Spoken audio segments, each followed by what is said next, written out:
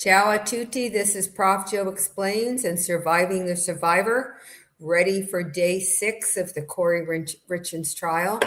Joel, I think, will be joining a little later. He's under the weather, so we're going to limp along without him, at least for a while. I hope you had a good weekend and you did something interesting, and wherever you were, the weather was good. Here in Italy, it was relatively sunny, but cold, very cold. I went to Positano yesterday, and the wind on the ferry was really difficult to deal with. I stayed up there because I wanted to take pictures, so I wanted not to have a window in the way, but it was quite the challenge. So we had, as you recall, we had a little kerfluffle last week with the undercover police officer whose face should not have been streamed and was, and the judge took everything off, and then that testimony was heard, 231 but not streamed. 500-139, State of Utah versus Kouri Richins. Counsel for the state and the defense are present. Ms. Richins is present as well. Mr. Burmester, anything on the record before we invite the jury in?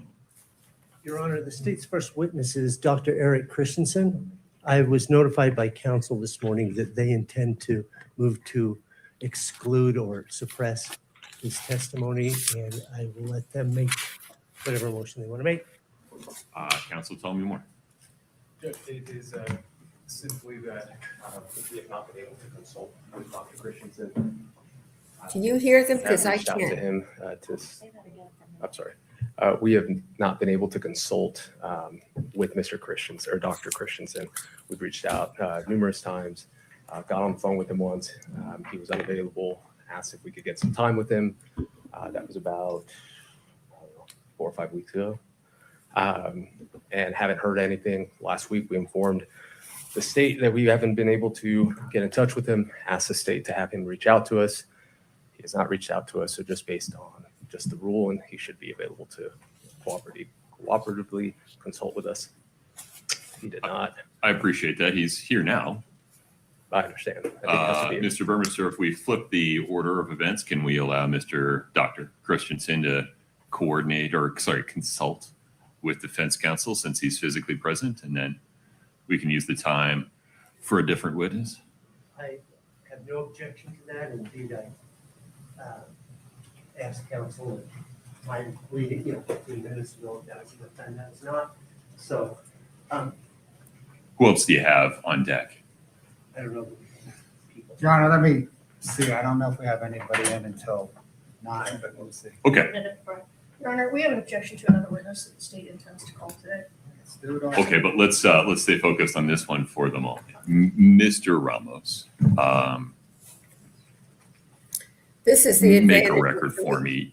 If I change the order of witnesses and just order Dr. Christensen to consult with you since he's physically present, anything further on that? just assuming that we can take that break. I'm not sure who's next and whether it's my witness or not. Understood. Okay. Absent that, I will make do. Obviously, I didn't want to do that rushed before we got here. So if we can have an hour or whatever we need, Right. that'd be great. Let's figure This out is what the the order of advantage of witnesses is 3 gonna defense be. lawyers.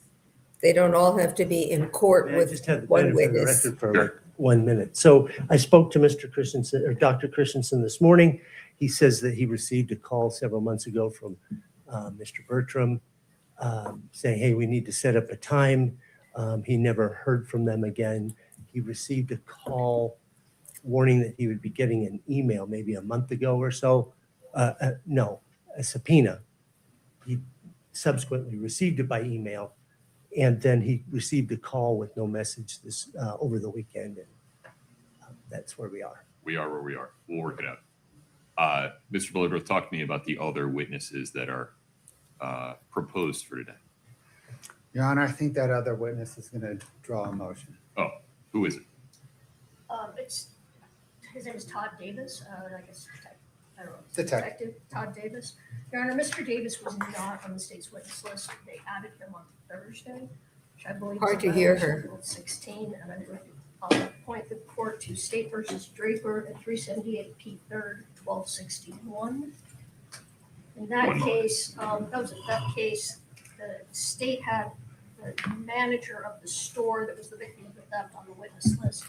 And then later, during trial, added the assistant manager, and the Court of Appeals found it was an abuse of discretion for the trial court to allow that witness to testify without sufficient notice under Rule 16. What was So- the amount of notice in that case? I don't think it said exactly if it was but it was during trial. It said it was during trial that they announced that she was going to testify. Okay. And I don't recall if it was the same day, but the state's had months and months. We've had 8 amended witness lists, and I think to continue to add witnesses during trial is not sufficient under the rule. Help me out, Mr. Bloodworth. What is is it Detective Davis? It's Lieutenant Detective. Okay. Lieutenant Davis, right? Sure. He, Your Honor, the state is calling him to authenticate the May 4th, 2023 interview video of Robert Crozier in rebuttal to Robert Crozier's testimony. All he's going to do is authenticate the video. Is that That's the first I've heard that that's all he's going to do, but is that issue in dispute? I mean, you reserve your arguments about whether there are other bases to bar the admission of that video, which I believe there are. but authenticity probably isn't one of them. Do we really need to call a witness, or can we just stipulate that it's authentic and then the parties will reserve their arguments regarding admissibility? I would agree it's authentic, but yes, we would have other objections. So can we just have a clear stipulation on the record that the May 4, 2023 video recording of law enforcement's interview with Robert Crozier is authentic? Yes. Your Honor, may I add to that the transcript of the video as well? Is it a certified It transcript? is certified. I think that follows from the rule regarding certified transcripts. Ms. Lewis, do you agree? I agree. Okay. So it sounds like we don't need that guy. Correct, Your Honor. We may as well use this time to litigate, I guess, what other objections to admissibility the defense has on the video. Forgive me, the state is offering the video under which rule or exception? Your Honor, 801 will be D1A, and perhaps some of it will be D1B. The defense's cross-examination of Mr. Crozier elicited testimony that,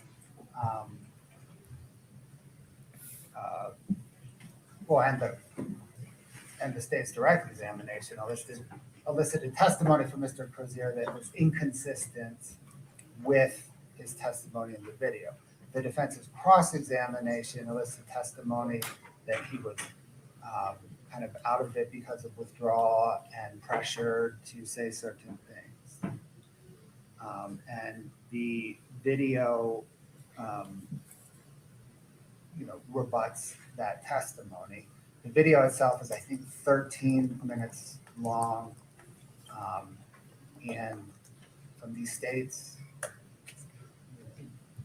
view, the entire 13 minutes, pieces of those 13 minutes are direct impeachment, but the entire 13 minutes goes to whether or not he was high and out of it, and whether or not he was pressured into saying certain things. That those pieces of evidence are throughout the entire 13 minutes. The impeachment pieces, or the more specifically, the D1A inconsistent pieces, those would be, I think, fairly perceived off a cold transcript. The second piece, I'm not sure I or defense or you or the jury would be able to evaluate whether he was in a bad way from the transcript. Is the state seeking to admit both, or publish the video and admit the transcript? What's the scope here? Your Honor, publish both. We have the transcript running real time beneath the video. Okay. So that the the jury can watch, listen, and read all at once. All right. Ms. Lewis, do you have the video with the transcript? I don't have them together where it Okay. shows it under. No, I have them separately. Right. would Sitting like here to- today, are you prepared to make a record regarding this, or do you need a moment to go through the pieces of, or to make argument regarding certain pieces of the transcript versus other pieces? I think I would need a moment. I would like to see the video with the transcript Sure. run under it, and then, yes, I would need a moment. I would need some time to look at that. Okay. We'll need to play this out a little bit. The state makes a facially, if not valid, at least thought-provoking argument under D1A, 801 D1A, that the video and the transcript related to it are categorically not hearsay. But having not seen the whole 13-minute video or read the whole transcript, and without the defense having the same opportunity, I can't make a ruling sitting here at the moment. So can we provide the video with the running transcript to the defense? We can, Your Honor. I believe we placed it in box yesterday, but we can, if they want to, perhaps we can go into a conference room here and we can just play it off of one of our machines. Sure. I mean, I would also understand if the defense said, hey, we just need an evening with it to go through it, collect our thoughts, have you make a ruling. Ms. Lewis, what's your request? Depends on what is happening here next. I may be able to watch it now. I don't know where we're headed. That's the thing, Your Honor. Those were our first two. That was our batter in the box and our on deck batter. Okay. So we are scrambling to get our in the hole batter here. No, that's fine. These things happen. We're going to let Mr. Ramos continue to consult with Dr. Christensen. Ms. Lewis, Ms. Nestor, if you would have a conversation with the state about the video with the running transcript, let me know where we end up. All right. Thank you. Okay. Before we take a break for that, Mr. Bloodworth, anything else on the record? No, Your Honor. Thank you. Ms. Lewis? No, Your Honor. All right. Let me know when you're ready for me. Thank you. Court will be in recess. Okay, we're recessed because the defense said they have not had a chance to interview this next witness, Dr. Christensen.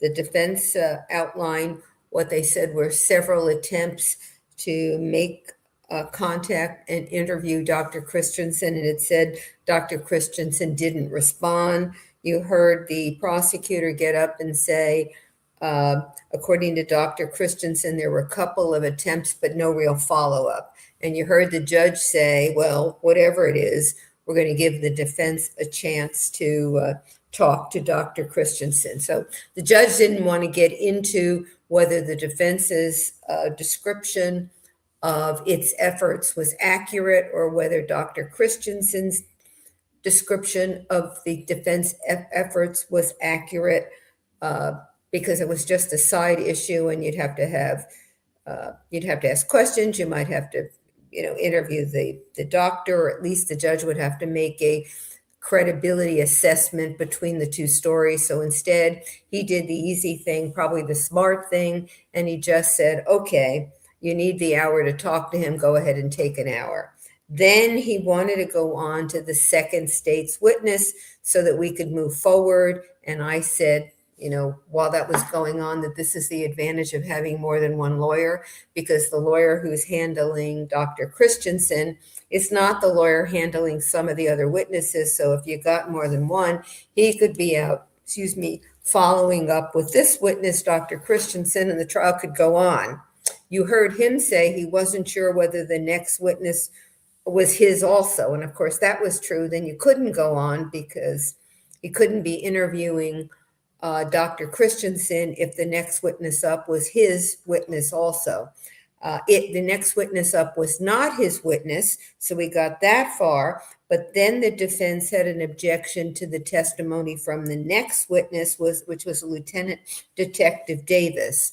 That issue was resolved because all Lieutenant Detective Davis was going to do was to authenticate a video of the interview between law enforcement and Robert Crozier. And you remember Robert Crozier is the drug dealer that Carmen, what is her last name here? I'm going to get Lauer. Lauer said was the individual from whom she obtained the fentanyl on behalf of Kouri Richins. So they had a little discussion about that, and then agreed that if all he was going to do was authenticate, the defense would stipulate that the video that the state wants to introduce is authentic. He didn't have to get on the stand and say, yes, this was the day, this is the time, I recognize the interview, that's Crozier, that's me, all the foundational issues.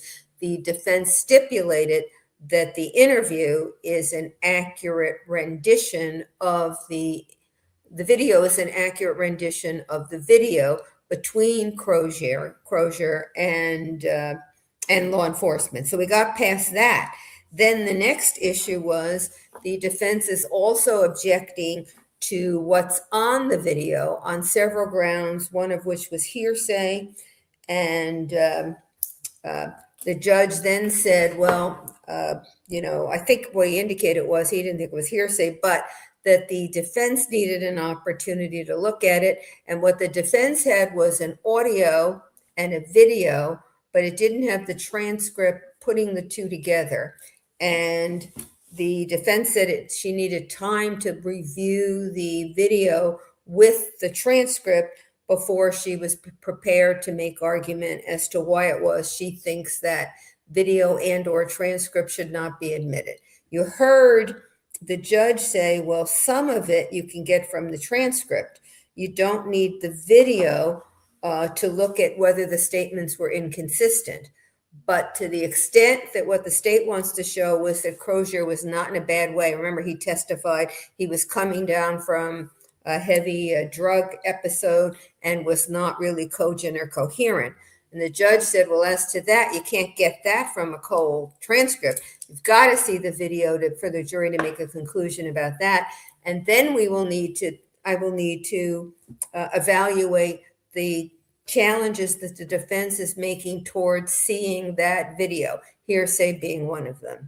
And so we're not going to see the video because the defense lawyer says she needs time to review the transcript and the video. So now we are paused because we can't do the video. We are now waiting for the interview between the Ramos, that defense lawyer, and Dr. Christensen, which is going on right now. And it looks like it's going to be about an hour. So that's the rendition of everything that just happened. And I see the COE is on screen. So do you have questions from some of the people in the chat or comments that we can? So yeah, I'm going to pull up some comments and questions right now for you, but pardon my ignorance. Why couldn't some of this have been resolved beforehand? It seems like this is so tedious and we're constantly getting delays. You are absolutely right. It could have been and should have been done beforehand. What the prosecutor is saying is, I think he didn't expect that the cross-examination of Crozier was going to go in this particular direction. And therefore now he wants to be able to introduce what is essentially rebuttal information with regard to whether Crozier was coherent or not. So you're right, this could have been done beforehand. And you're also right that we've had several times when something could have been handled before a trial and not in the middle of a trial when everybody is sitting around waiting. But the judge is pretty patient about it. What he says is things happen, which is true. In a big trial with a lot of things going on at once, no matter how much you prepare, you may miss a couple of things that need to be addressed. So anyway, that's where we are. And he's going to give the defense lawyer time to interview Ramos. And hopefully the defense lawyer will say, well, I've had enough time. And he doesn't come back and say, oh, I need another day or something like that. So we'll see. Oh, okay. This is Mr. Crowley too, for Mr. Crowley too. The defense kept misstating witness testimony, especially Carmen's. You wish the prosecutor had objected more. Yeah, the defense did do that, and I agree with you that the prosecutor could have objected more, and I agree with you that I wish the prosecutor had done so, because it leaves Carmen's testimony looking a little more like she was prevaricating than was true. And I don't know why the prosecutor chose not to.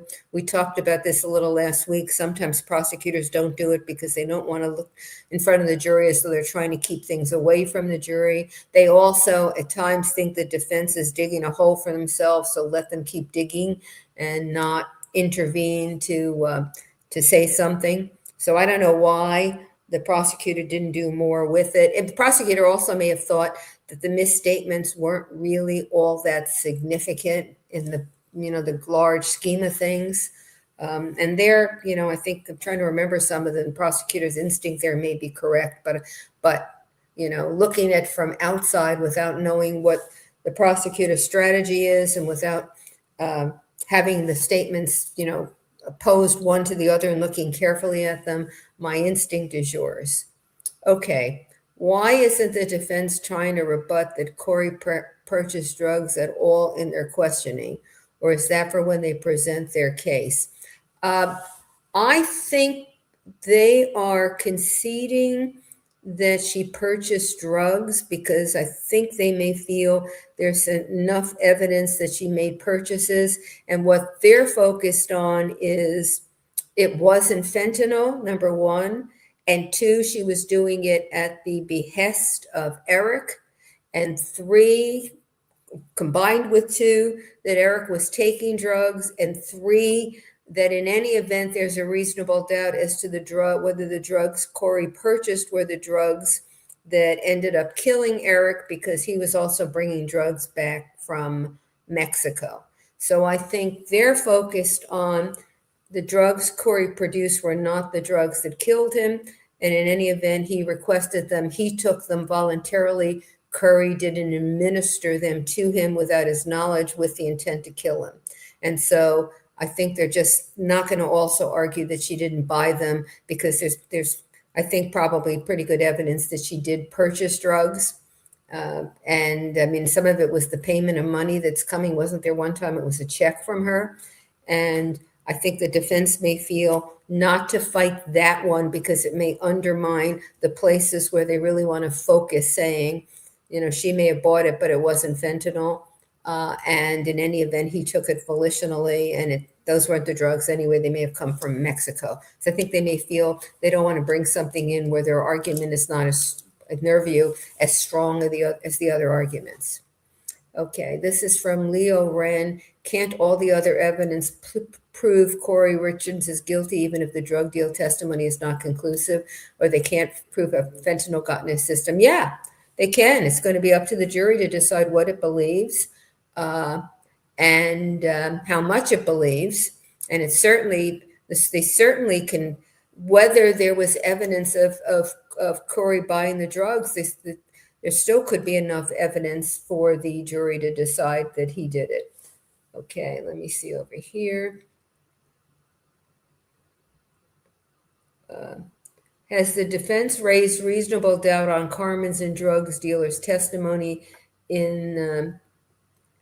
has the defense raised reasonable doubt on the testimony? I think the jury is going to feel that the drug dealer was, provided drugs, and they're not going to go with him that it wasn't fentanyl, and they may not go with him that it was fentanyl, and they're going to look for other evidence from which to conclude that the drug was fentanyl. That's my best guess, which is why I really wanted to hear the undercover testimony Friday, because I thought maybe that law enforcement person would talk about blues meaning fentanyl to bolster the information that in fact Crozier provided the fentanyl no matter what he said. Okay, let's see. Is the defense claim that the prosecuting is adding witnesses during trial a valid argument for a mistrial? For a mistrial, no. Well, two things. If the judge doesn't allow the witness to testify, then it can't be a mistrial. If the judge does permit the witness to testify, it's not going to be grounds for a mistrial. He's not going to. Mistrial means that you end this trial and start all over again. If you mean grounds for appeal, okay, thanks. Thanks, COE. If you mean grounds for appeal, there could be grounds for appeal, but then it depends on the state's reasons for why the witness was not on the witness list to begin with. The fact the witness is not on the witness list always allows the other side to claim, one, you can't use the witness, and two, if you do use the witness, it's error. That's always true. But error doesn't mean, well, first of all, the fact that the person is not on the witness list doesn't necessarily mean it's error. I mean, for example, you may come, we're in trial, and you come forward to me today as the prosecutor and say, I have been out of the country for the last year. I just saw an article in the paper about this trial, and I have evidence that the defendant definitely was out the house at the time, no matter what he's saying. Now, that would be a witness that the prosecutor couldn't have added earlier because the prosecutor had no way to know that this witness existed. So that's the easy case to show that sometimes you can add a witness late after the trial has started. There are other reasons why the state may not have anticipated, and I think that's part of what he said. I had trouble hearing a little of it, but it sounded as part of it. It sounded as though part of what he was saying was that he had not anticipated the way the cross-examination of Rozier went in enough time to have, in advance of trial, to put that witness on the witness list. But that's the witness that ultimately the defense stipulated to, because that's the witness who it was only going to authenticate the video that the state wants to use. I do not believe, but if you heard differently in the chat, let me know, because the sound wasn't coming through well enough and I missed a little. I do not believe that the challenge to the witness is the law enforcement officer who's going to testify about the video. It could be, but it strikes me that that law enforcement officer, the state was going to call always and would have been on the witness list. In other words, somebody who can rebut what Crozier is saying was what he said, the inconsistent statements, and how he looked at the time. So I don't think that's the issue, because the issue is the video, which the state wants the jury to see so they can see firsthand whether they think Robert Crozier was out of it when he was interviewed. But I'm willing, if somebody heard it differently, to let me know. Okay, Lola. I hope I got that right. It's very musical. Can I tell you about the mistrial paperwork the judge was speaking about if you haven't already? Yeah, I'm not sure what that mistrial relates to. I don't think it was said in open court. And last night on my members only, there were some guesses about what the defense is objecting to. But I think he's already ruled on it and said no mistrial. If I'm not mistaken, that's already out of the picture. So if somebody heard in court what it was that mistrial motion was about, or saw the motion, because I haven't seen the motion either, please put it in the chat, and then I'll be able to comment with a little bit of intelligence here. But I'm in the dark right now, but I'm pretty sure he already ruled on it. Okay, anything else? Okay, it sounded, this is from Ski Bump JMJ. It sounded like the video was only 13 minutes. Why do you think it will take an hour? No, it's not. I don't think the video is taking an hour. It's the, if I understood the way this went, the hour is the time it's taking the defense lawyer, Ramos, to interview Dr. Christensen. The video is only 13 minutes. Now, it may take much longer because there will be discussion or questions of the witness with regard to the video. Okay. Oh, that's just well, thank you very much. Okay, here's a question. This is from Serenade serenadier. Not much was brought up by either side to address the fact that Kouri bought more drugs after Eric died. Is the thought that she did this to continue with the ruse that the drugs were for her client? I don't know, and I don't know whether either side will bring it up. Remember, we're not finished with the state case, and the defense hasn't presented its case at all. So the reference to the later drugs may be coming, may be on the way by one side or the other. Okay.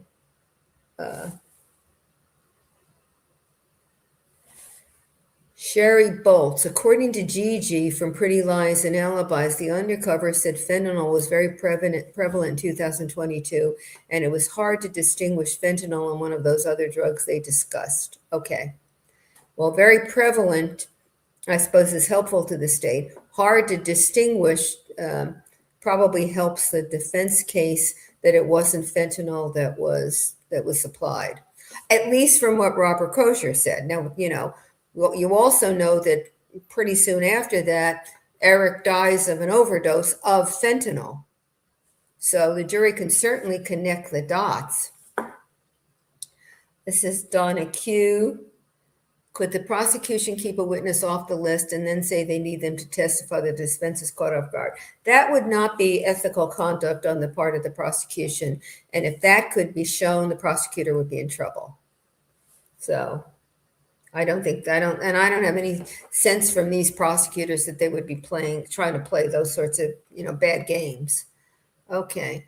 Heather Mama's Well. Oh, that's cute. Mama's Well games. With the prosecution introducing a video to impeach Crozier, does that mean his deal is in jeopardy? Well, it could be. Because if they're impeaching what he said on the stand, it doesn't sound like he's cooperating in the way his deal said he had to cooperate. But that will come later. We won't know that for a while. Okay. Okay, now I see one over here, due process. The Fifth Amendment protects the due process of law, which inherently requires that legal proceedings are fair to both the government and the defendant. That's true.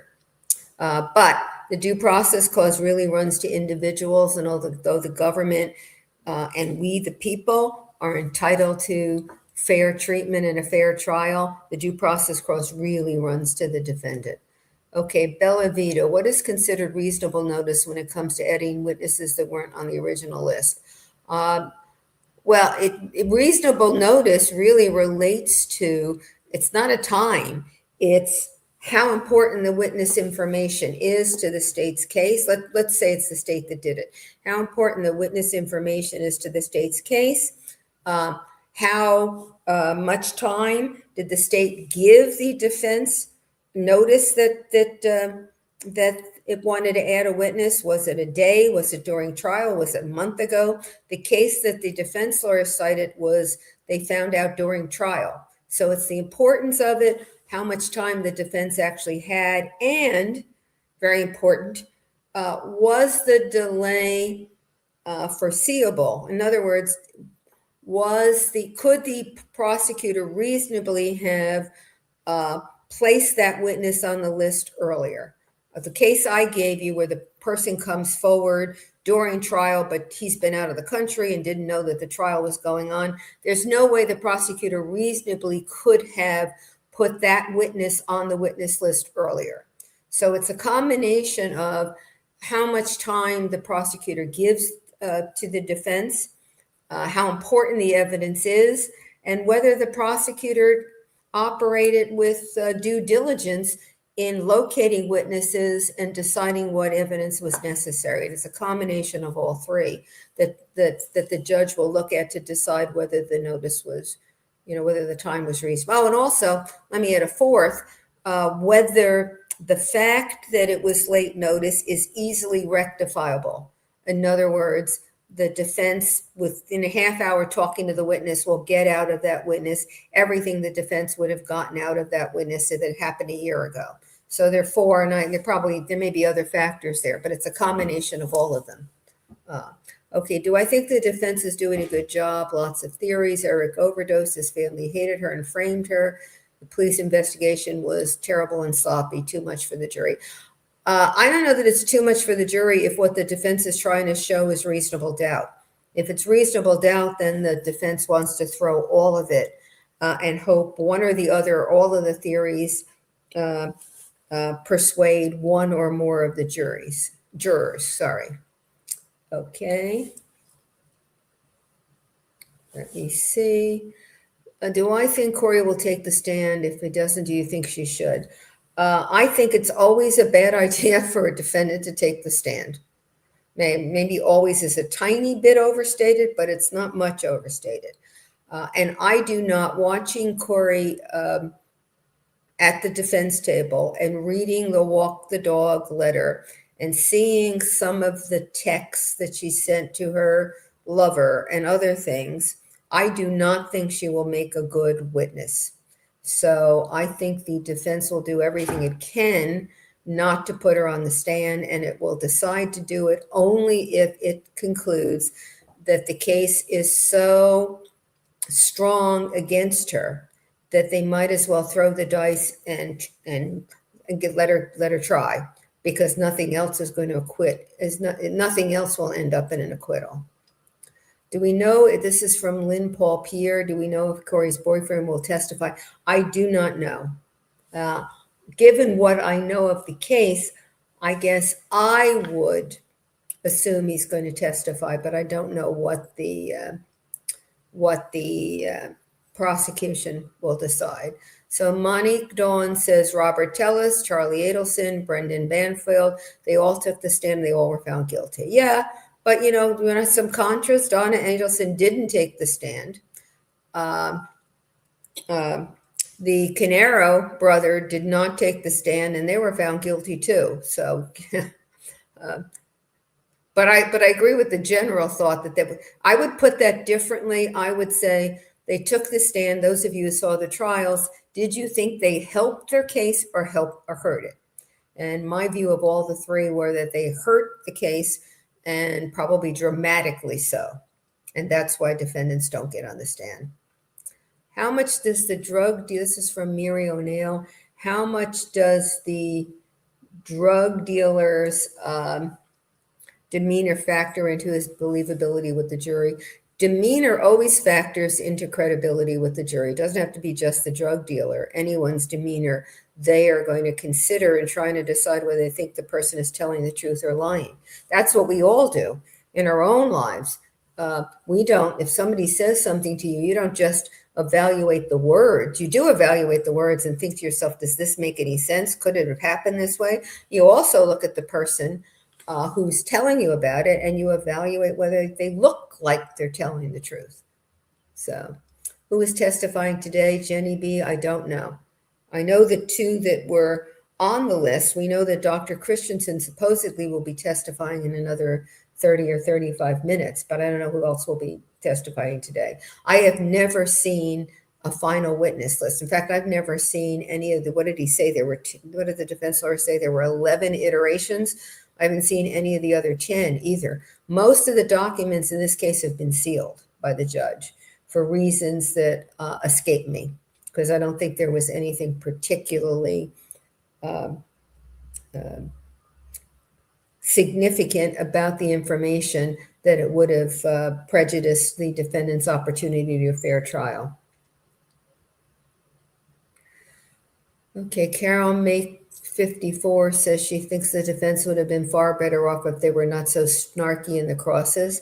Well, the defense lawyers, I don't think, are doing themselves any favors, but I think the jury will do its best to separate its view of the defense lawyers and whether it likes the defense lawyers from the evidence that goes to guilt of the defendant. And I see a question over here about why didn't Eric divorce her if he felt the way he's being reported as saying, remember, there's evidence that he thought she was trying to kill him. And that's my question also. People have guessed that he didn't want to leave the kids with her and he thought she'd get custody. There have been, other guesses about maybe he believed that she was going to reform. Maybe he didn't want a divorce. I don't know. I think if I thought my spouse was trying to kill me, I'd be out the door with the kids the next day. .U4M, doesn't the testimony of the handyman's girlfriend show Kouri was looking for fentanyl? I thought that was strong. Yeah, I do. I mean, the jury will look at all the evidence to decide if it was fentanyl or not, and it won't simply be Robert Crozier saying he didn't provide fentanyl, because they may not believe him when he says he didn't provide fentanyl. But certainly, it doesn't have to be win or lose based on what he said. And I don't think it will be win or lose based on what he said. I really think what the jury will say is he is someone who could have provided the fentanyl, and we don't believe him when he says he didn't. And maybe we're not sure that he did. So we're going to look for other evidence to decide whether he provided it or whether Kouri could have gotten it in some other way. Simi Sharp wants to know if a defendant testifying hurts or helps an appeal since they were given a chance to speak. It hurts the appeal because now the appellate court will have to also conclude that the jury weighed the credibility of the defendant and didn't believe him. And so that's an additional factor and can be a powerful factor in an appeal. When an appellate court is trying to decide whether any errors in trial should result in a reversal. Okay, Miss CC7. While the state and defense debate over the use of a video transcript, why did they wait for trial to do this? Why wasn't this addressed? You may not have heard, that was the question that the COE asked right after the judge took this break. And I think you're right.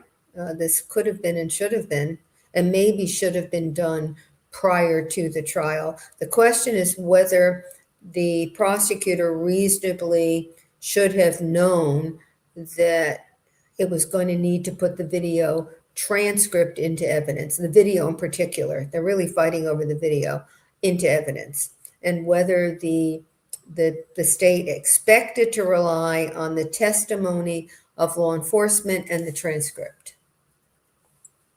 And I don't know, I haven't heard enough of what the prosecutor's reasons were for why this wasn't done earlier. He may have said enough, but I couldn't hear it, so I can't answer it. Protocols for doctors prescribing narcotics are strict. Why did the prosecutor not ask why his doctor wrote his oxy? Of whom? Unless the doctor is on the stand. Eric is dead, and anybody else who's saying why the doctor prescribed what the doctor prescribed is talking about hearsay. The doctor can certainly get on the stand and explain why. Okay, let me see. Shannon McFadden wants to know why we're still in recess. Well, the judge said we're going to have a recess for an hour, and I don't think we've gone more than 20 minutes. I should time these things. I should have learned from Canero whenever they take a break to put the time down. So I would know and be able to assess how long they're out. Okay, so there was just a question about why did the jury come in at 8:30 today? Well, because the prosecutor didn't know that the defense lawyer was going to object until right before the trial started. And by that time, the jury was on its way or already in the courthouse. Okay, Clee and TJ Mom says, shouldn't they be able to introduce the whole video since the defense showed a clip of the interview? Well, the prosecutor at the time said the whole thing should go in. The defense said some of what's in it is hearsay, and so it shouldn't go in. And we'll have, thank you, COE. Somebody's checking the time. Okay, 31 minutes left. And so that's part of the thing, that part of what they may be arguing about. Now the prosecutor wants to, for reasons of completeness, after they had that original discussion about, everything shouldn't come in, has come back with the party wants to get in. And now the defense is arguing that portion also shouldn't come in. And that's where they are. So they started with the bigger claim, everything should go in for completeness once the defense put part of it in. Okay. So we have Renee Marai, 431. Kouri tried to get drugs elsewhere too, didn't she? She could have gotten them from someone else. It was either her giving it to Eric, giving it, or Eric taking it. Well, that's the issue that the defense wants to focus on, that it was not she who gave the drugs to Eric. He did it on his own. They are going to say, I think, that he got the drugs from Mexico, or, at worst for them, that he took those drugs, but he did it on his own, that she didn't administer it to him with the intent to kill him. Okay. Okay. Let's see. And I will remind everyone that there are also all those financial crimes. A couple of them are part of this case, but the bulk of them will be in another trial, because she's got a host of at least allegedly, financial mishandlings of the real estate and of, I think the signature on the forgery on the insurance policy is in this case, but there are other like kinds of things that she did, and there are a bunch of counts on the financial side that the judge decided were not sufficiently related to the murder and the attempted murder in time or in subject, that they could be introduced at this trial. And I think that was the right result, because joining the financial crimes in detail in this trial inevitably would have raised a appealable issue, and maybe a fairly substantial appealable issue, because of the claim that the financial crime so prejudiced the jury against her that they were inclined to find she attempted the murder and then committed the murder without looking particularly at the evidence that showed, that she was guilty of the latter crimes. That's one of the issues in the murder appeal, is that the trial judge let in all the financial mishandlings that he did, and also in great detail that went far beyond what it was necessary to show intent or to explain motive.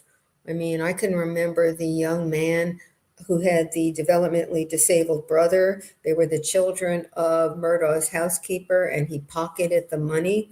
And I mean, that was extremely moving testimony from that young man.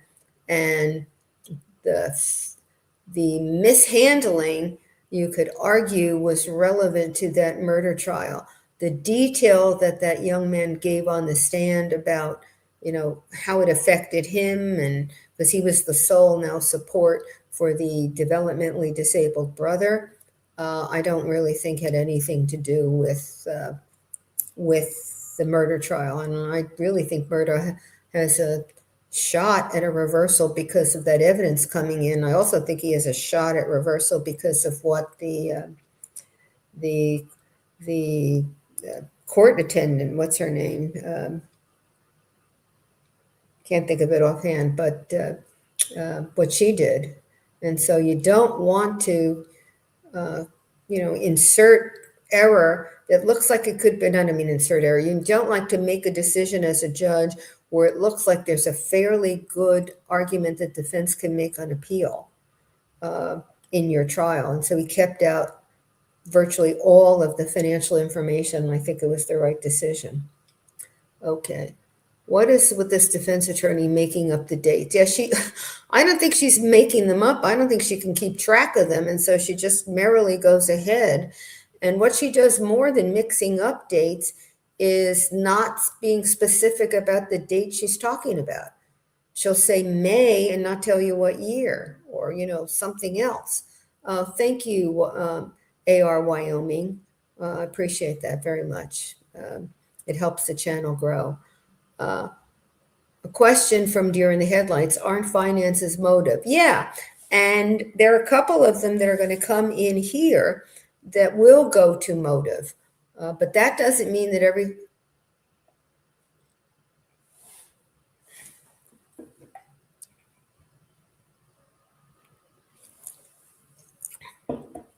Oh, good.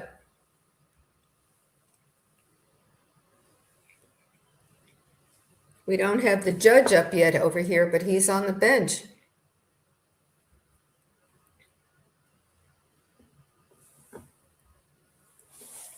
As I see him on my phone, Core TV has him up, so hopefully we'll get him up over here in a minute, but we can hear it. Can you hear it or no?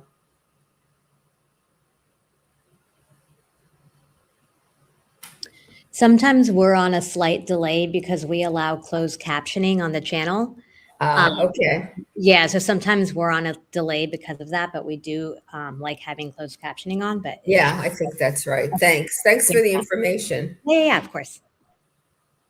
500139. Mr. Ramos, have you had an opportunity to consult with Dr. Christensen? That's very helpful, Judge. We appreciate it. We're ready to go. Okay. Mr. Burmester, anything before we invite the jury in? No, Your Honor. Counsel, anything before we invite the jury in? All right, let's do it. We're ready. Well, that was good. My worries flew out the window. I was afraid that this would be a real long delay, but no. Good. I must stay so close to you. And I'm sure that the lawyer who makes the objections is the one that will do the cross-examination, or the lawyer who gets up and responds to an argument by the other side is the lawyer who will be making the direct examination. So you can always tell which lawyer is responsible for which witness. Ladies and gentlemen, please have a seat. It looks like a straitjacket on her, doesn't it, on Kouri?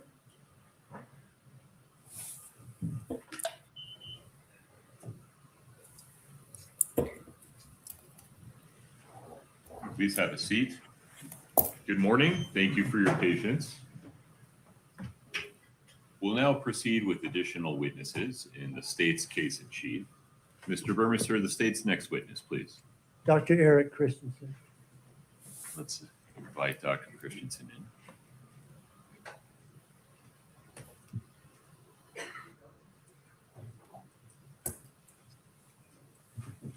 Doctor, if you would step in front of Brady, we'll get you sworn in, please.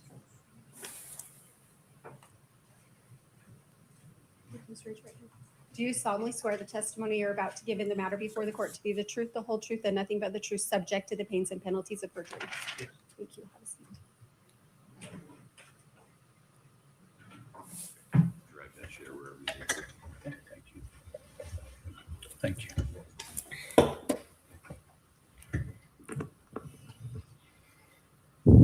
Please proceed. Thank you, Your Honor. Can you please state your full name and spell your last name for the record? Sure. Eric Dean Christensen, last name Christensen. Sir, are you employed? I'm currently self-employed. Did you were recently the chief medical examiner for the state of Utah? Yes, I retired in 2024.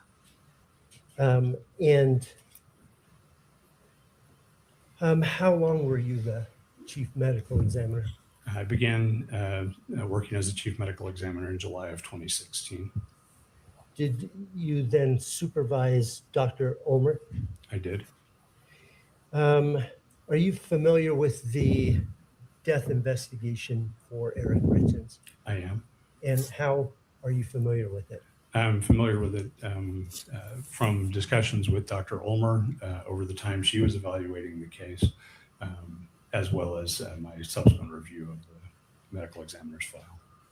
Did you have an occasion to talk to Kouri Richins? I did.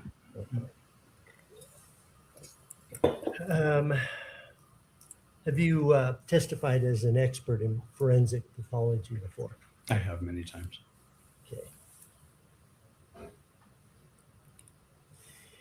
I would like to first talk to you about cause and manner of death and the statutory requirement for that process.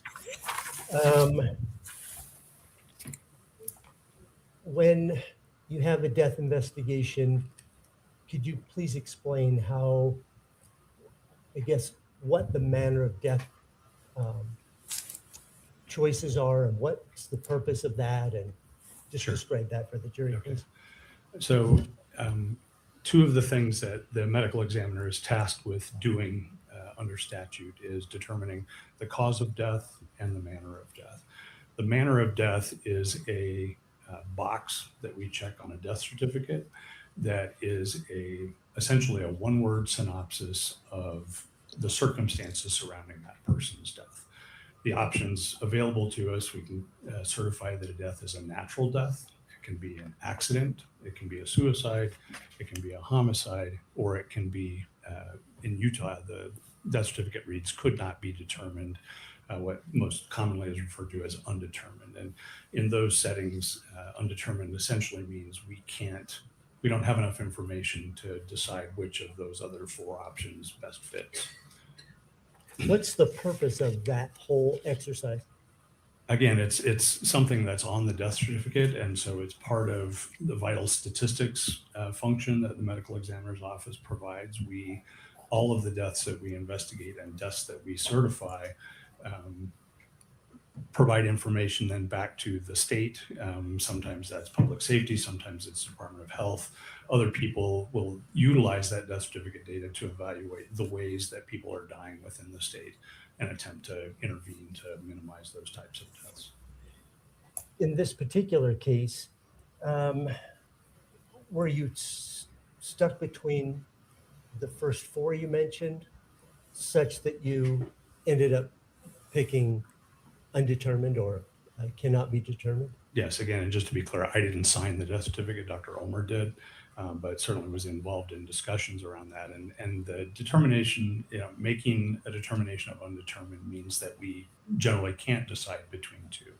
In this case, I would say actually generally most cases where we certify a death as undetermined, it's because, and overdose deaths that we certify as undetermined, it's because I don't know enough about the person's own intent. We see it frequently in the setting, for example, of people that may have depression or other mood disorders, and maybe even prior suicide attempts, as well as they may have substance use history that they use to self-medicate their depression and things. And so if someone overdoses on a drug that they're known to abuse, but they also have depression, if they don't leave a note or something else, then I don't really have a means of, telling just from looking at that, did they mean to do this or is it accidental, incident to their normal drug use? That's the most common scenario in which we certify a death as undetermined.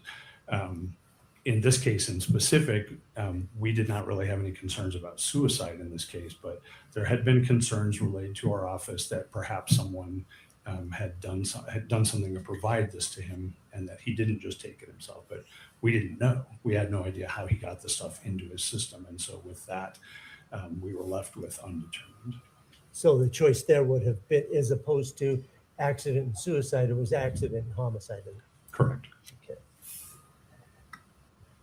Okay. Could you describe for the jury the way in which the body processes substances? In particular, I'm looking at opiates and the different ways they can be ingested.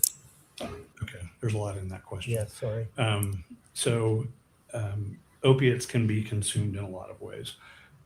Even things, for example, like pills that you might get from your doctor for hydrocodone or oxycodone, opioid-related medications, those can be just taken by mouth as they're usually prescribed, but it's not uncommon for us to see people take those pills, crush them up, dissolve them in liquid, draw them up into a syringe and inject them.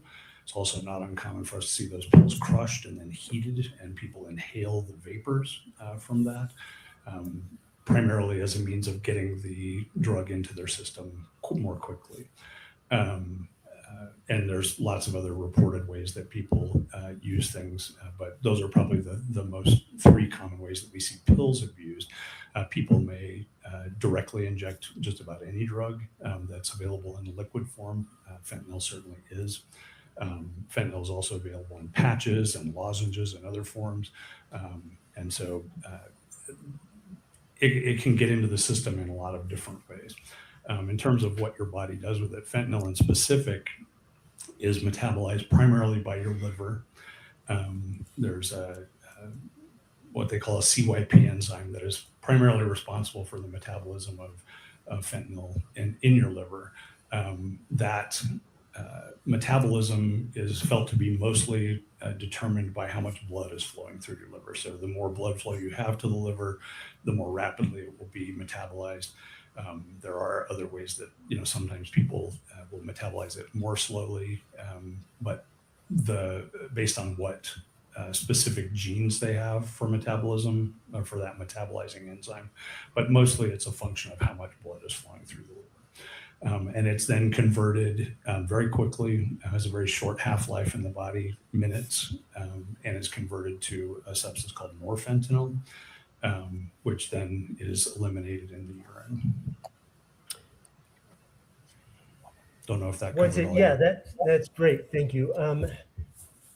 Once it gets into the blood, then what's the intoxicating effect? I mean, how does that function? Sure. So fentanyl in the blood distributes throughout the body. It's absorbed either through the mucosa, the lining of the mouth, or directly into veins, whatever. It gets into the bloodstream. And then from there, it gets into the brain, it gets into other organs, where it exerts its primary effects on the brain and the central nervous system, where it causes respiratory depression and or cessation. Can also cause central nervous system depression, meaning it alters the way you think, can make you groggy or less than normally responsive and things. But its primary lethal effects are related to its effects on your breathing, and it is dose dependent. So a higher dose will do this more readily than a lower dose, but it will either slow or stop your breathing, and sometimes that has lethal consequences. The lethal consequences then are from stopping breathing? Yes. Okay. And when you stop breathing, death ensues. Does that metabolizing process continue to happen, or does that stop as well? Generally, it will stop. There are, once your circulation stops and blood is no longer flowing through the liver, you're not going to have that continued metabolism through the liver. But there are a number of changes, large number of changes that are described in the way fentanyl is present in the body after death, that are related to changes in the pH of the body as you start to decompose, and other things that will influence what those levels look like. When a person, I'm going to give you a hypothetical. So we have a decedent, and in the blood you and the lab personnel determine that there is quetiapine below the threshold of their tools. There is fentanyl at 15 nanograms per milliliter. And then in the gastric fluid, there is quetiapine at about 16,000 nanograms per milliliter, and fentanyl at 20,000 nanograms per milliliter. My question then is, based on that hypothetical, is there sufficient information for you to determine whether those two drugs were taken simultaneously or sequentially, and if sequentially, which one came first? I can't tell you that. There's just not enough information? No, you can't derive that information from those values. Okay.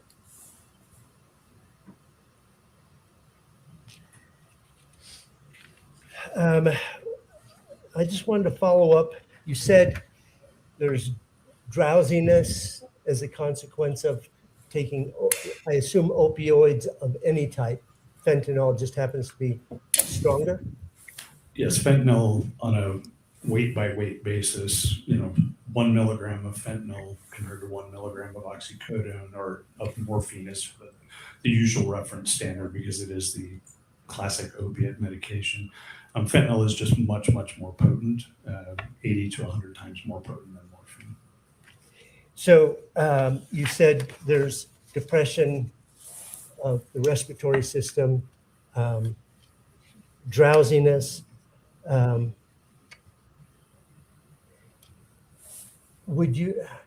How quickly might one start to metabolize, given the fact that they take some fentanyl and it causes their death, would they be able to metabolize at least some of it? You would expect so, yes. Okay.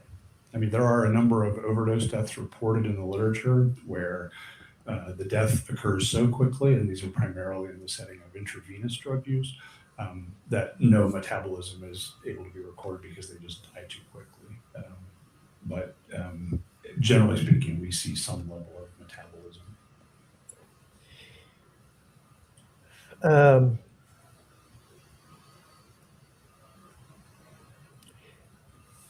Let's see, I wanted to.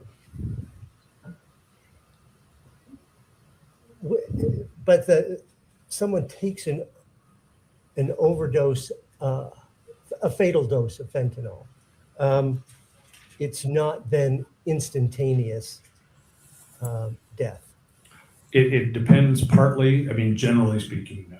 It's a function of the dose and the route of administration. So it's going to get into the system more quickly as an IV, or smoking will generally get it there pretty quickly as well.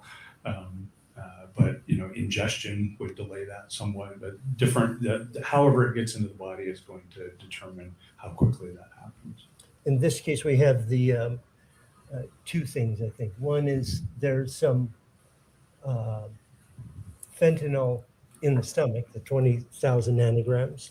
Yes. And also a measurement of, I know I'm saying it incorrectly, acetyl fentanyl. Acetyl fentanyl, yes. Does that information help you determine how it was ingested in this case? It's suggestive that it's an oral ingestion. The presence of a large amount of fentanyl in the stomach, sort of the rough equivalent of several milligrams by volume is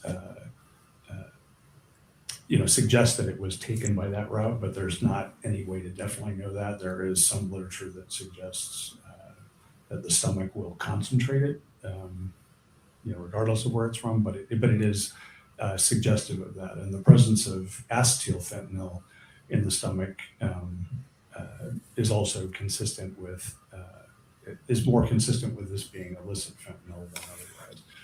Acetyl fentanyl is a variant of fentanyl that is, in our office, certainly we've only seen it in the setting of illicit manufactured fentanyl. When a body comes in for autopsy, in this case, Mr. Richins' body comes in, is it routine to check for injection sites? Yes. And In this case in particular, there was visible pulmonary edema described at the scene, foam coming out of the mouth and that is most commonly in somebody who didn't drown or have a history of heart failure is concerning for an opiate overdose. And so we would, in that case, do a thorough check for those. Oh, for injection sites, and none found. Again, I did not do the exam. None are described and none were discussed by Dr. Ulmer. Okay. And I didn't see any in the photographs. When you in cases where you've seen an overdose death, particularly an accidental overdose death where you suspected inhalation, what's the sort of evidence that you would expect to see? I'm not sure what you mean, inhalation of the substance? Of fentanyl or opioids. Yeah, I mean, they all kind of look the same from that regard. You may see evidence that they've been smoking. Sometimes you see little burns on their fingers or other things from heating it up to smoke it, because they're not actually smoking it in the same way that you smoke a cigarette where you light it on fire and then you're inhaling the smoke. What actually is happening is that drug is being heated up and vaporized and you're inhaling the vapors. So in those cases, do you tend to see evidence of that heating up? That is tinfoil or torches or Certainly, yes, those things can be present at the scene. Commonly arson at the scene. Okay. Now, the common for the people who are left behind to call the ME's office to find out what's happening in the case of their deceased person? I wouldn't say it's common, but it's not uncommon. I mean, I spend a lot of time, most days speaking with family members. Typically, that would be whoever did the autopsy would be talking to the person who's calling? Yes. Okay. Dr. Ulmer retired in January of 2023? Yeah, technically, her last day of work was the end of December of 22. Okay. And did you receive a call from Kouri Richins then? I did, subsequent to her retirement. And did you return her call? I believe I didn't return her call. I believe she was just put on hold and then connected with me. Okay. Have you had an opportunity to listen to a recording of that phone call? Yes, I'm not sure where it came from either, but yeah. Is it consistent with your recollection of that phone call? I did not have any independent recollection of it until I heard it, but yes, it's me on the phone call. Okay. And have you had a chance to look at the transcript of it? I have. Okay. And is that accurate to your, Yes. when you listen to the Yes, tape? it appears to be. Okay. State would offer States Exhibit 2-60 and 2-61T. He indicated he's reviewed it. Certainly we could ask questions. He needs his recollection refreshed, and I think we could move to admit at that point. But if the state would just I think the state's admitting it as evidence of defendant's words and statements in the relevant time frame. I misunderstood. Okay. And so, okay. We'd ask permission to publish it then if it's offered and admitted. So 2-60 is the audio recording, correct? Correct. And 2-61T is the transcript. Correct, Your Okay. Honor. Those two are admitted. Scott, give me just a moment here, sir.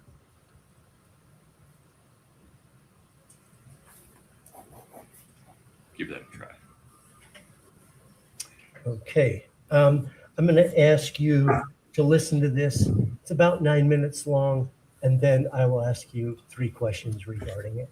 Okay, thank you. Can we advance it 30 seconds? Thank you The so first much. 30 seconds is, okay.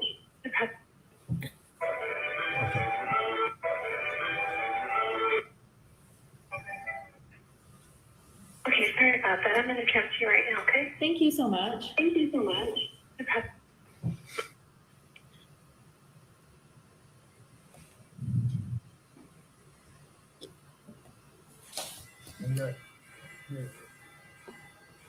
Did we lose it, Scott? I think so. All right, no problem. Let's start over. And we want to read it, Heard this. reporter who's doing this, photographer, videographer. Connect on your end. I'll do the same on mine.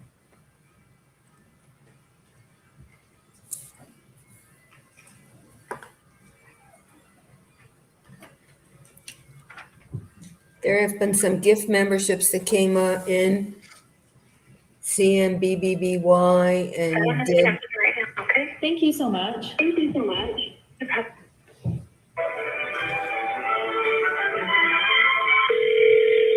Is that Christensen? Hey, this is Kouri Richins. Hey, I just have some quick questions for you. I'm just trying to understand the toxicology report, and I promise I won't take up a ton of your time. Oh, you're fine. You're fine. Can you just kind of explain to me, I guess, she was saying that this kind of supplemental report, I guess, was left out of the first autopsy, and so nothing has really changed. Do you have it in front of Right. you? I do. Yeah, I got Okay. the file here. Scott, did we drop that again? Yes. All right, I apologize, folks.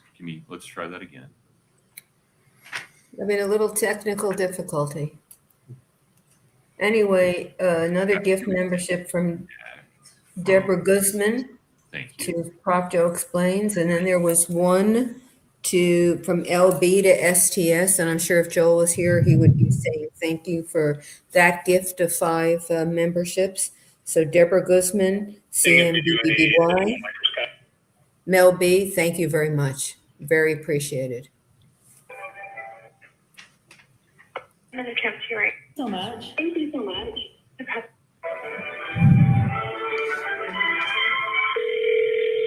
Is that Christensen? Hey, this is Kouri Richins. Hey, I just have some quick questions for you. I'm just trying to understand the toxicology report, and I promise I won't take up a ton of your time. Oh, you're fine. You're fine. Can you just kind of explain to me, I guess, she was saying that this kind of supplemental report, I guess, was left out of the first autopsy, and so nothing has really changed. Do you have it in front of Right. you? I do. Yeah, I got Okay. the file here. So can Yeah, so you, just so you know, so we issue supplemental reports, like if once the original report's issued, if we do any additional testing, if we do any additional microscopic examination, anything like that, then we include that. You know, we issue a supplemental report to include that additional information. And sometimes it does change the cause or manner, but in this case, it didn't. okay, it was just like extra testing done? Extra tox testing, yeah. So originally the testing, the only toxicology testing that was done was on blood. And so then this was additional testing on stomach contents. Okay, and so is there difference in that, I guess?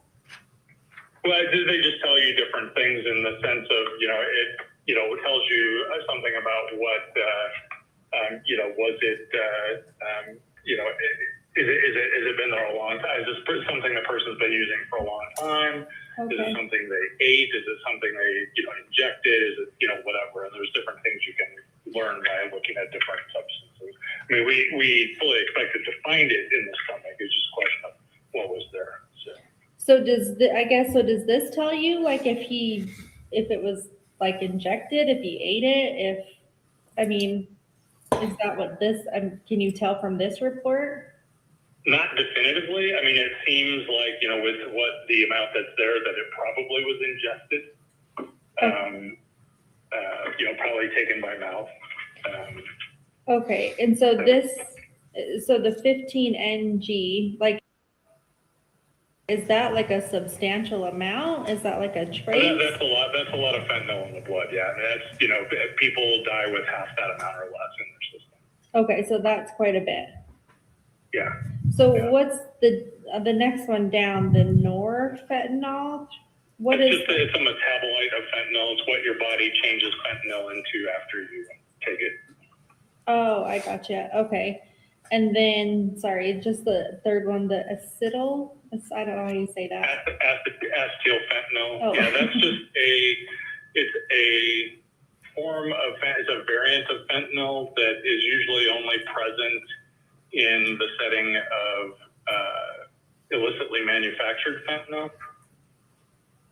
Illicit manufactured, like a pharmacy? No. A lot of most fentanyl that we see that ends up leading people to die these days is related to fentanyl that's manufactured by drug cartels as opposed to by pharmaceutical companies. Oh, good Lord. So this is like more of like a cartel. No, I mean that's not what it is. You call this the street fentanyl as opposed to hospital Prescription. fentanyl. Okay, I see. And then is the ethanol, is that alcohol?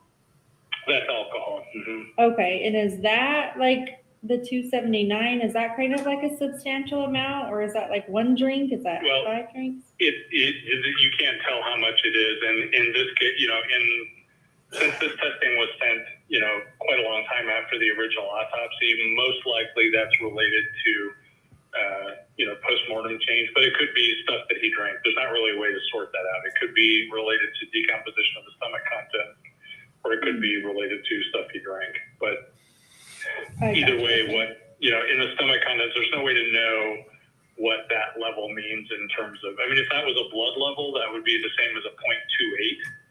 which would be, that person would be pretty substantially intoxicated. But because it's gastric contents, I mean, you could in theory pull something out and it would be, 100% ethanol, if, depending on if they just drank a stomach full of, if they just drank a bunch of Everclear or something else. Mhm. So it doesn't really tell you much about how much they drank or what they drank or anything like that. I When it's in the stomach. And it's not present in his blood, so. I gotcha. Okay. So it's not present in the blood, just the gastric or whatever. Right. Okay. Yeah. And then just the last one. What is quetiapine? Quetiapine? Quetiapine is an antipsychotic medication. It's called Seroquel. Okay. I gotcha. It's a prescription mental health medication Mhm. that's prescribed for different things. I gotcha. Okay. And it has like 16,000? 16,000 nanograms per milliliter. Mm-hmm. Okay. And is that, I mean, quite a bit? Like, That's a big number, but it doesn't really mean that much. So a nanogram is a millionth of a gram, and a gram is not very big. So even 16,000 of them is not a huge amount. Okay. Is there could those have been mixed, or is that not kind of a What's that? Could what be mixed? quetiapine and the fentanyl? Or is that a normal, I guess, drug thing? I don't know. It's not, most of the time if we see those together, it's because somebody was taking quetiapine as a prescribed medication and they were abusing fentanyl. But, do you have any indication he was abusing fentanyl? No, that's why all of this is just what the heck is this and going on? So I guess that's why I'm confused just about all of this, honestly. So I don't know. So, I know it doesn't mean anything now, but just kind of something for me to, try and figure out, I guess. Yeah. And then I'm assuming the acetophen, is that like a aspirin or something? Acetaminophen, that's just Oh. Tylenol. Yeah. Oh, that's fentanyl too? No, that's Tylenol. Oh, Tylenol. I was like, holy shit. Okay. Yeah. So just Tylenol, caffeine, and then the naloxone, I'm assuming, is just something that they gave him while he was here. Probably would be my guess. It'd be, somebody that's unresponsive. It's a very common thing for EMS to give people. Okay. No, that works. So I was just trying to figure out, if this is anything different, if we found out anything new with this up. Oh, come on. Pause. Scott, Prosecutor's not pleased. it seems like if I do this, press play. Yeah, like she said, it doesn't change anything in the cause or manner of death. It's still, definitely, death from fentanyl intoxication, and we still don't know how he got it into him. Yeah. And is that anything you could ever find out if it was, do people normally eat that? Take it? Is that something you shoot? It's not usually something people eat. Well, that's not even true anymore. So with illicitly manufactured stuff, sometimes people take pills that have that. So yeah, these days you can't really tell. Yeah. All right. Well, I appreciate your time. I do. Thank you very much. And if you have other questions, don't hesitate to give me a call. Okay. Awesome. What was your name? Dr. Christensen. Oh, Christensen. Okay. Perfect. Thank you so much. I appreciate it. Okay. Okay. Bye-bye. Emphatically no, she doesn't know that Eric took drugs. I'd like to follow up on a couple things there. You mentioned to her about if the gastric contents were blood, it would be 0.28 Yes. blood alcohol, but it's in fact not in the blood, it's in the gastric. And so there's no way of conveniently figuring out how much it is, much less its source. That's correct. Are you okay? Do you need a glass of water? I've got water. I'm good. Okay. You mentioned in that call, at first you said, we typically don't see it eaten, but you can't say that anymore. Could you expound upon that? how in cases where there's pills, is it common to see them eaten? So, yeah, okay. A few things about that. So over time, I'd say the last 20 years, we saw a rather dramatic change in the deaths we saw related to fentanyl. Until the early 2010s, pretty much all fentanyl deaths were related to prescription fentanyl being used incorrectly, most commonly by healthcare providers and other people who would, have access to it and would abuse it. And it was just not a common thing. We just didn't see a lot of deaths related to that. Once patches became available, which were designed, primarily for, treating cancer patients with bad pain and things of that nature, people became creative with how they used those patches as well. Some people would, put on multiple patches, or they would put on patches and a heating pad to sort of drive it into their system more quickly. Seen people that would smoke them, people that would insert them into their rectum, people that would chew them up. Sometimes we'd find, multiple chewed up patches in the stomach. And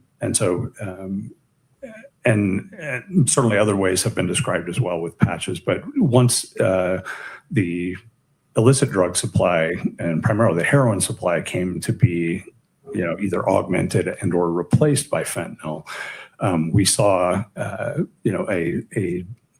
we saw much less in the way of the, prescription abuse and much more of the illicit stuff being used. And some of that was in the form of what was heroin. Most heroin in this area was black tar heroin, which then became ended up having fentanyl within it. So people that had been heroin users would still be using what they thought was heroin, and it would have fentanyl in it, many times mixed with heroin.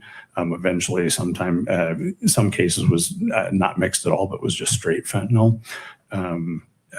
Counterfeit fentanyl pills, or counterfeit oxycodone pills. Fentanyl in pill form, made to look like it was an oxycodone pill, also became a fairly common thing.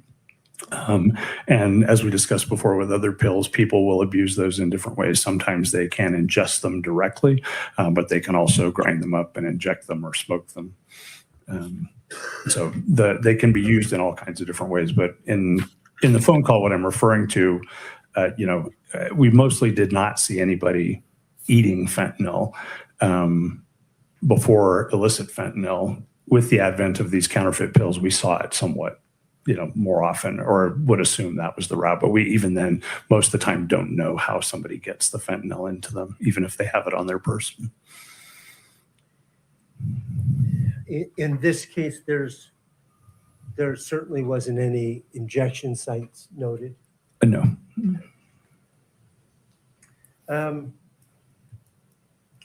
Are there tests, forensic tools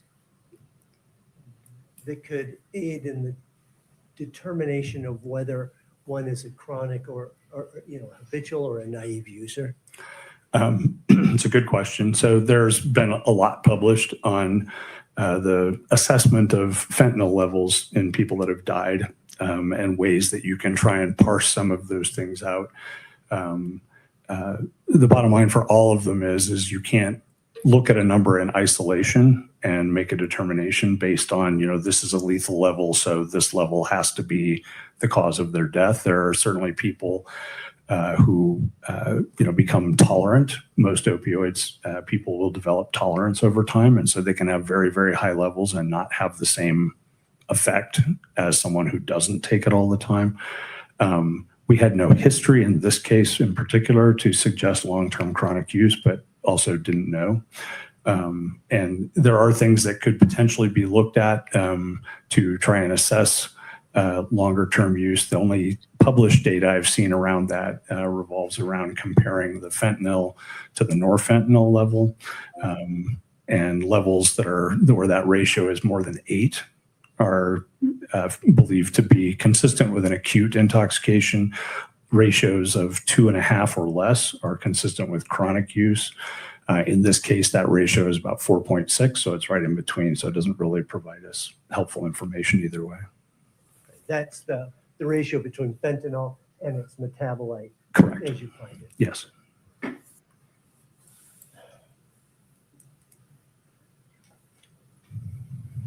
Have you ever heard of pseudo-allergic reaction to opioids? Yes. Could you tell the jury a little bit about that? Sure. Most allergic reactions are because the body has developed an immune response to some specific protein substance, whether it's nuts or grasses or whatever, pollens of different types. And your body reacts to that and triggers a reaction through your immune system that elicits what we typically think of as allergy symptoms that can range everywhere from, a stuffy head all the way up to anaphylaxis and death. In the setting of opiates do not elicit a true allergic response, but there are many people that take opiates who have an allergic-like reaction, but it's because the drugs themselves are directly triggering those cells that cause those symptoms as opposed to going through the immune system route. And so some people will, that chronically take opiates and opioids for pain, will pre-medicate or medicate around the same time with things like Benadryl and other things to minimize those symptoms because they know they have that reaction. Certainly most people that take them do not have that reaction, but some do.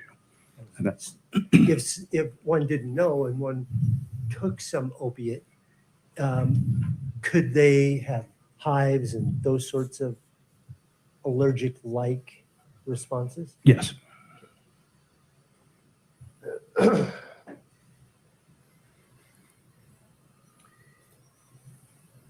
Given all the symptoms that you talked about, the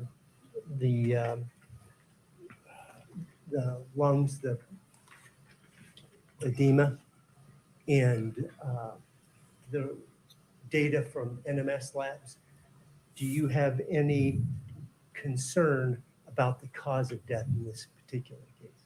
No. And the 15 nanograms, as you explained to Kouri Richins, was a lot. Yes, it's well within the range of levels that we see in people that die from fentanyl. Do you remember when that phone call took place? Do I remember what? When that phone call took place? I don't off the top of my head. Okay. Does your office take notes when you receive calls and reply to calls, et Yes. cetera? Okay. That changed a little bit over the time I was there. It used to be we'd get a little scrap of paper with a note written on it, return this call.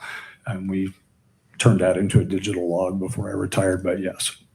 Would it help to look at one of those notes to refresh your recollection as to when the call took place? Sure.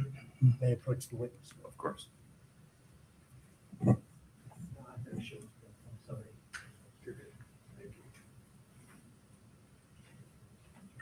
Do you recognize that, sir?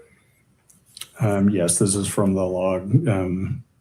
Just said that an incoming call came to me from Kouri Richins, and she had questions.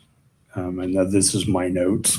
And so what day did that phone call? On January 12th of 2023, a couple weeks after Dr. Ulmer's retirement. Thank you. That's all.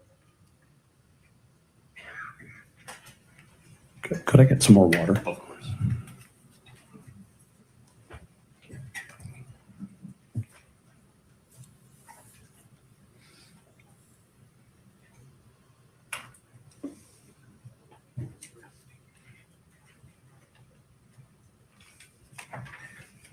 Thank you.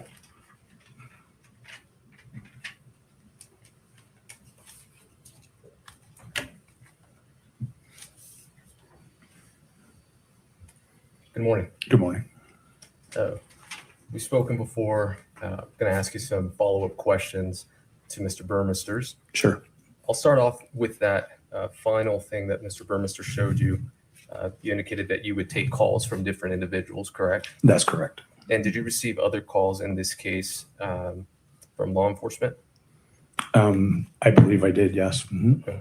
Would it refresh your recollection, or do you recall a call around the same time in this case? I don't recall the timing of it. Okay. I'm going to approach you with the same case notes. And it's that first one. Yes.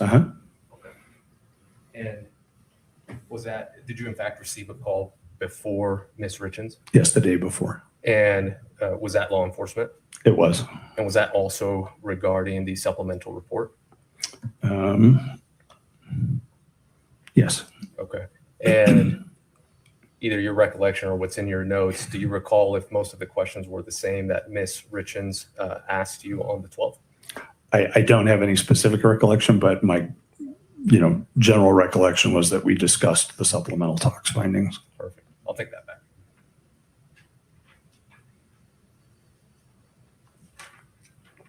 Now, the questions that we just heard Miss Richins ask you, very similar to what we're asking today, correct? Yes. I'd like to talk to you about the allergen discussion you just had. You indicated that perhaps an individual could have a reaction like hives. Yes.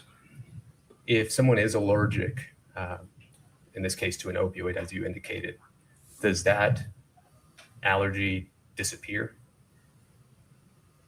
I'm not sure what you mean. Does it go away over time? Over time or within a certain amount of time? Or I mean, allergies certainly are things that can fluctuate. People can receive treatment and their responses to different things will go away. were there hives on Mr. Richins' body, to your recollection? No.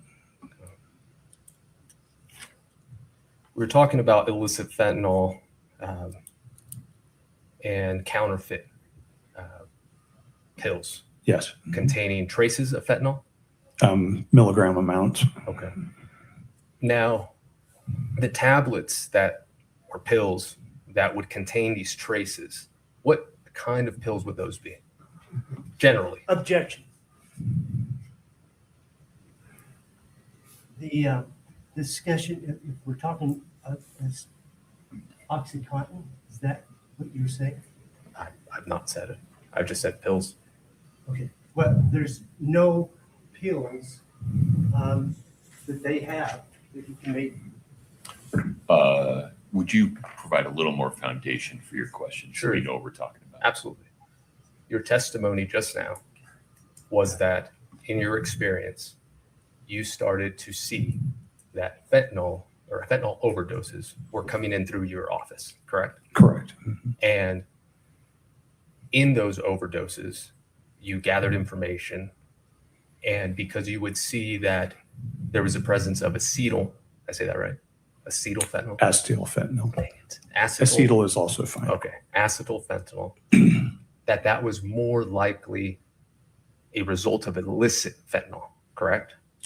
So it is a form of fentanyl that in some cases there were a variety over time of different fentanyl variants that were developed primarily in response to controlled substance legislation. If fentanyl is outlawed, then we'll add an acetyl group to that molecule, and then it's no longer controlled. And so we can distribute that as a non-controlled substance.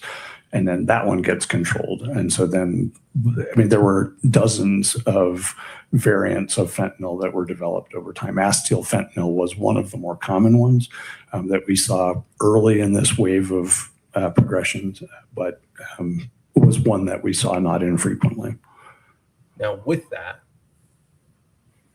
what was the acetyl fentanyl contained in usually in your experience? I don't recall ever having seen acetyl fentanyl as in a substance form in any of our specific cases. Because it was always inside whatever pill or however it was administered, correct? I don't even know if it was pill administered. I don't know. Or injection. Or I don't know how we would see it in people, but I don't recall ever seeing that correlate with a specific pill that we had tested that was shown to contain that. I know generally the crime lab identified acetyl fentanyl in some pills, but I don't recall a specific instance in my casework where those two were correlated. Describe counterfeit pills. Counterfeit pills are essentially illicitly manufactured pills, and sometimes very sophisticatedly, where people will buy the same kind of a pill press that a drug manufacturer uses, and they put their stuff into it and press pills that look very, very similar to legitimate prescription pills. The most common counterfeit pills that we've seen have been fake 30 milligram oxycodone pills that, when tested, contained only fentanyl. And there are also some benzodiazepine pills, things like Valium and Xanax and other things where those, what look like Xanax pills, have also contained fentanyl. And you just indicated two different things, that in some instances, it was purely fentanyl. Those pills contained only fentanyl, correct? Correct. And then there were other times where perhaps they were still traces, or there were still the other benzos, for example. Those would be different pills. I don't know. Sure. I'm not aware of any where it was both fentanyl and benzos, or made to look like benzos that didn't have. We've seen counterfeit benzodiazepine pills and counterfeit oxycodone pills, both of which contained only fentanyl. Correct. Now, in this case, you were provided, or your office rather, was provided with a hydrocodone bottle, correct? Correct. Now, that bottle you keep in your office, correct? We do, until the case is done. Eventually it's discarded, but yes.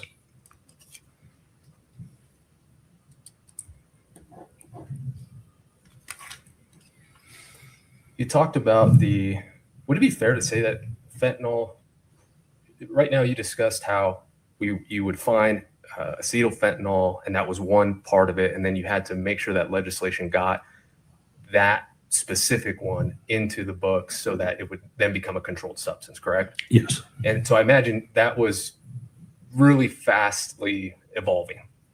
Yes. I mean, I was a member of the state's Controlled Substances Advisory Committee that would provide recommendations to the legislature to include in the Controlled Substances Act. And every year for, this time from the late teens to the early 20s, it seemed like every year we were adding things. They did eventually make some changes where relatedness became, if it wasn't changed enough, it was still covered. But it was an evolving process. And what we would see in the deaths that we saw related to fentanyl and fentanyl analogs also changed. And with that, also peer review literature as to the effects of fentanyl, correct? I would assume so. That would make, you kind of hesitate, I would assume so. Well, I mean, yeah, the peer-reviewed literature is evolving all the time. And so I don't know if there's a specific thing you're referencing. I don't know. But certainly, initially, there was not a lot of, as the fentanyl supply changed from primarily pharmaceutical to primarily illicit, there in the early stages of that, there was not a lot of, new literature to, look at the postmortem levels in people that have died of this, illicitly manufactured fentanyl as compared to the different ways that people used to take it as a diverted pharmaceutical before. And that's exactly where I was going, the postmortem. These levels that we've been discussing, Mr. Burmester asked you about the postmortem levels, and you received from NMS reference comments, correct? Yeah, that's part of their report. Correct. And do you recall what those numbers were in terms of the femoral blood as it relates to accidental drug overdoses? I don't recall specifically what the numbers were, but generally speaking, the levels that we see in accidental overdose deaths from fentanyl, overlap the levels that are seen as described with, prescription usage. And part of the reason for that is, going back to the literature, is that there is no, I'm trying to find the right words for it.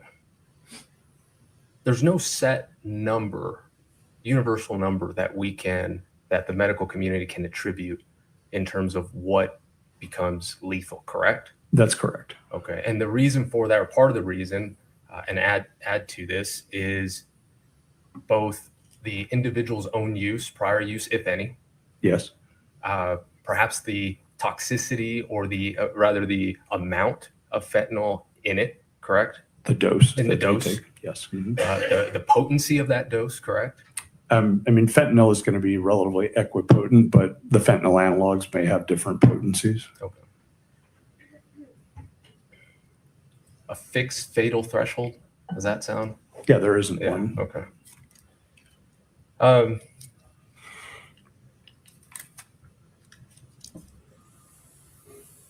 You were discussing the ratio of fentanyl with norfentanyl with Mr. Burmester. Do you recall that? Yes. Mhm.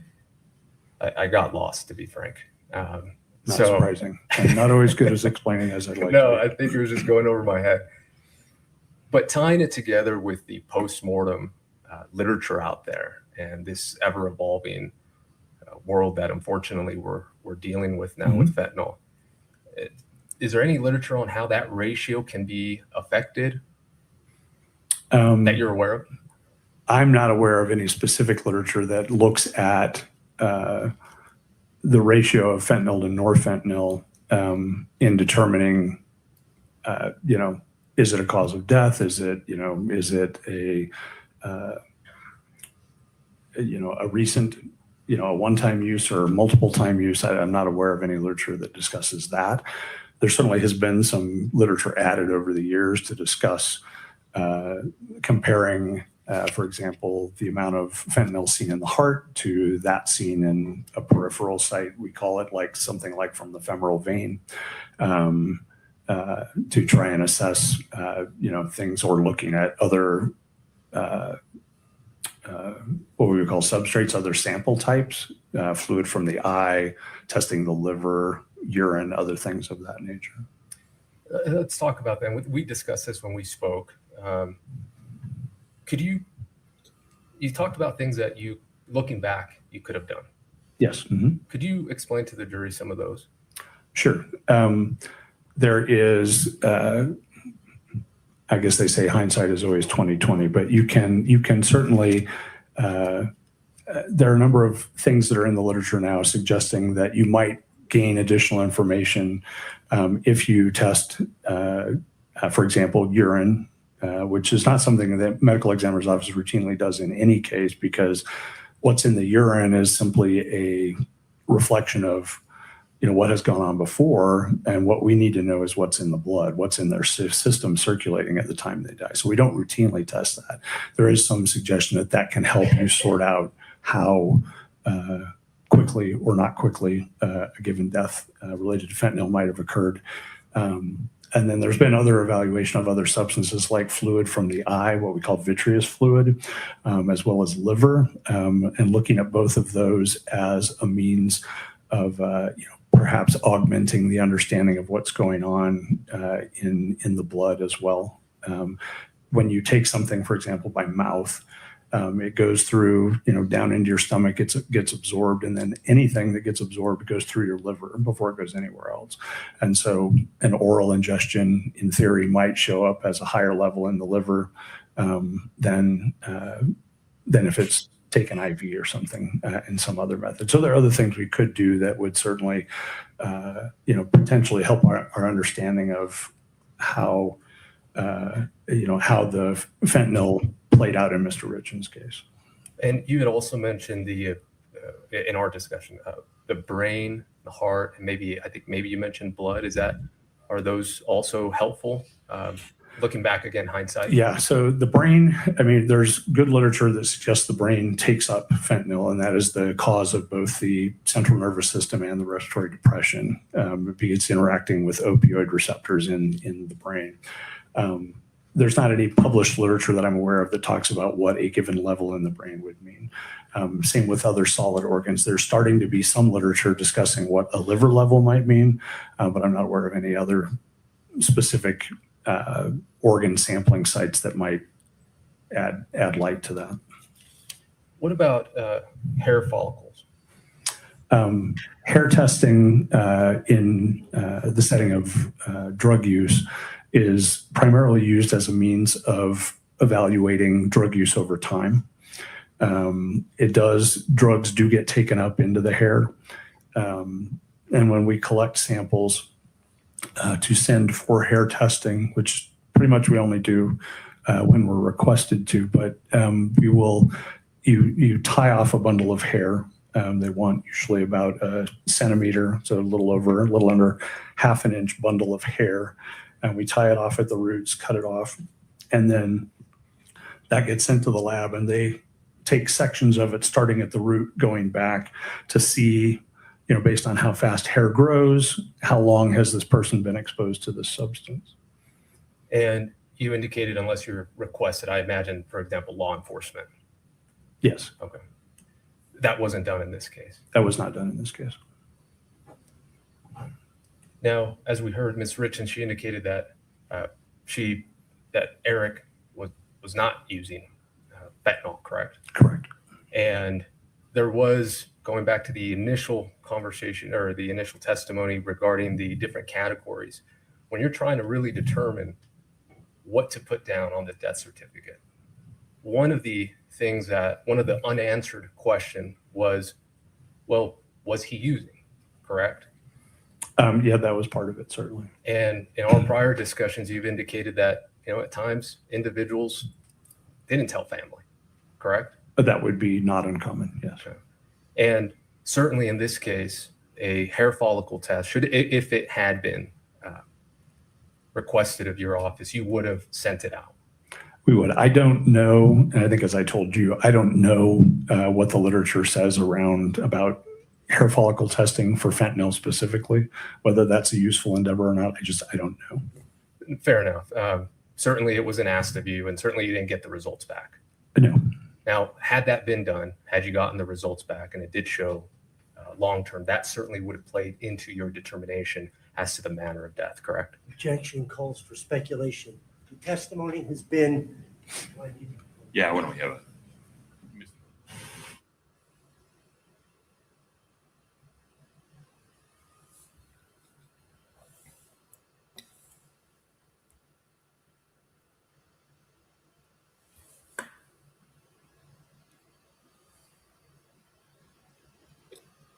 So we're getting a lot of information on drugs, counterfeit, illicit, prescription, and how one can abuse any or all of them, or be mistaken as to what the drug is you're using if you get it off the street.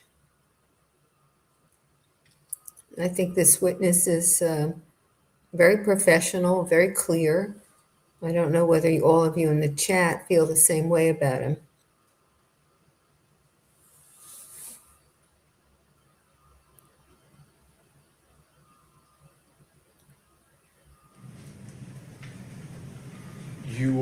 You are not aware of a hair follicle test in your experience being done for fentanyl. I am not. Okay. You don't know if it can be done. I do not know. Had a hair follicle test just for any drug, including fentanyl, any just hair follicle test to be sent out to see if there's any type of drug use whatsoever, your office would have done that, correct? Objection. Overruled. If we were requested to, that's certainly not something we would ever routinely do. Absolutely no, and I'm not implying Yes. that.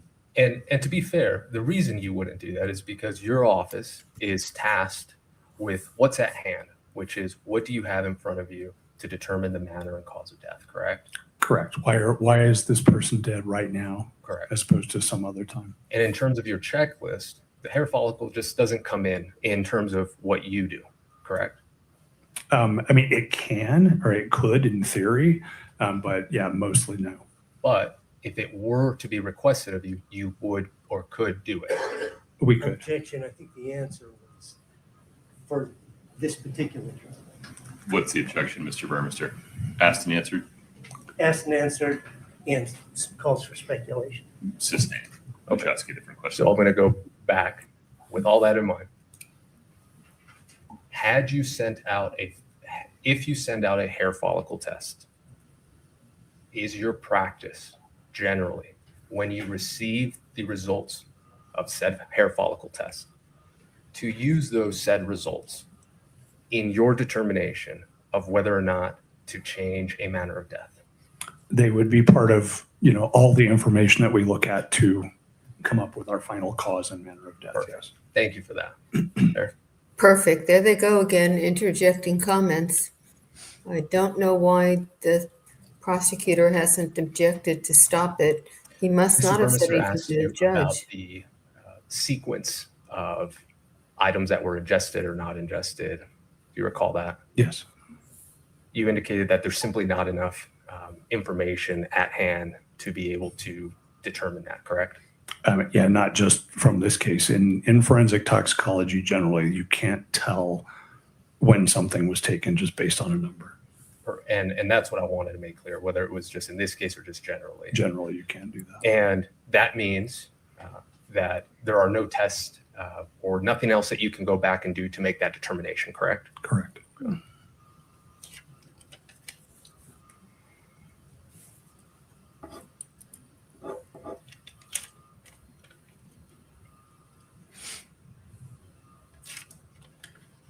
Bear with me, I'm almost done. I think he started out saying he had 2 or 3 questions.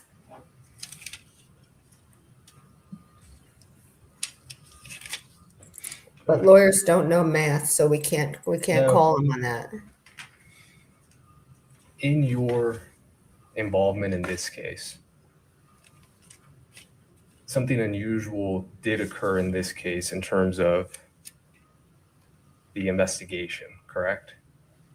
In terms You'd of have to be more I'm specific. sorry, yes, I will. Yeah. In what terms are you of me- talking about? I'm going to rephrase. We're about to find out.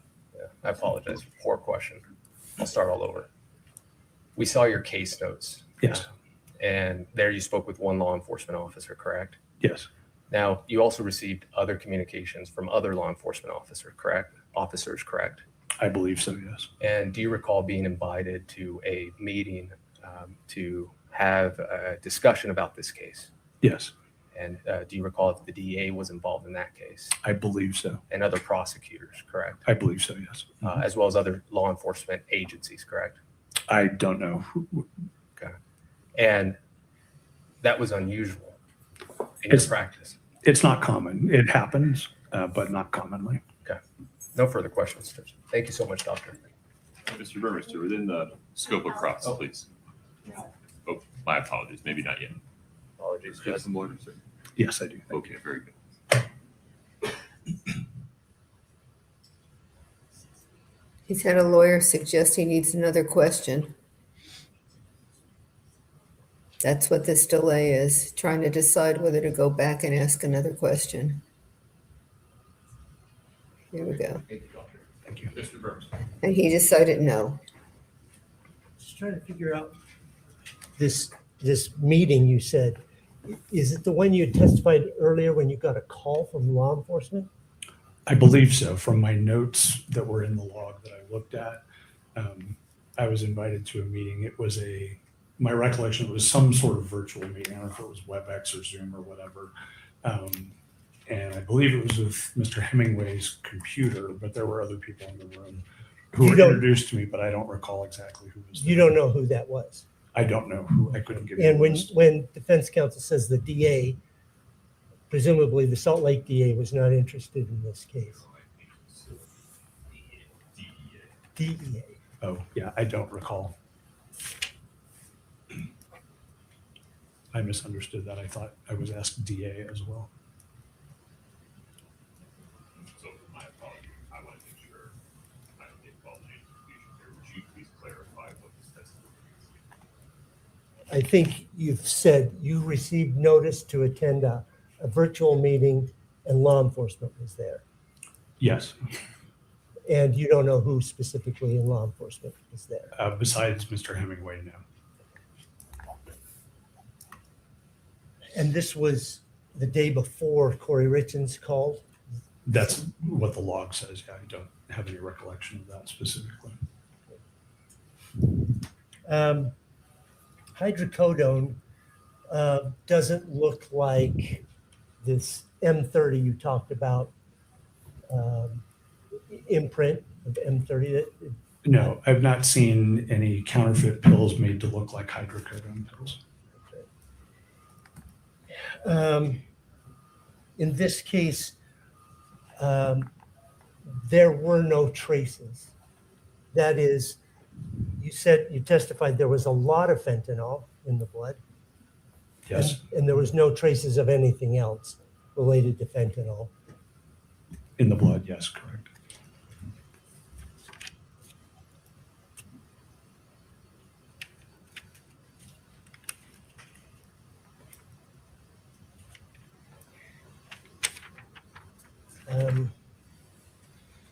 These other things you talked about, urine, vitreous, liver, brain, heart, blood, none of those, based on your understanding of the literature, et cetera, would give you a definitive forensic proof of long-term use or not long-term use.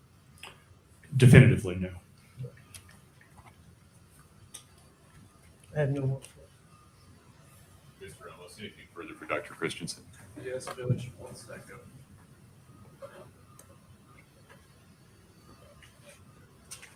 So you're left with the question why the prosecutors and the law enforcement met with the ME the day before Kouri's phone call with regard to the supplemental autopsy report.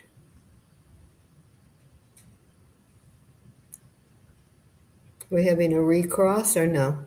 Thank you so much. Thank you, doctor. Is this witness released, counsel? Yes. Yes. Okay, no recross. Please watch your step.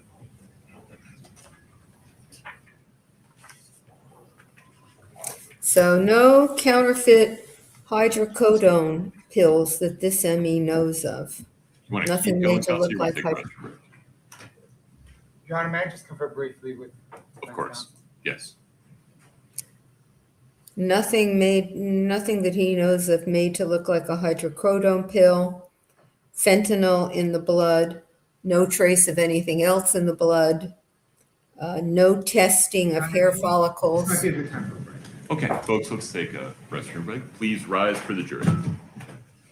To see if Eric was a long-term user. I saw some people in the chat thinking that was really significant.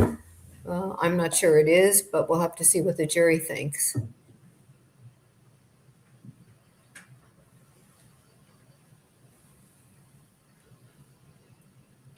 Okay, here's a question from Wyoming, AR Wyoming. If any jurors had someone pass from laced meds, will she get off?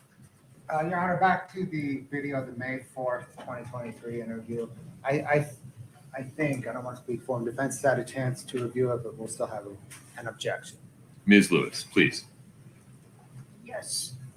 Your Honor, we still object on 2 grounds. One is still hearsay. There's not only just the statements of Mr. Crozier and Detective Davis and Detective, I think, maybe was the other one there? It was Ben Carino. That's okay, that's fine. I'm certain it was Ben Carino. You can think all you want. It was Ben Carino. All right. We doesn't have matter. law enforcement side, and then we have the Mr. Crozier side. Right, but then we also have law enforcement making statements to Mr. Crozier, statements from Nicole Cummings and Carmen Lauber. So there's those hearsay statements in there also. And the other thing is, it says that it can be admissible under 801D if, when the person is subject to cross-examination. I know Mr. Crozier was subject to cross-examination, but he's no longer subject to cross-examination. It seems as if this video should have been introduced prior, because then we would have had the opportunity to show him portions of the video and cross-examine him on the video. That opportunity is now lost. Why? Well, he's been released from his subpoena. We don't know if he's been out talking about the case, I suppose. Well, you could ask him about that, but he's not unavailable. Well, that's correct. We could subpoena him and bring it back in. That's true. And I just want to make sure I understand the procedural history here. Defense had the video, right? Yes. To the extent it had wanted to cross-examine him regarding the video when he was on the stand, he had the opportunity, and there may have been good reasons to not do it at the time. Well, the main reason was he had no memory of it, so that made it difficult. Well, that's exactly the condition that triggers 801D1A. Well, 801D1A is if various inconsistencies in it. or has forgotten. Yeah, I'll take your word for it. I don't have it in front of me. I mean, I think that is the basis to have a discussion regarding admission of the video, his side of it, right? Under 801D1A, is that he was testified numerous times under oath in open court that he couldn't remember the interview, even to the extent of saying that piece of transcript does not refresh my recollection. Correct. So I can instruct the jury to not consider anything other than Mr. Crozier's statements for the truth of the matter, that they can only consider the law enforcement half for context, as to provide context for why Mr. Crozier is responding. Other than that, any other hearsay concerns? No other concerns. Any other concerns? No. You had two reasons, you said. Yeah, I gave them the hearsay of the other people. And, okay, The subject to cross-examination. all right. On the video. Okay, Mr. Bloodworth, it's- anything further on that? No, Coming Your Honor. in, I think. How Coming in. would you propose we do this, Mr. Bloodworth? Play the video with the scrolling transcript for the jury now? Yes, Your Honor. Maybe in 5 minutes-ish. Sure. Stay, drink a lot of coffee. No, this you morning. and I both. Let me make a ruling here and see if either side needs clarification. Yes. Mr. Bloodworth, as I understand it, the state seeks to admit and publish to the jury a 13-ish minute audio-visual recording of Mr. Crozier's interview with law enforcement in May of 2023. The recording is accompanied by the transcript that plays below the video in real time. Is that correct? That is correct, Your Honor, and it is labeled 8-64, D as in dog. Okay.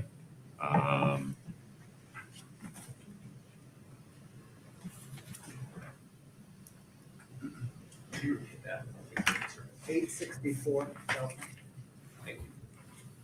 Having had the opportunity to listen to Mr. Crozier's sworn testimony in open court, and given that defendant had the opportunity to cross-examine Mr. Crozier when he was on the stand, has had the video, and that there's no evidence before the court currently that Mr. Crozier is unavailable to be re-subpoenaed and brought back into the courtroom by defense if they determine it's necessary to do so.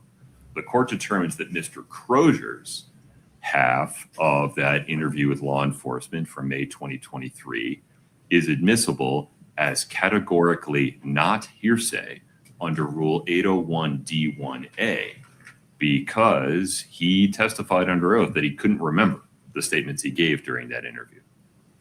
And therefore, the statements that he makes in the interview qualify as statements regarding which he has forgotten, quote unquote.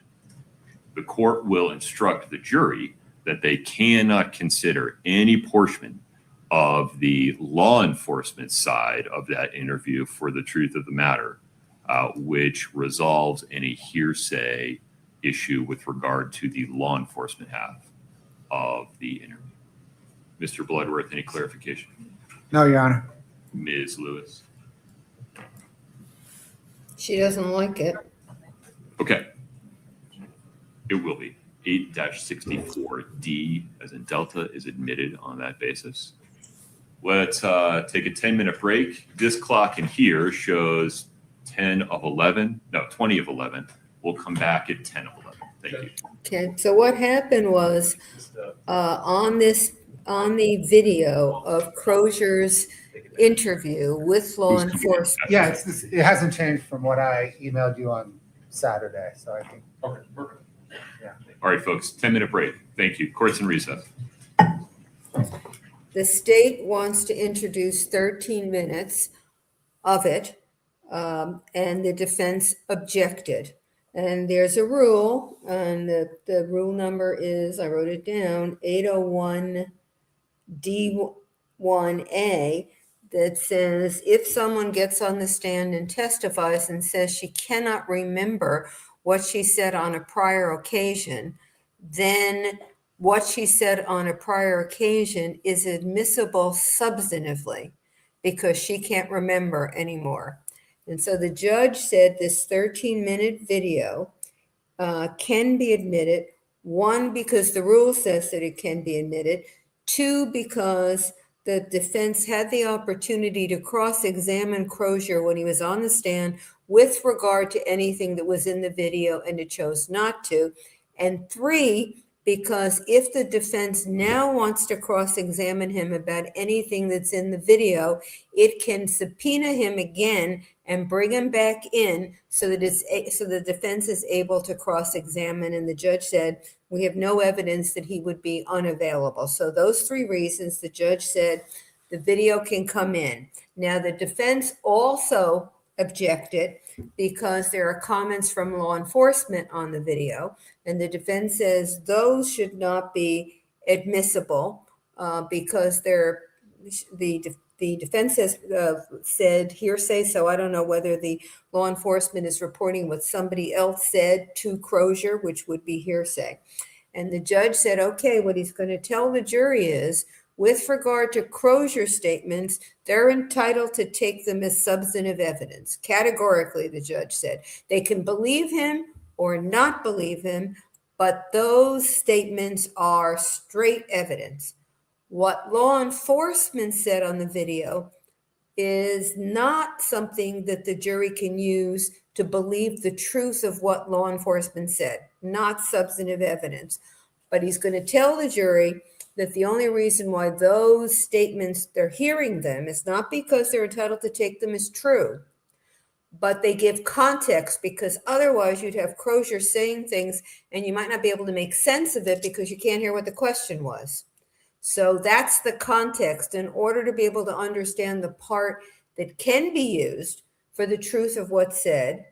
In isolation, you can't do it. You have to have the question. The question is not admissible for the truth of what the law enforcement people are saying, but you need it in order to make sense of the part that you are entitled to use that way. And therefore, he's going to tell the jury what the law enforcement officers say you can't use to believe that it's true, only so you can understand what Crozier's statements are.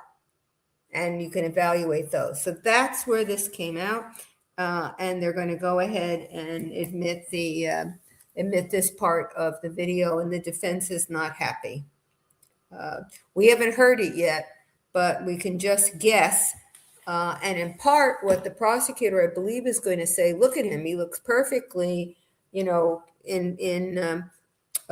in control of his senses. He doesn't look like he's out of it. He looks perfectly able to answer questions. And the prosecutor may say, does he sound the way he sounded when he was on the stand?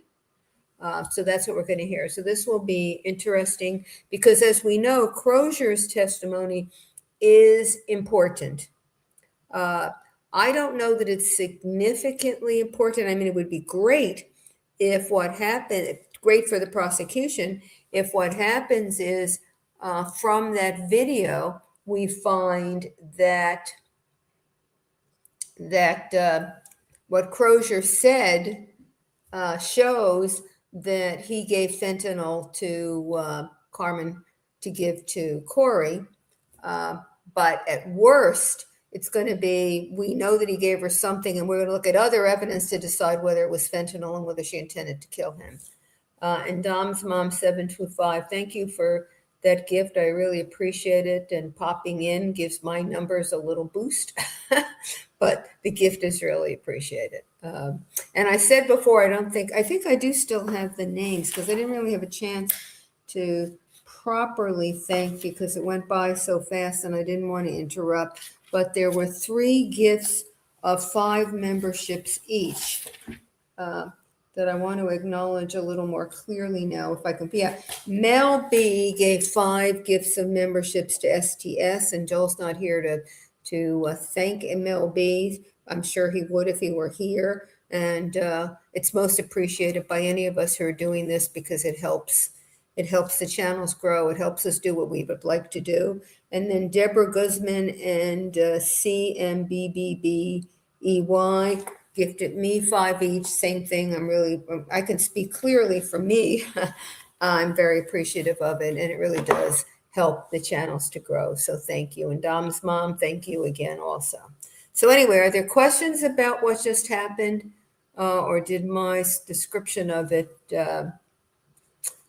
make it clear as to what the argument was and what happened? And I will tell you, the state is very happy with the result because the state is able now to get the evidence in it wants. And it's not, the jury's going to hear what law enforcement says, so the state's perfectly happy with it.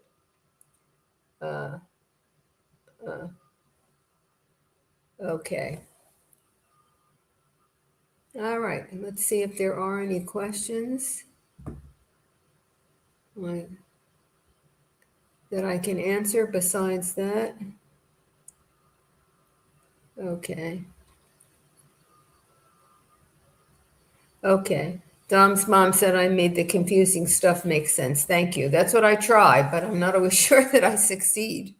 And sometimes I'm not sure that I understand the confusing stuff well enough to try to explain it. I hope when that happens that I'm clear to you, that sometimes it's a guess or that I haven't heard something clearly enough to be sure that what I'm saying is going to be accurate. And so what I try to do, and I hope I'm successful, is to at least point that out to you. So, and Deborah Guzman, a 5222 member for a month, thank you. Oh, and she's wondering if wine is still off the table. Yeah, it's off the table until Easter Sunday. I'm not even halfway through this adventure, except that I'm allowed to have wine on Sunday. And I did have wine yesterday. So, but yeah, otherwise I'm watching everybody else drink wine. So, okay, any other questions about the trial? Otherwise, I'm going to turn the sound and video off and move around. The chair I'm in this little apartment in Italy is very uncomfortable. So I'm going to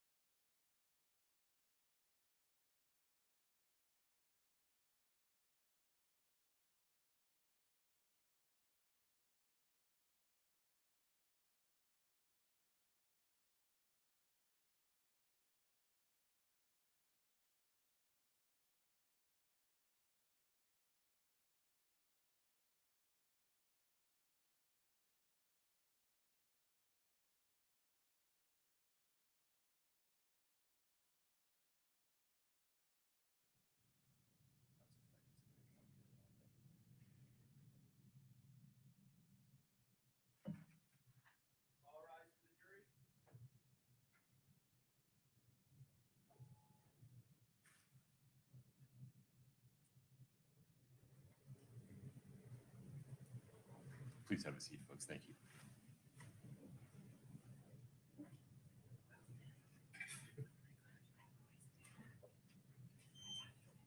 All right, have a seat. We're on the record. Mr. Bloodworth, I understand, will be admitting State's Exhibit 8-64D, a recording of a May 2023 interview with Robert Crozier. Is that correct? That is correct, Your Honor. The state moves to admit and publish 8-64D. Ms. Lewis, any other objection other than the one I've already ruled on? No, nothing further. Okay. State's 8-64D is admitted. We'll get that queued up now.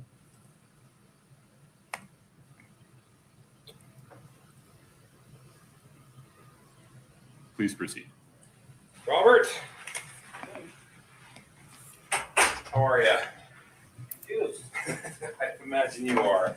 We'll get to why we're here in just a minute real quick. Let me just get a little bit of basic information from you, okay? How about an address for you? 16 East, 350 South.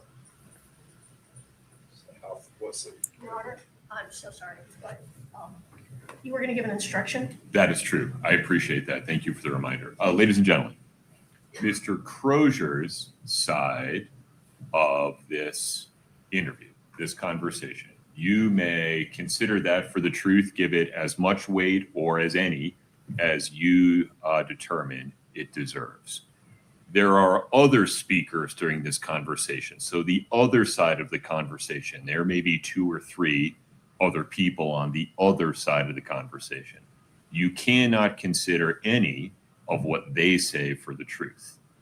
The only thing you can consider them for is to explain why Mr. Crozier is responding or to provide context for his responses. But the non-Robert Crozier side of this conversation is hearsay that cannot be considered for the truth.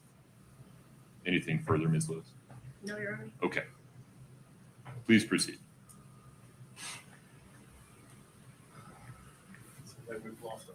That's all right. I'll fix it.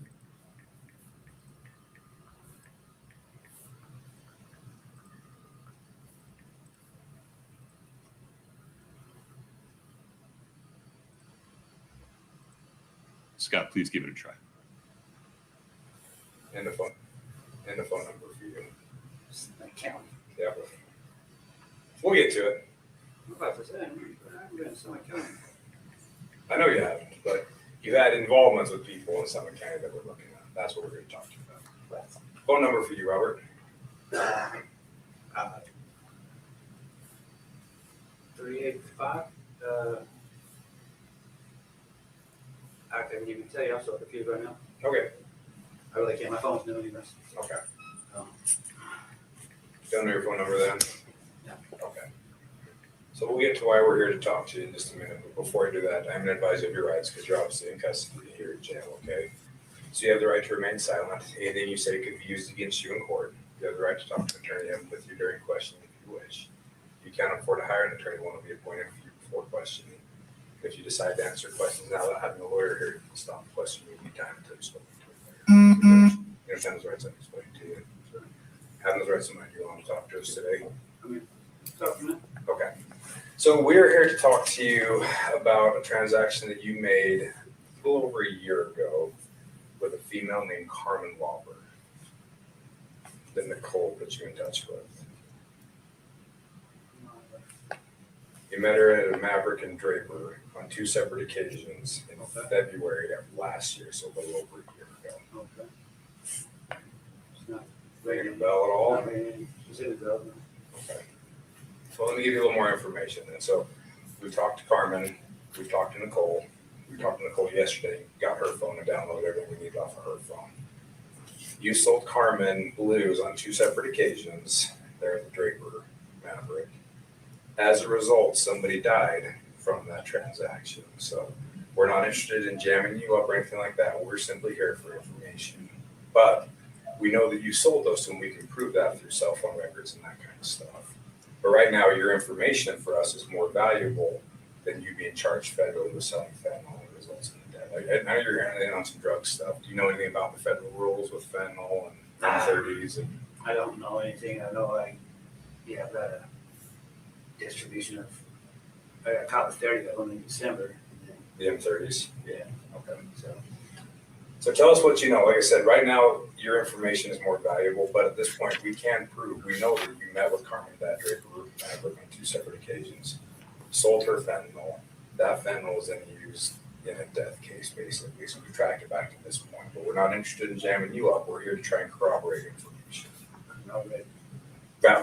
I know what Carmen and Nicole have both already told us. So you're in the position right now of either telling us what you know about it and basically not hurting anybody because Carmen and Nicole have both already talked to us here, and you're verifying information we have.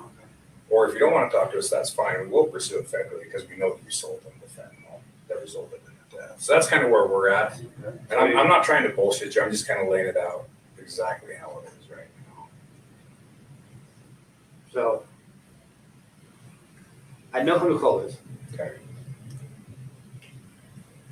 About a year ago. February 5th and 25th is when Carmen messaged Nicole. Nicole gave her your information. Okay. Then you guys set up 2 transactions at the Maverick and Draper. Okay. Of last year. Yes. It's not this previous February, a year before that. It's been a bit. Yeah. Man. Yeah, I was going. So quite a bit. So I'm not trying to be a douchebag or nothing. So it's just hard. Remember that much time passed. And do you have a number that she bought from me? Was it a quantity? She said between 20 and 30 pills both times. Okay. Then probably, yeah. Do you remember going to that Maverick and Draper? Were you living down there at the time, or? She lives. I want to say she lives pretty far away. She lives in Heber. Yeah, so like that was just where we would meet. Where were you coming from? Where were you living at the time? Man, I've been living a little bit everywhere. Okay. Maybe the last couple of years. So it's kind of ringing back. You're kind of getting a little bit more. Well, tell me what you can remember about it. I remember Nicole calling me and saying, "Hey, can you be my friend?" And I was like, "Yeah." So that, and then she was like, "Oh, she wants a lot." And I was like, "All right." Is 30 a lot for you, or is that a lot for Nicole? Or? I think it was a lot for Nicole. It wasn't a lot for me, but okay. I was like, all right. I didn't know anybody died. You know what I mean? Yeah, and we didn't expect that you knew that. And like I said, that's why at this point, your information is more. We're not interested in jamming you up or the distribution of it or anything like that. We're doing our investigation. You're kind of just on the edges of it a little bit as kind of an involved player, as being a hook basically for it. We're not interested in jamming you up or anything like that, but we are interested in the information you have to provide to us that validates what people have already told us. Okay, as far as I know, I met her just 2 times. I think I talked to her a couple more times after, but just to see, you know what I mean? Hey, you know, because somebody's spending, you know what I mean? You know, $500-600 is that what 30 would run about $500 or $600? Yeah, something like that. Okay. And did you hit her up afterwards to see if she wanted more, or did she hit you up afterwards? I think I asked her one other time, and then she just didn't. She's like, "Hey, you looking for any more?" or something. Yeah, something like that. And she just didn't respond to me. You know what I mean? Do you remember how you contacted her? Was it through text messaging, Messenger? I want to say it was through text messages, but I haven't had that. I haven't had it for a long time. What phone would it have been on? My phone. Fuck. Maybe a 333-6156 number. You still have that phone? Okay. The phone you have now is a newer one then? Yeah. Okay. So you contacted that guy Carmen at all? That phone or anything? Do you know where that old phone would have been that would have had those text messages on it? No, I lost that phone. A lot of it. Okay. Well, what did you think the phone number was? You said 385-333. Okay. So with these transactions, when Carmen hit you up, what did she tell you? She just told me that she had a friend that wanted, you know. Did she ask for blue specifically or fentanyl specifically, or did she ask for oxygen? What did she ask for? No. I think she might have asked me for blue. I can't remember. But you sold her at 30s, right? Yeah, I told her she knew what she was buying. Okay, so it wasn't like she's asking for oxys or something like that. She got the answer. Right, no. Okay. So she knew that there was fentanyl in those pills. Mm-hmm. Okay. You remember where you got those pills from? I don't. I said it. Okay. What else can you tell us about that? That's all we're here to talk to you about was that transaction, those 2 transactions, I guess. a little over a year ago. We don't care about anything else, but what else can you remember about those? She was with the older guy. You remember what kind of car they showed up in? No. Well, I think one time it was like a truck, like a white truck or something. Okay. When you say she was with an older guy, do you remember about ballpark how old he would have been? I don't know, it's 50s probably. You thought maybe one time in a truck, but you couldn't remember the other one. No, they were in a car the other time. I don't remember what car. Okay. The first time she was in the truck, though, for sure. When you guys were to show up at the Maverick, where would you go? Would you go around back the Maverick or just right there at Just the right in office? front. Yeah. Just a quick hand to hand. Yeah, there you go. And you said about $600 or so of what you charge for those. Okay. Do you remember? So I think she would have ordered more the second time. Do you remember the quantity? I don't remember exactly. Maybe you remember meeting her twice. Yeah. I really remember meeting her twice. She told me that there twice. I would have said once. But do you remember now? They're kind of Yeah. jogged your memory. Yeah. Okay. Do you think of anything else about those meetings with her or anything? No, that's the only 2 times I talked to her. Okay. How do you know Nicole? This dude named Cam. I was staying with him, Roy, for a while.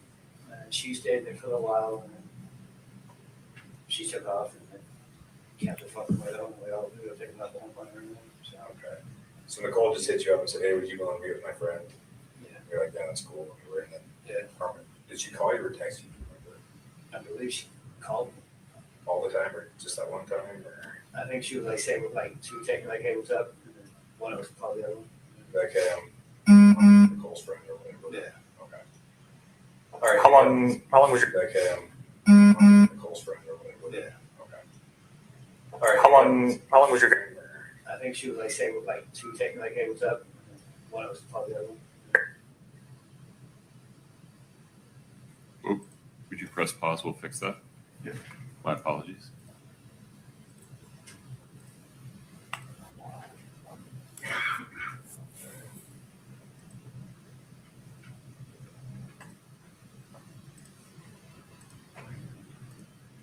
Go ahead, Scott. Out there, or drug court or some shit, whoever she was living. She was on, she was either on AP&P or on drug court or something. I don't remember, and she had to hurry. It was always in a hurry, like, she was like, okay, well, I'm leaving here now, so I can meet you like halfway. Can you meet me halfway? Oh, yeah, I can do that. And halfway was that Maverick there? Yeah. Draper? Yeah. Okay. You said one time she came with an older guy. Do you remember if that was the first time or the second time? I believe it was the second time. First time, do you remember if she showed up with anybody? I don't. Okay, I think those are all the questions we had for you. If we have any more follow-up questions, you want to talk to us again as we kind of progress with this a little bit further? Yeah. Okay. I appreciate you talking to us, Robert. Like I said, we're not here to jam you up over anything. We're just here to try and get some information and see what you I don't got. fucking one day wake up with some fucking manslaughter charges. No, we're not going to pursue that. Like I said, if you didn't want to help us out or anything, we kind of have this for you right now that the people we're interviewing, we've got enough information. We're just trying to verify it. You're kind of either helping us out or you're not. And if you're not, you might, honestly. But all you've done right now, so we've already talked, Karm's already talked, and Nicole's already talked. So you're not telling us anything we didn't know. You're not protecting anybody by not talking to us. All you'd be doing is basically rolling dice with your future if you didn't want to talk to us. Because when the deaths are involved, the prosecutors do get a little spun up over it. And with fentanyl in the federal system, if you don't know this, if you get caught dealing fentanyl that results in a death, you could potentially face federal charges. It doesn't matter if you intended to cause the death or anything else like that. They're cracking down on it. So I don't know how long you're in for with. I know you're on possession with intent stuff, but if you are still dealing, don't be dealing with that shit anymore because the feds are coming down hard on it, and it's only a matter of time, especially with how nasty that shit is. Most of them basically gave me my name. Well, we'd already verified it through phone records. We already knew who they got it from. It wasn't like they told us anything we didn't know either. Yeah. We've been able to find everything we need through digital evidence and all the contacts, all the messages on Facebook, all that stuff. Yeah, we knew all of that before we made contact with anybody. Yeah. So it wasn't like they were diming you out or anything. Yeah, but I don't think me and Carmen even were friends on Facebook. We actually were the ones that brought up your name to Nicole because we already knew that Nicole had put you in touch with Carmen, and we already knew all of that information. Oh, okay. So We're just trying to verify stories is all we're trying to do at this point, so. Do you have any questions for us or anything like that? Other than this isn't gonna backdoor me here? No. No? All right. We're not gonna here to jam you up or anything like that. We don't give a shit about what's going on down here or anything like that. But I was just going to ask you, do any of your people ever tell you what they're going to use it for themselves, if they're going to try to sell it to anybody else, what their intents are? Everybody that I deal with does it themselves. You know what I mean? Like, I do it myself, they do it themselves. You know what I mean? Okay. So it's. Did Carmen ever mention anything about hooking it up for somebody else or anything like that? Like I said, like she was just, like I met her twice, but you know what I mean? Yeah, and I figured it was a long shot twice. You met her a year ago. I knew it was going to be a bit of a stretch for you to remember. But anything else you can think of or anything else you can remember? No. Okay. As you think about it, if you do think of something, let one of the COs know or one of the investigators here at the jail know. They'll reach back out to us if you think of anything else you want to talk to us about or anything like that. Okay. Any other questions or anything like that for us? Okay. Thanks. Okay, go ahead. All right. We'll go grab the CO and let them know you're ready. Okay. So everything the police officer said, this jury is not Mr. supposed Bloodworth, to the state's use. next witness, please. Your Honor, the state calls Molly Crosswite.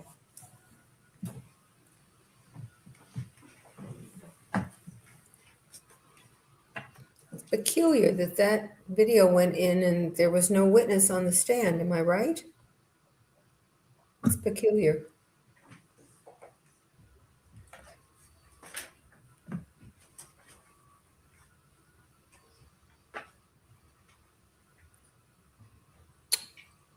But I suppose they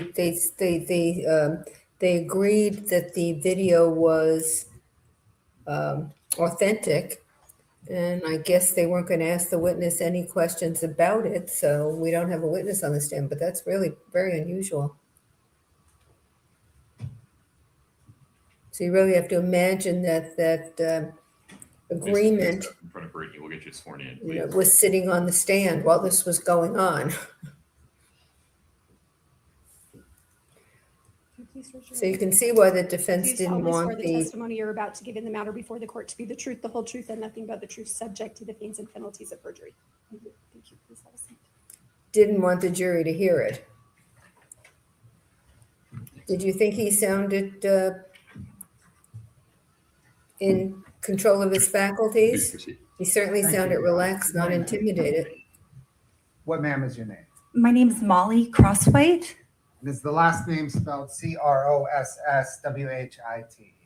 Yes, Do you know who Kouri Richins is? not personally, but through this trial, yes, Okay. Did you purchase a home from Kouri Richins? I did. When did you purchase that home? It was January 26, 2022 is when we closed on that property. Scott, can I get 8-12, please? Your Honor, permission to publish. This has been admitted already. It's up. No objection. Ms. Crosswhite, do you recognize that house? Hello, everyone. I'm here, and I'll be right back. Purchased from Kouri Richins. Yes,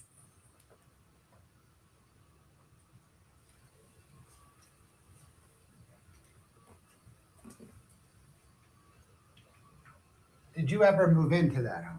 no, Did you rent that home? I did. When did your renters occupy that home?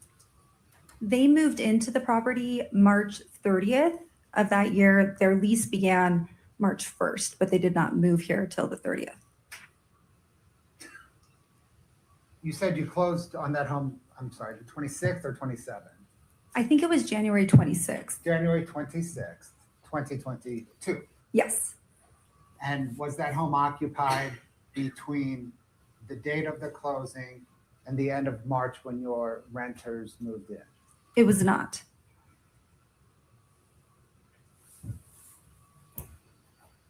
Were the locks on that home the same as they were on January 26th when you closed to the time your renters moved in? They were the same.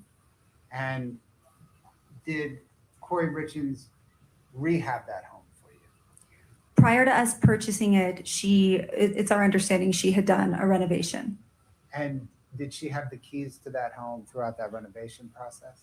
I would assume so.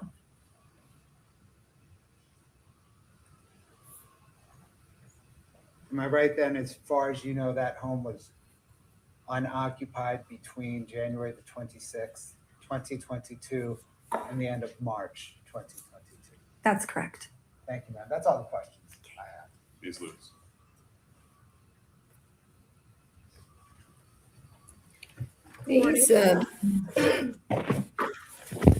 These directs are very odd. You just get a little piece. Oh, excuse me. Can I grab some water?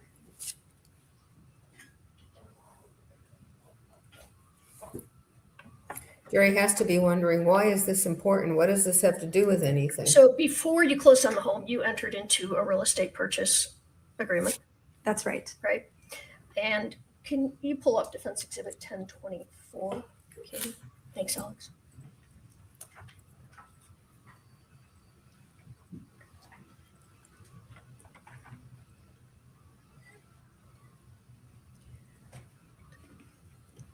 Ms. Crosswite, do you recognize that as the real estate purchase contract that you entered into? Yes.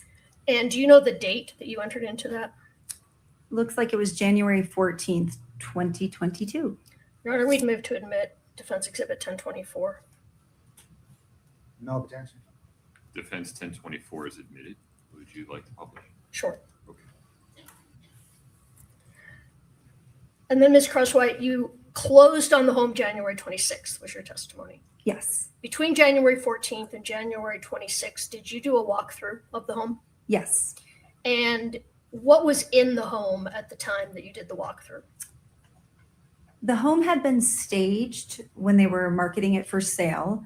So at that time, there was furniture in it. I think by the time we did our final walkthrough, which was a couple of days before we closed, all of the furniture had been removed from the property. Was there anything else in the home once the furniture was removed, such as boxes? Not that I recall. I don't remember exactly what was still there, but I do know that we had wanted the home to be fully vacated and all of the debris, and there was some garbage and things on the premises, like old cars even, that we had asked to have removed. So do you recall if there were any boxes or cups or any items left in the closet of the home? I don't remember. Had there been, would you have asked that that be removed when you did the walkthrough a couple of days before closing? I think that if it was something significant that we would really notice as a bunch of garbage or something that was going to be troublesome for us to remove from the property, we would have asked for it to be removed. Like a small item like a cup, I can't say would have stood out. All right, that's fair. Now, you said the renters, their lease began March 1st. They didn't move in until the end of March. But was there work being done on the home during the time you closed and the time the renters moved in? There was. And particularly, was there work being done throughout February of 2022? Yes, I think I provided a list of dates that was on record with our contractor. I think there was maybe 7 different days in February when there were contractors working on the property. Okay. Would some of those dates have been February 10th, 11th? Yes, that sounds familiar. 12th, 13th, and 14th? Does that sound familiar? Yes. All right. And you think there were additional dates other than those 5? I think there was 2 more dates the following week, maybe that the 19th and 20th, if that's, I'd have to look back at the records, but according to my contractor's records, there was 2 more dates in addition to those 5 that you named. Okay. And when they were working on the house, do you know if they were there all day, most of the day? I don't know how long they were there. We were having things like insulation added into the attic and mortar added to the pot rock because there was animals coming into the home and things like that. We needed to get it ready for the tenants. Okay. When you closed on the home, did you take possession of the keys? I think that the key that was provided for us to access the home when we toured the property and made our offer remained at the property. I can't remember if it was hidden underneath, like somewhere at the front door. And we left that same key there for our contractors to use while they were working on the property. All right. Did they keep the home locked? I don't know. Did you ask that they kept the home locked? I would expect for them to. I mean, that's the point of a key. Right. And the key wasn't in a visible spot, true? No. I remember us having it hidden somewhere near the front door, maybe under a pot or under where anybody would think to hide a key. Probably not a great place to hide a key. And it was your expectation the home would be locked throughout that time? Yes. Is that fair? All right. After you closed on the home, did you have any further conversations with Ms. Richins? No, I never had any conversations with her directly. She was represented by another real estate agent. Did you have conversations after you closed on the home with that agent? I doubt it. I can't remember, but I would be surprised if I did. Would you have been, would you have told them the work that was going on in the home and who was in and out of the home? Would they have been aware of that? I think that prior to us closing on the property, we definitely communicated our plans. It was part of our negotiations because we discovered quite a bit of work needed to be done in addition to the renovation that Ms. Richins had done. So I definitely had communicated, hey, we're not going to be able to rent this out the way that it is. We need, I think it was a $10,000 credit so that we were able to, complete the renovations in a way to make the home habitable. Okay. And is there any reason they would have known the Ms. Richins or her agent that you were talking to when, in fact, renters were moving into the home? I don't know. I don't know if we shared that or not. I know that we definitely communicated we could not rent it out right away. And we had to take care of quite a bit before we felt comfortable having people move in. All right. If I have one moment.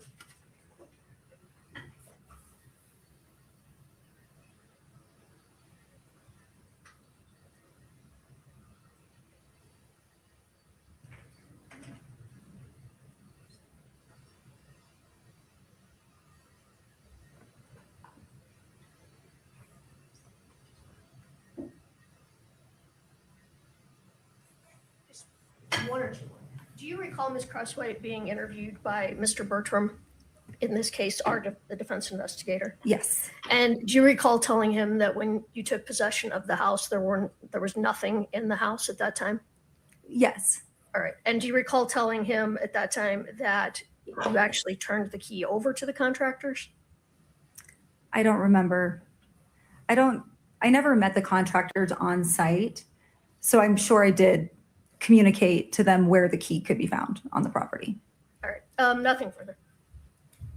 No, Your Honor. You may step down. So is this the house where Yes, Your Honor. Yes. Okay, you're free to go. Thank you. Carmen Lauber was supposed to leave the drugs I should make and a get the second. money? Joe, that's what I was going to ask you, Joe. Yeah, I don't remember the picture of the house, but otherwise I don't know why we're talking about this house and leaving the key under the pot or anything. Yeah. Are you feeling better? A little bit. Thank you for asking. Yes. I'm a double mess right now. I've got I think a little virus going on, but also a little knee issue going on. So 2 for the price of 1, Joe Patuto. But how was I heard there were some calls played this morning.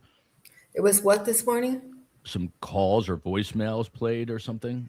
There was an interview done with the drug dealer that they played. Yeah.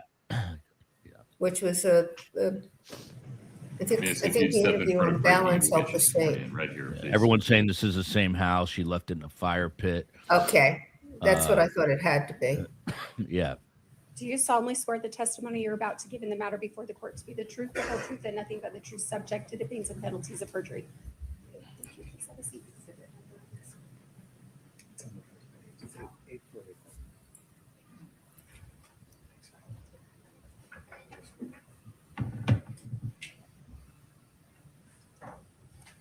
Good morning. Good morning. If you could please state your name and spell your last name. Allison Wright, W-R-I-G-H-T. Ma'am, where do you work? C&E Stonemasonry. How long have you worked there? Since established in 2010. Did you know Eric Richins? Yes. How did you know him? I first met him in junior high. He was a friend of my sister's. They were both in high school. He spent time at our house, and eventually we ended up in high school at the same time. And is your husband was his business partner? Is that Yes. correct? Did you know Kouri Richins? Yes. How did you know Kouri Richins? When I met her when she was dating Eric. I want to talk with you about a couple of handwriting items before I ask you a few other questions. That's State's Exhibit 8-49 for the record.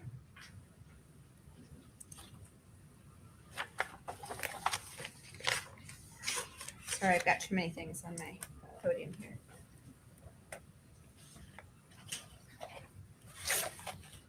All right. So I'm going to hand you this booklet. Okay. If you could turn to tab 4 for me. Do you recognize those items in tab 4? Yes. Is it, and if it's multiple pages, you can look through all the pages. Is it just the one page? There's multiple pages. Okay. And the first page is the one that you recognize. Is that right? Correct. And go ahead and turn to tab 12 for me. Okay.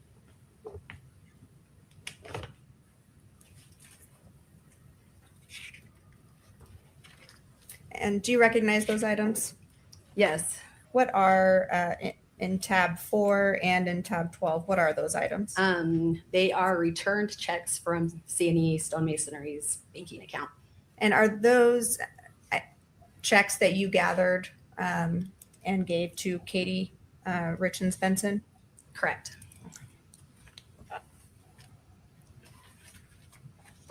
And you gathered those from C&E's accounting books and things like that, their bank records? Correct. The check on tab 4 was collected on an online banking, and the other ones were printed checks from our files. What do you do for C&E? Admin and bookkeeping. Okay. So I want to switch gears. I want to turn your attention to February of 2019. Do you recall that time frame? Yes. Was there a time in February of 2019 that you took a vacation with Eric Richins and Kouri Richins and your families? Yes. No, just the adults. Just the adults. Okay. No kids were there. And do you remember a conversation during that trip with Kouri Richins that stood out to you? Yes. Go ahead and describe for the jury what you remember about that conversation. On our vacation, Kouri and I ended up alone for a moment and just talking about our families, life, kids. Your Honor, objection. Can you approach? Yes. She is nervous, but Joe Patuto, something juicy's coming about, something that Kouri confided in her. Yeah. She's a longtime friend, this woman of, I believe she said Eric Richins, and also the Right. sister. And Kouri right now looks like a little bit of a deer in headlights. Kathy Nestor's, you can tell, she's looking to pounce whenever she has a chance. I think that's what's going on. But what do you think's happening with this sidebar right now? Trying to stem potential. Yeah, I think they're making a claim that the testimony, whatever she wants to say, shouldn't come in. Please rise for the jury. Well, it's going to be longer than we thought because we're sending the jury out to hear this argument. Oh, there we go. Okay. Yeah, I think she's going to say that Kouri said she was unhappy in the marriage. It's going to say, I mean, defense is going to claim hearsay, maybe. Yeah, but Kouri is the defendant, so I don't see how hearsay will work. Please have a seat. Because it's an admission when it's We're the still on the record. defendant. Ms. Sherman, Let's hear what they say. if you would just ask your next several questions, we'll see where this goes. Certainly. And so now that we're outside the presence of the jury, we're just going to get a preview of how you So would we're gonna answer the question see. that I just asked you. So describing This is what you proffer. remember from that conversation with Kouri Richins from the vacation. while we were sitting there, we were discussing life, and Kouri then explained how things weren't super great in her marriage, how she felt trapped. She explained to me that there was a prenuptial agreement that was put in place, and I had never heard of that. She continued to say how I think the trapped was mostly due to financial, is Eric would, because of the terms of the financial agreement, Eric would end up benefiting financially and continue to live as they currently were, where she would be in a different circumstance. She explained how she feared that the kids would be drawn to Eric's life and felt like she was unhappy in there, but feared what it would look like if she ended the marriage. And is it okay if I ask a follow-up question? Of course. Did that conversation kind of give you context or inform you about Kouri, kind of what she was doing with her business at that time? Yeah, things started to make sense. Like I was impressed that she went and got a master's degree. Kouri's motivated, hardworking, and I always admired that. And she was very motivated, it felt like, to become financially independent.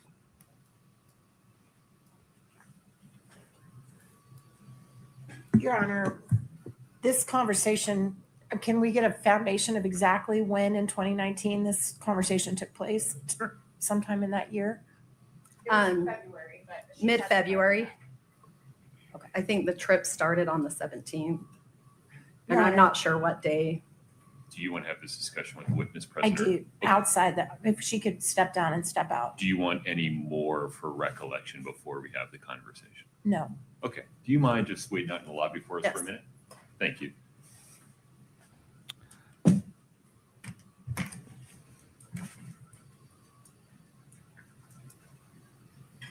Maybe they're going to say it's too distant in time, too remote, 2019.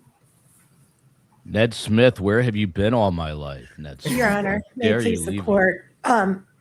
According to Mrs. Wright, this conversation took place in February of 2019. 3 years prior, more than 3 years prior to Mr. Richins' death. In the interim, in between 2019 and 2022, the Richins attended marriage counseling and worked on their marriage, and a bunch of water under the bridge. This, to allow a conversation on a vacation in a situation where two women are just chatting about the condition of their marriage, 3 years, there's certainly no allegation here that Kouri Richins was planning to murder her husband 3 years in advance. Outrageously prejudicial due to the temporal distance in the statement that is being made. No relevance because it's 3 years prior. Why isn't it relevant to show that Ms. Richins was aware of the outcome financially that would flow to her from a divorce based on Judge is good. She's aware of that when she signs the prenuptial agreement. They've entered the agreement that she signed. this is, well, I mean, I think you've answered my question. It is relevant to show she's aware of it. No, sir. The conversation in 2019 certainly isn't relevant. They have introduced a prenuptial agreement that she signed. It's clear that she knew. That's your honor, not sir. Not clear because it doesn't, I have no evidence that she read it. I don't have any evidence that she understood it. Here, I have a witness saying she understood it, was aware of it, was fearful of it, was taking steps to mitigate. Okay. If that's going to come in over my objection, certainly respect your ruling. We've made our record, but I would ask that all the rest of that conversation be stricken as too far away, about being trapped in her marriage, about being unhappy. Everything about that is utterly irrelevant and outrageously prejudicial. And we would ask that it be stricken and only be allowed to say that she discussed her prenuptial agreement and that's it. And we also would like a continuing objection to any questions of this witness about any conversation in 2019. We respect your ruling on that. Okay, so defendant's objection to this series of questions of Ms. Wright is overruled. The testimony that was put on the record through the voir dire requested by defendant is relevant because it shows defendant's genuine subjective awareness of what she believed were the financial consequences that would flow to her if she and her husband divorced. It provides additional probative value because it shows that she was concerned about having less money than her husband if they divorced by virtue of the prenuptial agreement. She was taking steps to mitigate that potential financial effects. She was concerned about how her children might associate more with her husband by virtue of the lifestyle that he would be able to maintain in a post-divorce financial environment. That is all probative to the issues in this case, and it is not substantially outweighed by the danger of unfair prejudice. Your Honor, can I also get a ruling just to avoid having to take another break when the jury comes back? Obviously, I have a right to go into her credibility and bias at this point, no matter what's being asked on direct, correct? That's a very broad statement. You can certainly go into potential sources of bias. Thank you. That's all I need. Okay. She's going to say this witness is Eric's friend. Let's take a 10-minute break. We'll come back at 10 of 12. Thank you. No one is allowed to speak to Ms. Wright during this break. Please give her some space. Thank you. Court's in recess. All right.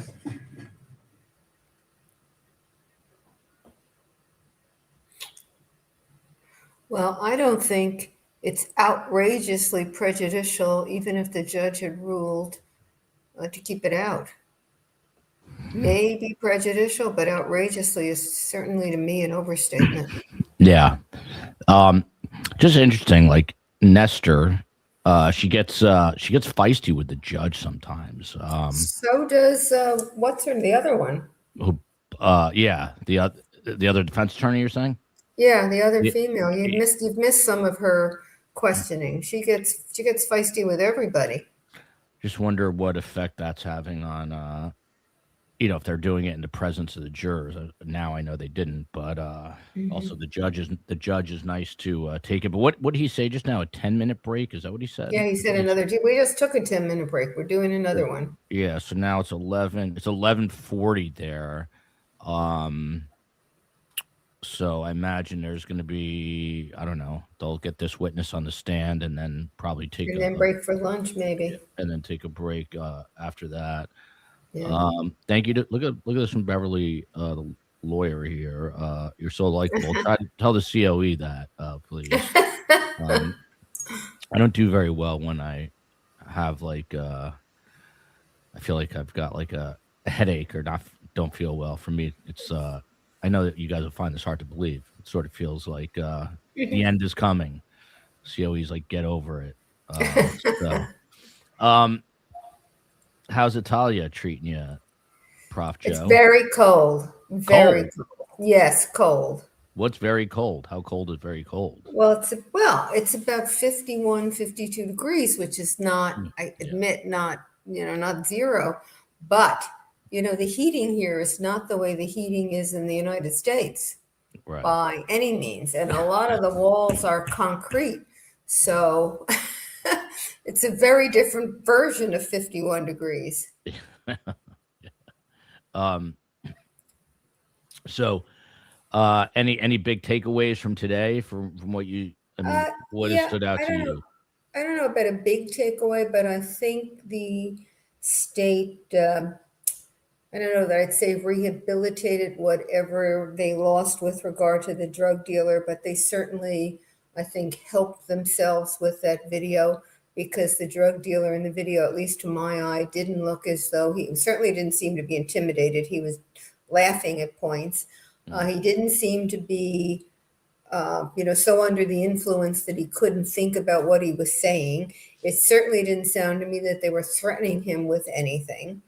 And he confirmed that he was asked for blues, and they talked about fentanyl, and he never said, well, gee, I've never dealt fentanyl in my life. So I think it helped. Although I still think with that drug dealer, the jury may decide they're not convinced one way or the other about him, and they're going to look for other evidence to show that it was fentanyl and that Kouri had it. I don't think he's hurt the state. I think that video may have helped a little. But otherwise, I don't know that there were any big moments. They had the ME testify. Yeah. And he testified that Kouri had called him to find out about a supplemental medical report and to find out what it meant. And it was interesting, I think, that she was so interested in what it said. But I did think that there was one statement that she made, because they played that recording that when she phoned, and he asked her if she knew if Eric used drugs, and she emphatically said no. And I think that contradicts some of what the defense was going to say about, he was making her, carry his drugs back from Mexico, I think it was, and other comments, texts and emails that she's used at least since the murder. So, Yeah. and it was an emphatic no. It wasn't a sort of mousy no. It was an emphatic no. Someone wants to know your take on what just transpired. Before we get there, someone just called it the man flu, and then you've got Folsom here.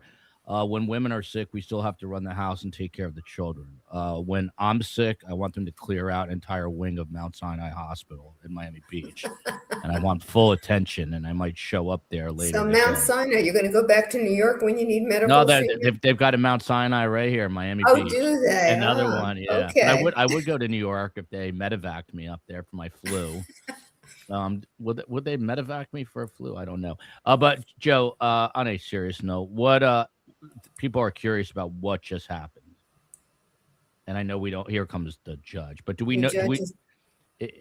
I mean, in a nutshell, Kathy Nestor is trying to argue on some level maybe the period of time that has transpired in this. Yeah, what she said, the witness is going to testify to a conversation that happened 3 years before the murder. And what she said was it has no relevance because first of all, it's remote 3 years prior. And in the interview, they went to counseling. They were working on their marriage. So it is really not particularly probative of Kouri's mental state at the time of the murder. And you heard what the judge said. It's relevant because it shows she knew about the prenuptial. It shows that she believed the prenuptial was not going to be very favorable to her, that Eric was going to be in a better financial situation, that the kids might prefer to be with him because he was going to be so much better off. But the defense didn't want it in because, it's certainly, and the defense said outrageously prejudicial. Because it certainly shows that Kouri was, at least at that point in time, unhappy in the marriage and thinking about what she needed to do to make herself financially stable, and divorce wasn't the way to do it. And Joe, I'm a little slow on the uptake, especially right now, but and primetime KCL, who might as well be a lawyer because she knows so much, but just explain why this would never be hearsay in this particular case. Because it's Kouri Richins' statement, and it's an admission against interest, and that's of a party, and that's never hearsay. Okay, interesting. Here we go. Shout out to JD Desert Dweller for this. Yes, sir. Ms. Shervanek. Yes, Your Honor. Okay. And by the way, Ned Smith is an OG of STS Nation and who went MIA. It's not allowed, but she's back, so I'm happy to see it. Yeah, thank you. Joe, real quick question here. If the judge warns the defense attorneys about their behavior and Kouri is convicted, does that become an issue on appeal potentially? You know, it's theoretically an issue. If he does it in front of the jury, they can claim that juries really rely on judges and that it will have biased them. They can make the claim that it shows that he was prejudiced against the defense. But unless he says something really outrageous, I don't think so. Particularly if what he's going after is things that they shouldn't be doing. Yeah. Then he's got every right and he's got an obligation to tell them, cut it out. And this witness, again, is a childhood friend of Eric Richins and Eric's sister, I believe, Katie. I didn't catch her name. I know the mods, I'm sure, did. If someone wants to just... Yeah, her name is, I wrote it down. Let me go back. Commissioner Burnett, please proceed. So, Ms. Wright, before we took our break, I had asked you about a conversation you had with Kouri Richins. Allison, the right. vacation you took. When did that vacation take place? February of 2019. And what was that conversation? Describe for the jury what happened during that conversation. Kouri and I were finally in a position where our husbands were no longer with us. We were just discussing life. We both have kids, our marriages, and Kouri opened up and shared that things were difficult at home. A word I remember is that she felt trapped. At this time, I learned that their marriage had a prenuptial agreement, and she explained that she felt like she was frustrated in the relationship, but also it would be difficult to leave.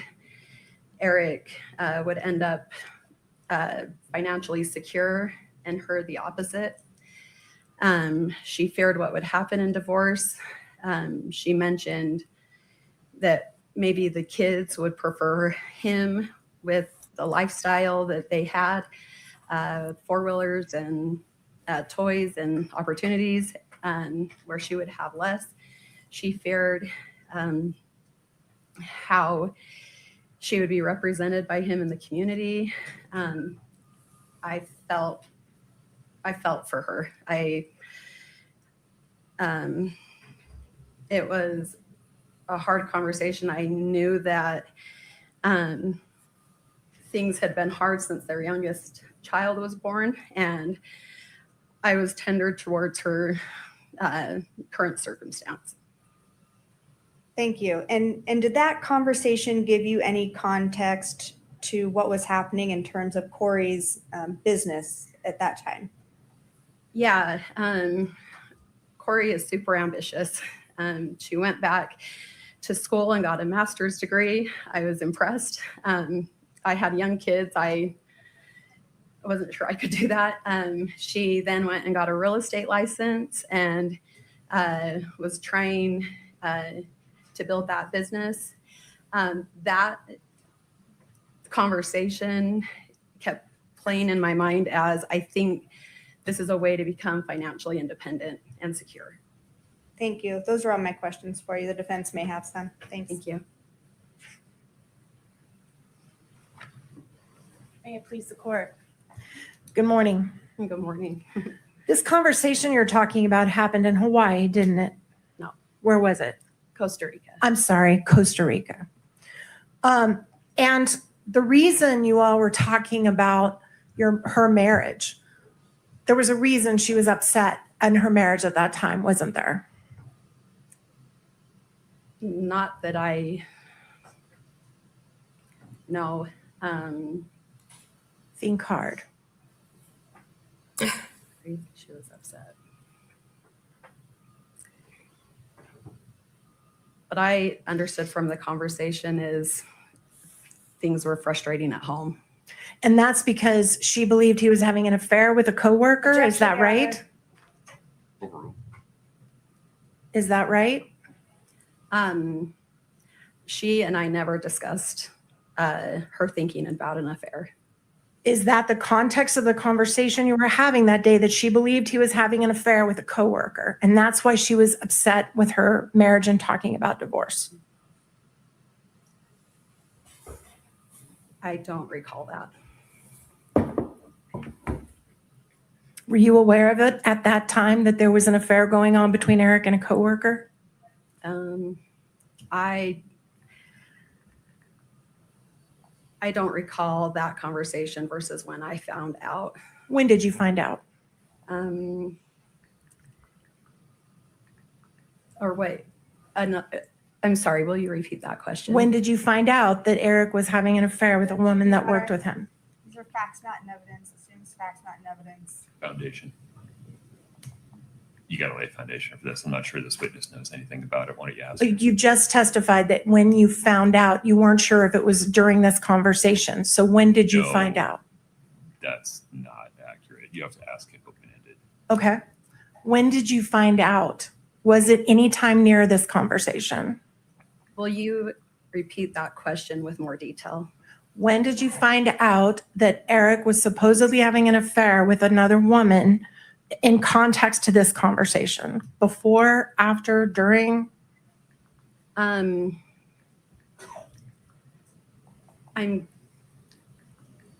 having a difficult time understanding because help me understand affair.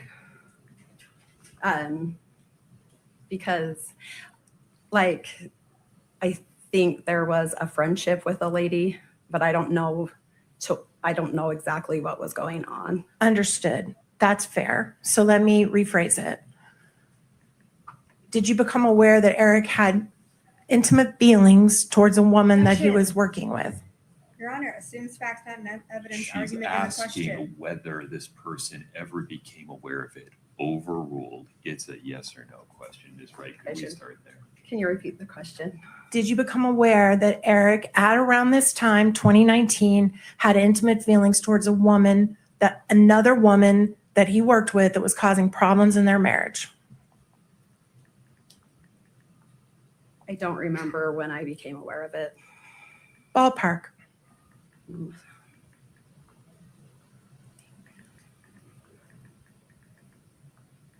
I'm sorry.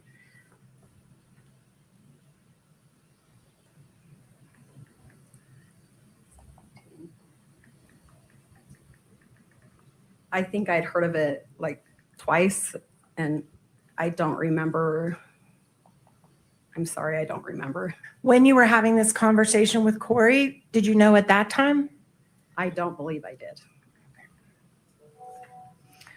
All right, these vacations, you had vacations with Eric and Kouri on more than one occasion, didn't you guys? Yes. And then at some point, those totally stopped, didn't they? Yes. And what happened that made you guys stop going on vacations together? COVID was the next year. Besides COVID. Our family life was busy. In fact, didn't Cody and Eric have a big falling out? Your husband is Cody Wright, correct? My husband is Cody. And how does Cody Wright know Eric? We were friends in high school. They went on to work together, broke off and started a business together, and maintained their friendship. So they were business partners. Correct. And they both owned C&E stonemasonry together, right? Correct. And at some point, your families quit hanging out. Personally. We continue to go to birthday parties and like that kind of an event. No longer vacations. I think we had a vacation planned in 2020 that got canceled due to COVID is the one that I recall. In fact, didn't Eric and Cody have a falling out over Cody calling the police on Eric? Cody didn't call the police on Eric. Did Cody provide testimony against Eric with relation to an investigation against Eric for Objection, violating Your Honor. hunting laws? Lack of foundation. Well, this is a different question. Ask her if she's aware. Are you aware that Cody provided information to law enforcement against Eric for a violation of hunting laws? Yes. Okay. And Eric and him, as I would say, fell out over that. I don't know another word. Had a disagreement about that. Yes, temporarily. And you guys never vacationed together again after that, did you? No. This comment is exactly what I was thinking. Now, you said that you did the payroll and the bookkeeping at C&E, is that right? We have a payroll service company. Oh, sorry, sure. Okay, but you do the bookkeeping. Yes, So you know how much money is coming into that company, right? correct. And you know how much money is going out, right? Yes. And do you and your husband have joint, do you share your marital money, or does he keep his business money separate? We share our marital money. Pause for 1 second, Ms. Nestor. Go ahead, Ms. Sherman. Outside the scope, correct? Sustained. All right. Setting aside your personal financial affairs, you're very aware of C&E's financial affairs, correct? Because you do the bookkeeping. Correct. All right. And Objection, your notice is still outside the scope. no, it's not. Yeah, please approach. I'm not sure where you're headed here.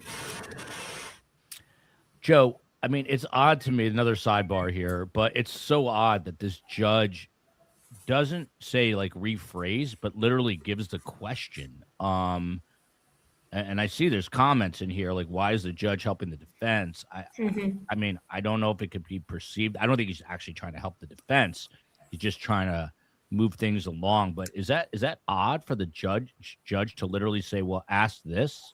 Yeah, it's unusual. It's not unheard of. And he's doing it more than I think most judges would. You wouldn't expect Judge Everett to do it, for example. Right. I would never. But these lawyers are seemingly having a lot of trouble getting a question phrased correctly. Since Eric's death, you and your family have grown pretty close to the Richins family. Is that fair? Objection, Your Honor. Goes to bias. Goes to bias. Overruled. If you would please restate the question. Since Eric's death, you and Cody have become very close to the Richins family. Is that fair? I would say the relationship didn't change. So you were very close to them before. Yes. Right. And it's true that since Eric's death, your husband has even accompanied them to court hearings and sat beside them. Is that right? Yes. Have you? Yes. And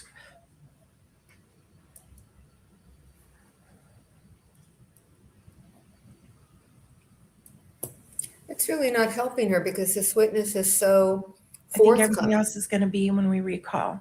Ma'am, we're going to recall you later. We would ask that you're not releasing your subpoena, and the judge will instruct you about that. That's all we have at this time, Your Honor. Yeah. Okay. That's Eric's Eric's sister. sister. Yeah. Yeah. Both Cross, Ms. Sherman. That's Katie, the one that It's also, it's interesting. Sorry, I didn't mean to cut you off there, Joe. But also, just her approach to questioning, even if she's No, Your Honor. raising a good Okay. point that's pro defense. Ms. Wright. I don't know those jurors are You're hearing. free to go today. You're still subject to the subpoena that you were served with. You may be called back.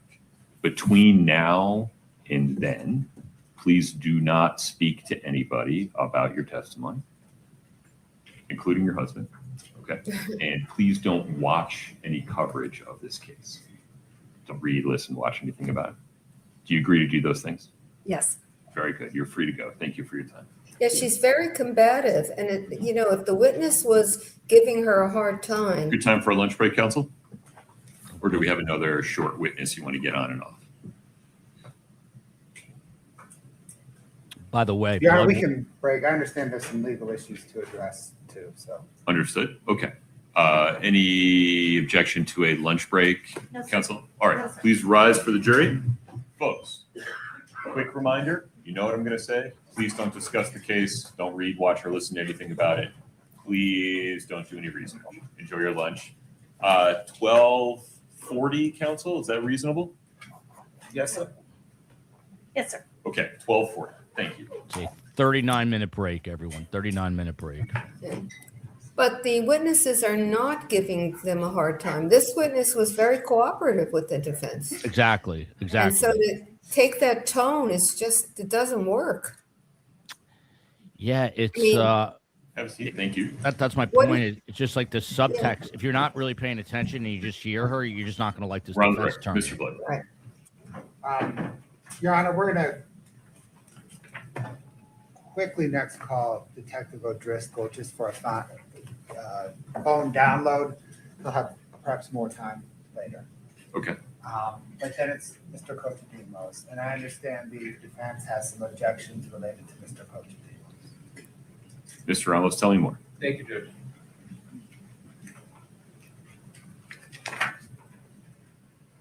figured we'd do this just outside, that way we can speed things along. We've been provided with some exhibits that appear to rely, and correct me if I'm wrong, on some CDR data, call detail records, from Verizon and T-Mobile, I believe, and AT&T. Those items, we were not provided notice of their use under 901.11. And so we would just make an objection under that. Forgive me. They were provided some reasonable time after being received by the state. Yeah, no. The information was provided to us. We've had that for a while. Just notice of their use under that business record exception. Can you give me that citation one more time? Yeah. This seems curious to me. By the way, someone mentioned, does it look like Kouri has like a mouse on her forehead? I don't know, but it does look like she has a bump on her forehead. Something tells me In that. through.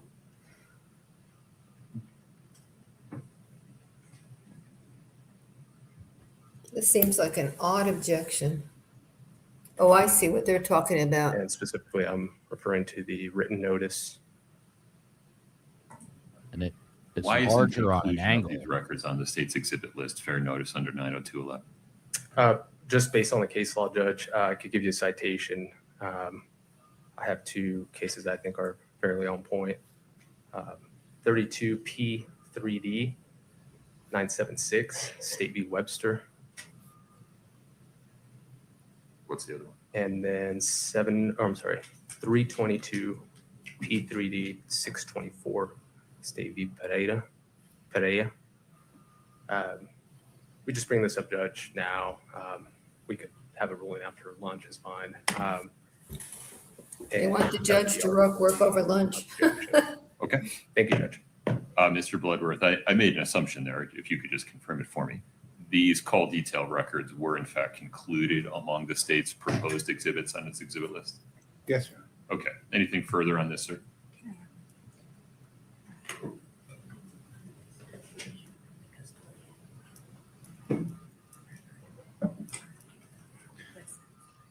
Yeah, right, Your Honor. Just to clarify that, they had been disclosed and the disclosure included the certification from the, whoever returned the subpoena. Right. The declaration. I understand your point to be slightly different than the self-authenticating piece. Got it. Correct. Okay. Pause there for a minute. I'll take a look at those two cases, Mr. Ramos. We can pick this up at 12:40. After Ms. Crosswite testified and after we took that break, one of the jurors passed out the following note. I'll read it. I don't think this is an issue, but just letting you know. Oh, boy. Quote, Judge, I have met witness Molly Crosswite professionally. She has done one transaction for a home where I work. Any concerns, Mr. Bloodworth? No, Your Honor. Well, it's better than sketching portraits of the jurors, which was the last note. Well, and he's letting them know. That's good. Yeah. Yeah. These defense lawyers have made some really curious objections to not being noticed about information or evidence that the state was going to use. Curious in that I don't think they have much merit to them. Yeah. And I don't know why they're doing it.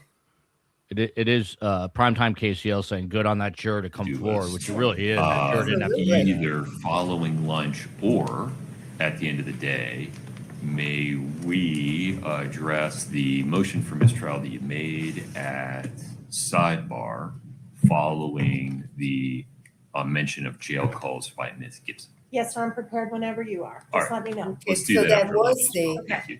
Okay. We will be in just- recess until 12:40. Thank you. Someone had said that the motion was decided by the judge, clearly didn't, but I guess the only guess I had about that motion was that it related to the witness when she was pressed saying, you mean the jail calls, as a reason for that mistrial motion.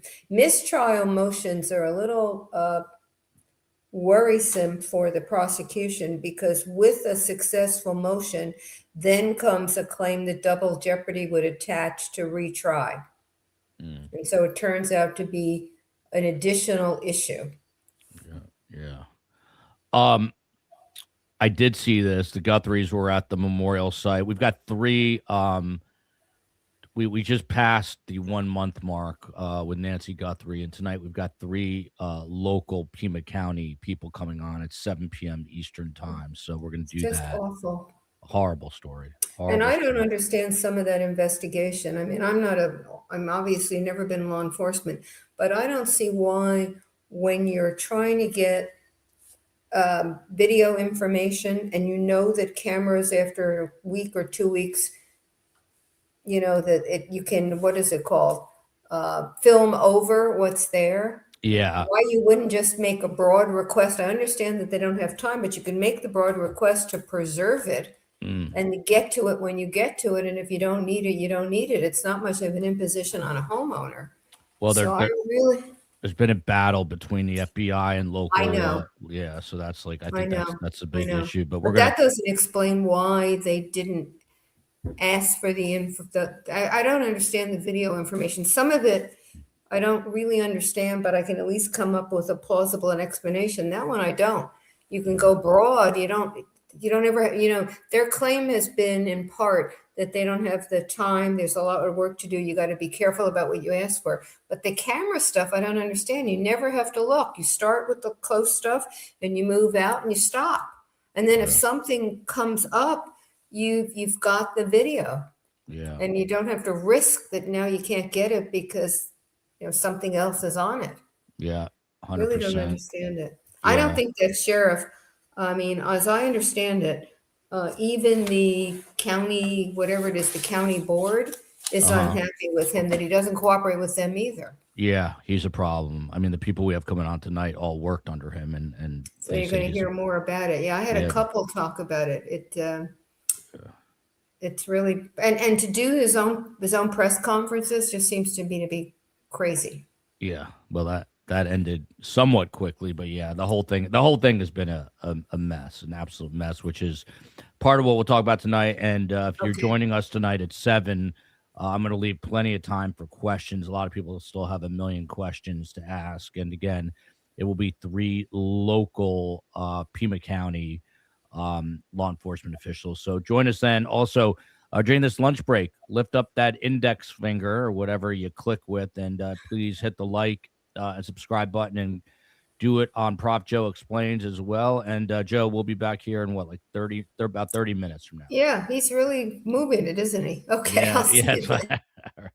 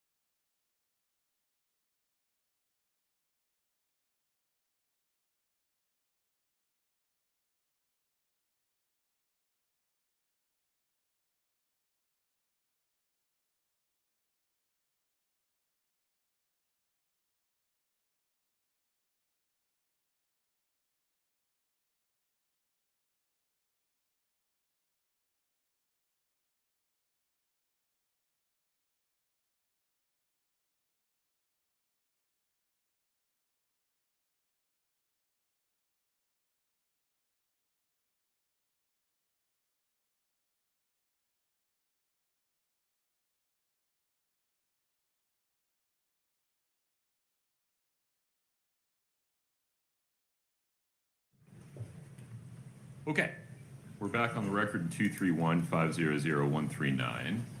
Mr. Ramos, may we talk about the defendant's objection regarding the call detail records that I understand Mr. Cotraimus is going to testify regarding? Is that correct, Mr. Vleber? Ms. Shervnek? That's my understanding. Cotraimus is the gentleman that they'll come in through. I'm not going to be seeking to admit the call detail records. I'm confused. I imagine they were used for some of their demonstrative exhibits. He relied on call detail records to create some of our exhibits. Got it. But Good enough. But I'm seeking to admit the visual representation of those call detail records that he helped create, he'll testify came from the call detail records, although the call detail records themselves, the state is not seeking to admit as an exhibit. Got it. Okay. I've looked at the Webster case. It certainly talks about notice with respect to Rule 807, which has a notice provision, and case law talking about how that notice provision works. The Webster case doesn't mention 902 at all. I'm not sure I was following your argument, Mr. Ramos.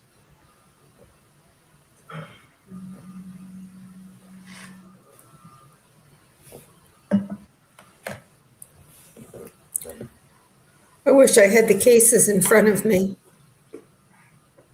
I hope they didn't rely on AI. Judge, the 902, 803 rules and those identified in the residual exception in Webster, they reference the same language, which is the notice language. That's what we were focusing on. I think Your Honor has enough to make a ruling. Okay. I understand your position. Got it. Yep. All right. So under Rule 902, subsection 11,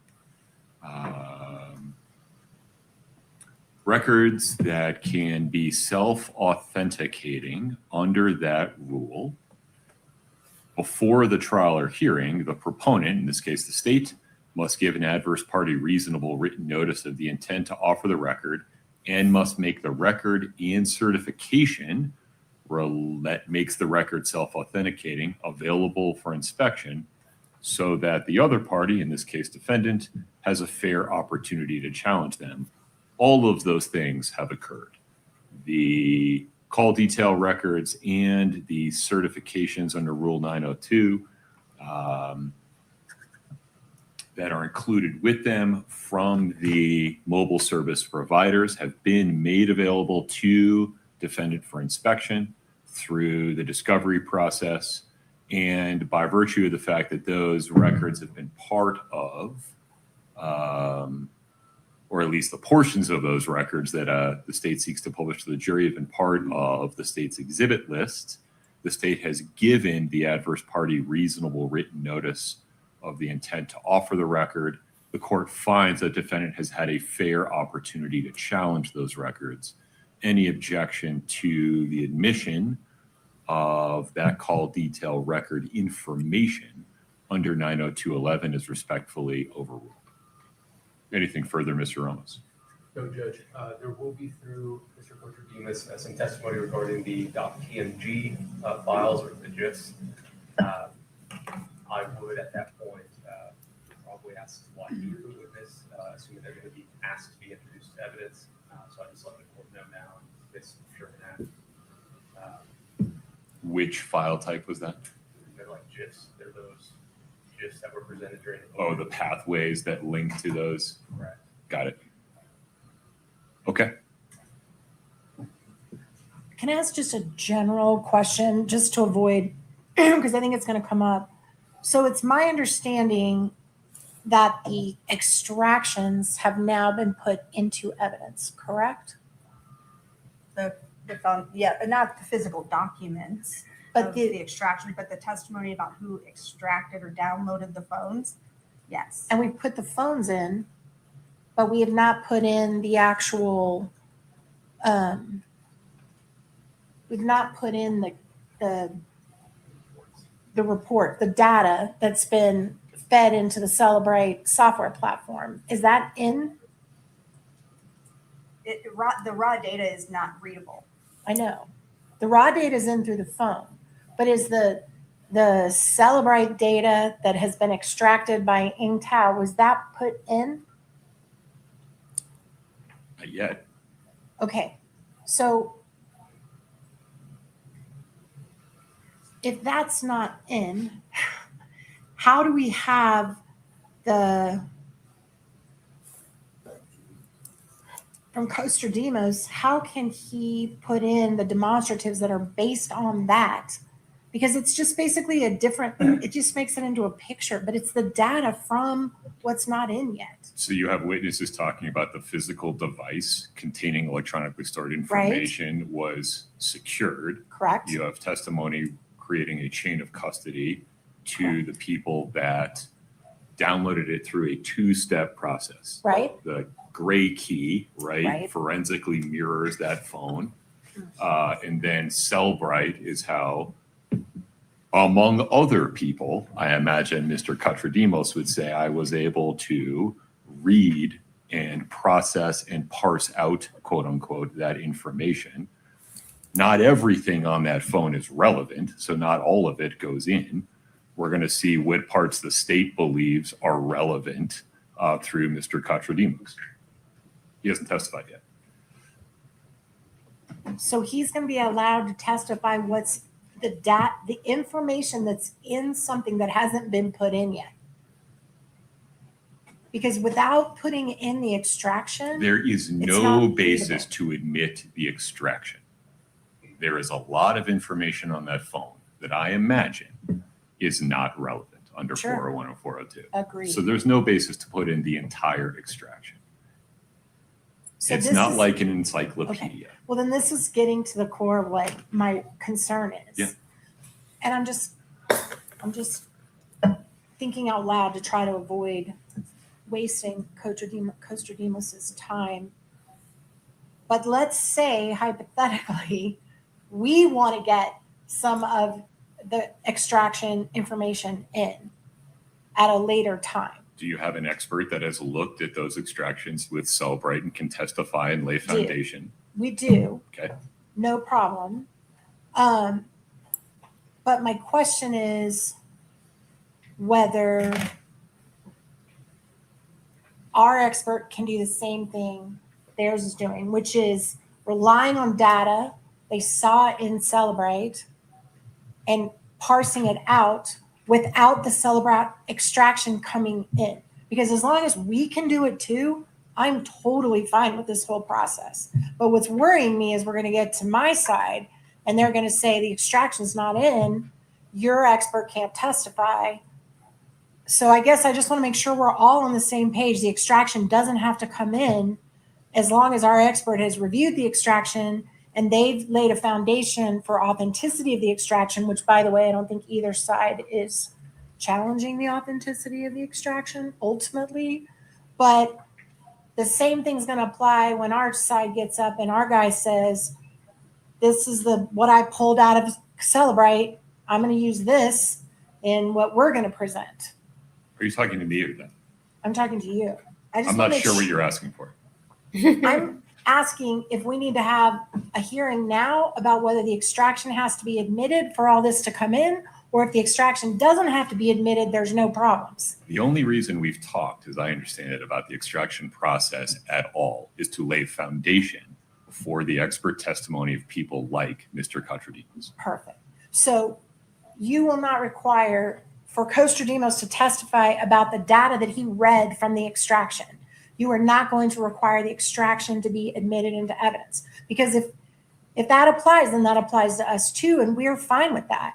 As long as your expert is an expert and doesn't say or do something else objectionable, I don't know who your expert is or what they're going to say. So I need to be a little bit circumspect here. But the fact that a copy of the extraction from Gray Key on a portable hard drive has not been admitted as an exhibit is not an impediment to this kind of expert testimony. That is exactly what I needed to know. Because if it is, well, we that's need to have it. a hearing on it. And if it's not, then there's no problem. But I just want to make super clear that we're all on the same page, that it doesn't have to come in for us to pull things out of it and admit it. Yeah, I think we need to keep in mind the life cycle of these things. There's information gathering, there's chain of custody and information preservation, and then there's what's admissible and how it comes in. Sure. The only reason it's just unique is because the phone itself, without the extraction, the hard data is not readable, as the witnesses have talked about. Right. I mean, like, if the juror was given what was extracted out of the phone, they couldn't do anything with it anyway. You and I agree. Okay, I just want to make sure that we don't Made do it that clear wrong. 5 times now. That the extraction, the hard drive extraction itself doesn't have to come in, and we can all pull pieces out of it that we want because the foundation's been laid. Yeah, I want to be careful. You're saying the extraction. There are several. There are. I'm familiar with the ones for which foundation has been laid so far. I don't know whether you're talking about some other devices regarding which foundation has not yet been laid. Eric, Kouri's phone. This is, again, I feel like you're talking to the state, not me. No. I think we're all in agreement that the extraction doesn't have to come in. As long as the extraction doesn't have to come in and we can use You pieces said of that it. 5 times. Totally fine. Provided sufficient foundation Sure, for the to show it's extraction has been laid. admissible. To show it's admissible under other grounds, 401, 403, hearsay. Authenticity, yeah. Well, authenticity is an issue, right? If you're talking about a device that we haven't talked about yet, you're going to have to lay some foundation. No. Assume for purposes of this conversation, it's only devices that have been admitted. So For the purposes of this conversation and putting aside other 702 related objections that the state may make when your expert witness is testifying, what's good for the goose is good for the gander with respect to the extractions. Perfect. Perfect. That's all I needed. Thank you very much for taking the time. I do think that's really complicated and strange because of the way that the extraction is different than the actual guts of the phone, which is unreadable. So that's why I just wanted to clarify that. So thank you very much. Okay. I forgot how that began. Oh, the juror issue. We got to talk about the juror issue. We can switch to that. Anything else regarding Mr. Cotraimus before he takes his stand? Ms. Sherbanek? I thought we were doing the motion. Mr. Ramos? Okay. The juror note. Go ahead, Ms. Lewis. Your Honor, we do have some concerns about the note that came out from the juror. First off, I believe that had we had this information during jury selection, this juror would have been weeded out in the process because they had a business transaction with the witness. So now we have someone on the jury who I believe, based on our parameters, wouldn't have even made it to the final pool. So that's concerning. The other concern is we don't know anything about the interaction with Ms. Crosswite, positive, negative. I did have to push back a little. That concerns me a little bit that, if he thinks very highly of her, that could be some bias that I did have to get up and push back. And our position would be out of an abundance of caution, we dismiss that particular juror. Are you prepared to address this now, Mr. Bloodworth, or do you need some time to think about it?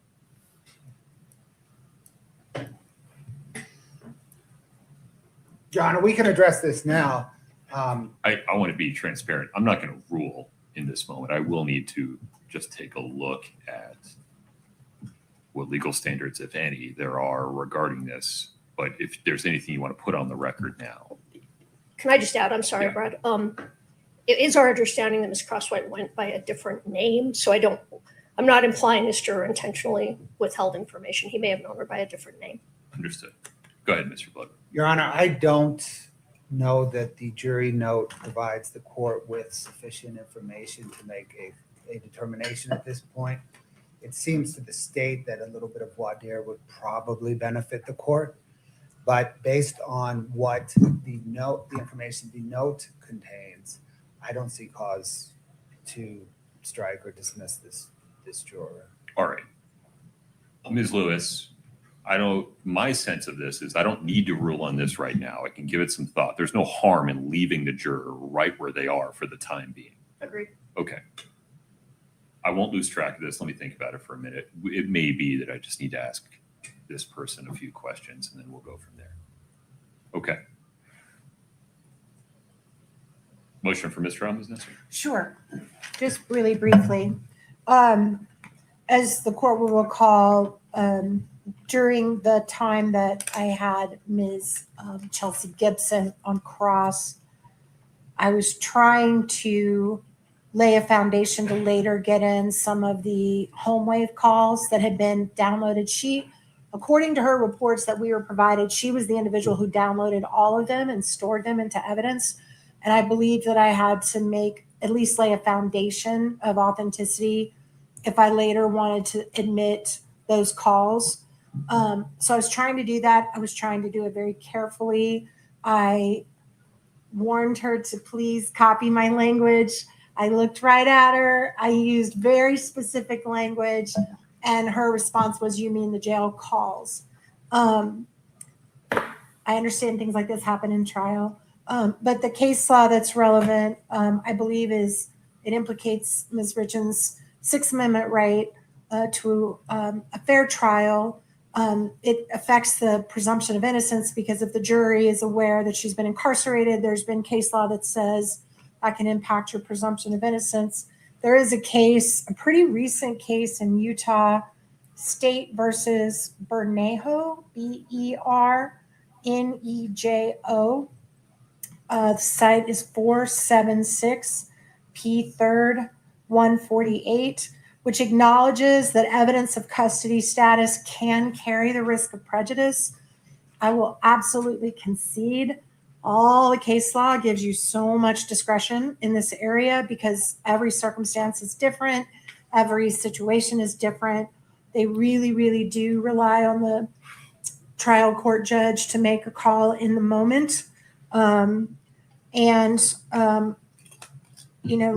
we have this situation through no fault of mine where the jury now knows that at least for some period of time, my client was in jail and communicating with family. And she did use the phrase calls with an S to indicate there were multiple calls, although she didn't say how many or for how long. And I concede that.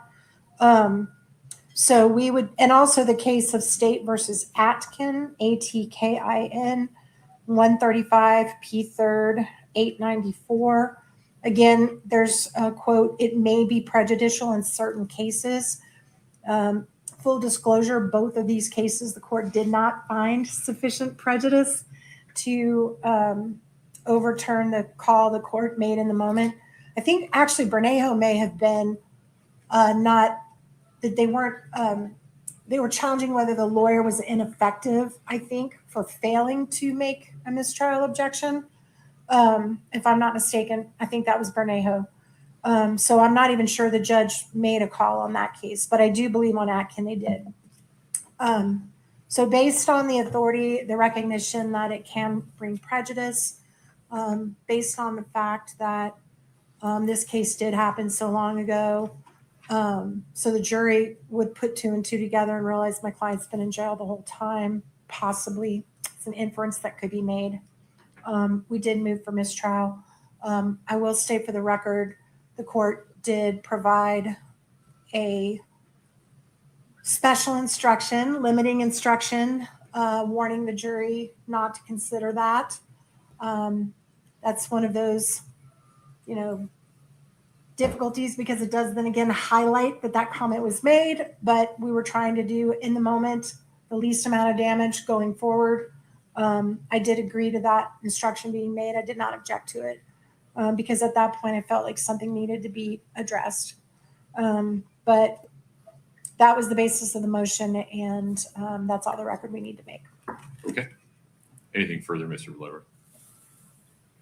I think I have this firmly in hand.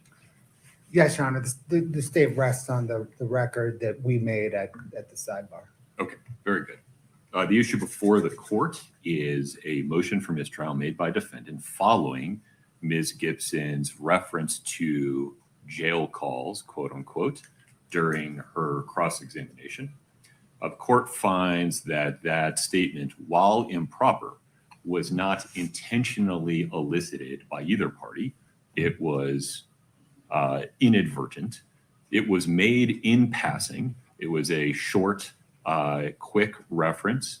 It is relatively innocuous in light of both the volume of testimony that the jury will hear in this case over the course of 5 weeks it is relatively innocuous in light of the fact that this is a homicide trial. And so it would not come as a surprise to jurors that the defendant in a homicide trial may have been in custody at some point in the case. And moreover, the court gave a curative instruction that specifically instructed the jury not to consider that comment and not to speculate about whether defendant was or is in custody at any time in this case. Based upon those findings, the court finds that a mistrial is not required. Defendant's motion is respectfully denied. He respectfully denies motions. It's cute. No, Your Honor. Ms. Nestor. No, Your Honor. Okay. Nice try. about that. Ms. Shervinack, anything else before we invite the jury in? No, Judge. Ms. Lewis? Ms. Nestor? Okay. We're ready for the jury. He makes good findings. For the appellate record, he does a really good job. There was a question from someone about Nealon 3. How can there be bias with regard to the name of the witness that the juror ultimately said he or she knew when it was reported immediately? The issue is not whether anybody did something intentionally or malevolently. The bias is the fact that the juror knows the witness. If there's bias, it's the fact of it, not that the juror had no way of alerting the court earlier if the witness's name wasn't provided to the juror.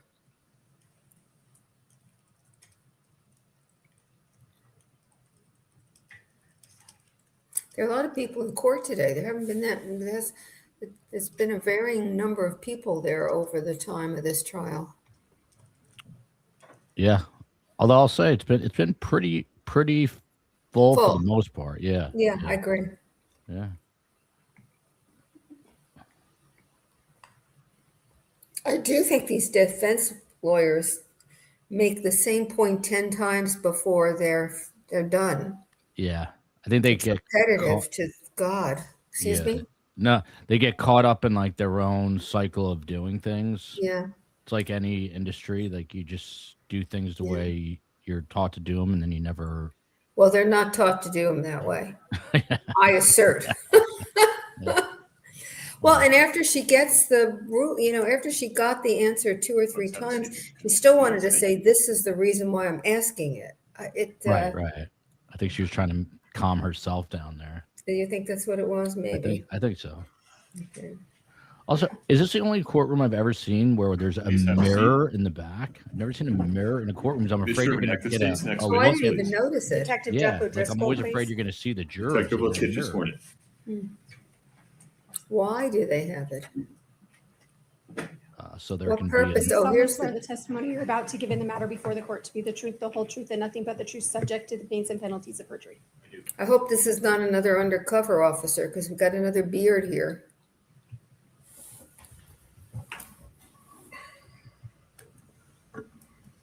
You could state your name and spell your last name, please. Detective Jeff O'Driscoll, O''DRISCOLL, Where do you work?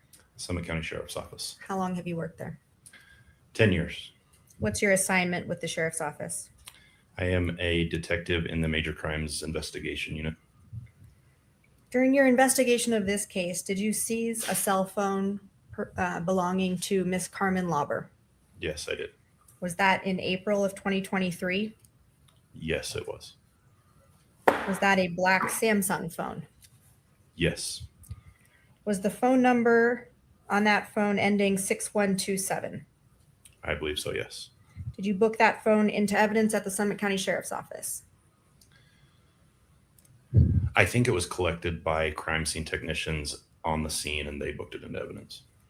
Did you later retrieve that phone from evidence and with the help of Miss Chelsea Gibson, download that phone? Yes. Was that done using the Celebrate software? Yes, it was. Those are all my questions for you. I mean, It's extraordinary to me. All they have them do is foundation and then they're done. Just to make very clear, good afternoon, sir. Good afternoon, Ms. You are the O'Driscoll, that's the chief investigator in this case, right? Yes, ma'am. Okay, that's all I have for now, Your Honor. Thank you. May this witness step down, Ms. Chevron? For now, please. Yeah, okay, very good. The state's next witness, please. Chris Cotraimus.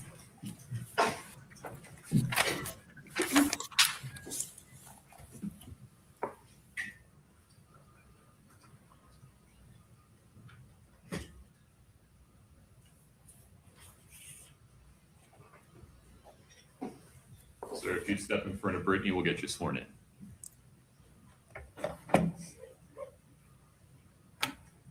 Please retrain. Do you solemnly swear the testimony you're about to give in the matter before the court to be the truth, the whole truth, and nothing but the truth, subject to the pains and penalties of perjury? Right. Thank you. Have a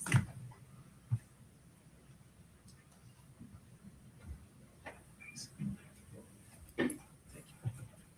Please proceed. Sir, if you could state your name and spell your last name, please. Sure, it's Chris Kotraimus, Kotrodimos. Let's go through your employment background. Where are you currently working? I currently own my own business. I own a company called M20 Solutions. What's that company? We do investigations, training, and consulting for prosecutors, defense teams, and law enforcement. Is part of that business focused on digital forensics? Yes. Prior to that, where did you work? I worked in law enforcement. I started my career in North Carolina with the Raleigh Police Department. I worked there until 2003. I took a position with the Salt Lake City Police Department, where I worked there until 2017. My last 5 years at Salt Lake City were spent in the homicide unit.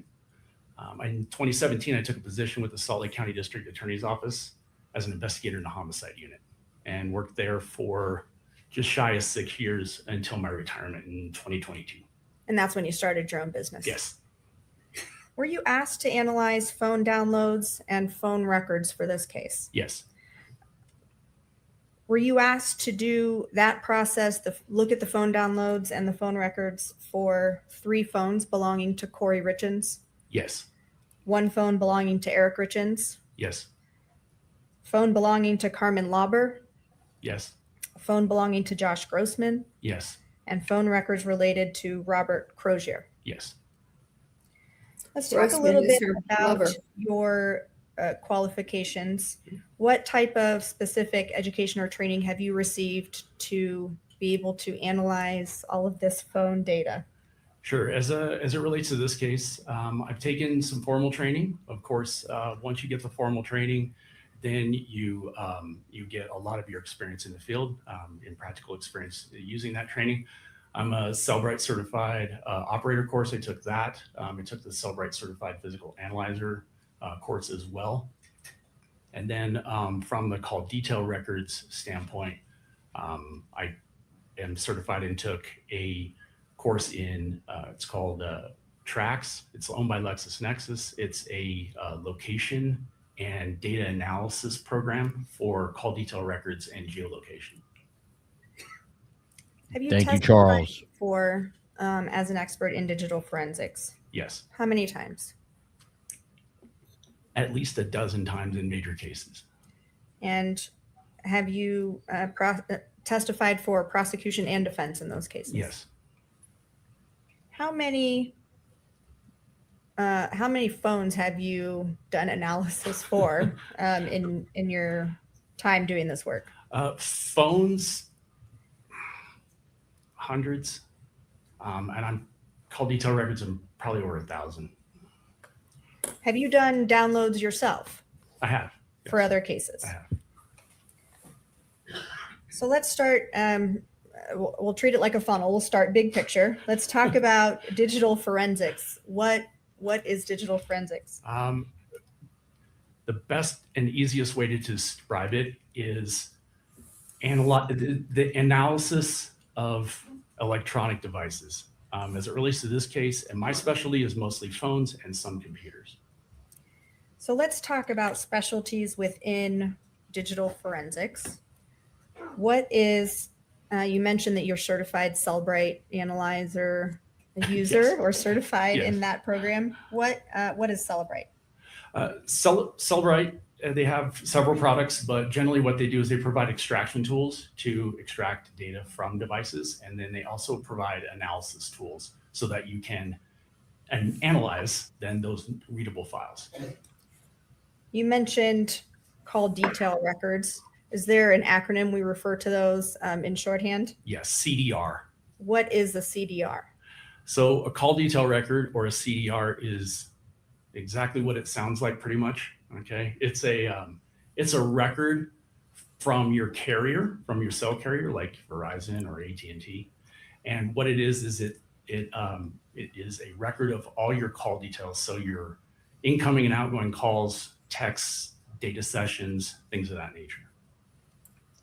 You mentioned location analysis. How do you perform something like location analysis using cell phone data or CDR data? Yeah, so you can map both, but prevalence is call detail records. So law enforcement can obtain call detail records that include location data with them. And location data is essentially the carrier reports and maintains a record during their normal course of business, which towers you're using, where that tower is located, and what antenna or sector of the tower that you're utilizing for that communication. When you're analyzing phone data, what are the two main sources of that information? Oh, so like for phone data, like in general? Yeah, when you analyzed phones for this case, what were the two main sources of the data? So the phones themselves, which is the content of the device, and then the call detail records, which are the communication records associated with those devices. So when we're talking about call detail records, I think most people understand the phone contents that comes from the actual device, correct? Correct. And the call detail records, you said they were stored by the carrier, is that correct? Correct. And the call detail records, would those be located on anyone's device, or are those solely maintained by AT&T, Verizon, T-Mobile? Yeah, the records themselves are maintained by the carrier. And what is contained in a call detail record? There's a lot of information in there. There is typically a timestamp, so there's a date and a time that the communication occurred, amongst whom the communication took place, or between which carrier or which numbers the communication took place. So, which phone numbers, whether it's incoming or outgoing, the duration if it's a phone call, and then of course the tower information, the tower location information. Would a CDR record contain, for example, it would say a text is incoming or outgoing. Would any of the content of those messages be in the call detail record? No, not in a call detail record. How do you start or how do you analyze the contents of a phone? What do you use to do that? So in this case, I used Cellbrite Physical Analyzer. And how do you use Cellbrite Physical Analyzer? What does that provide you to allow you to analyze the contents? So Cellbrite Physical Analyzer is a software package, and what it does is it allows you to analyze readable files from the extraction. So the phone is downloaded, a readable file is created, you load that readable file into Analyzer, and then you can analyze those results. How often is, are there other programs besides Cellbrite that can perform that function? Yes. Is Cellbrite the most commonly used one? Yes. Why is that? It's very popular because it's got a very user-friendly interface. It's widely known. It's widely regarded. Analysts and people that do extractions and downloads and have learned that they can rely on the results of those. They're pretty good, and so it's commonplace in this industry, particularly in law enforcement. So now you testified that you've done downloads yourself of some phones. Yes. Can the person doing the download, extracting that raw data from a phone, can they change the contents of the phone when downloading it? No. Can they manipulate it in any way when it's going from the raw data into the Cellbrite reader format? No, I don't know of a way to do that. Why might a cell phone be downloaded or extracted more than once? Usually it's different products are being applied to the phone. There are software updates, but more importantly, there's different products that might be available to obtain more data versus the other, particularly. When you receive the download report from the phone in the readable format, what is contained in that report? In the report is going to be all the system files. So there's going to be, most importantly, is the calls, texts, the web history. There can be biometrics. There can be like activity, movement of the device, biometric information, web searches. There's pretty much everything that is contained in a phone that a user might utilize or it would be available in that download. Can a download report show if there have been things deleted off of the phone? Yes. How does it show that? Yeah. In Physical Analyzer, if the extraction software recovers something from a database that has been set for destruct or for deletion, it can find that and then repopulate it into the phone as to where actually into the report for where it belongs. And when it does that, in the program, it signifies that with like a small red X in a column next to it to let you know that it had been previously deleted from the device as an active user or by the active, the active file. But the software has been able to go in, find it in the database and repopulate it. So if a user deletes an item, it might still be stored on the phone that can be pulled by that report. Correct. They may not be able to see it and think it's gone, but it may still be within a database that can be retrieved and repopulated. Now, is that possible for all items that a user deletes? No. Why not? Some of those deletions are system files, and so they're maintained in the background. The average user would not or probably be able to delete system files. They're just, they literally run the phone. So if I'm a common user of a phone and I delete a photo, how long would it be in the background of that phone and able to be downloaded by this report before it's gone forever? Right. Well, it kind of varies, and it varies by, there's a lot of variation there. But typically, when an item like an image is deleted, the image itself, that process, the original, like if it was sent to you or whatever, you deleted it, it would be gone from your view in the phone, but it would be in a deletion file.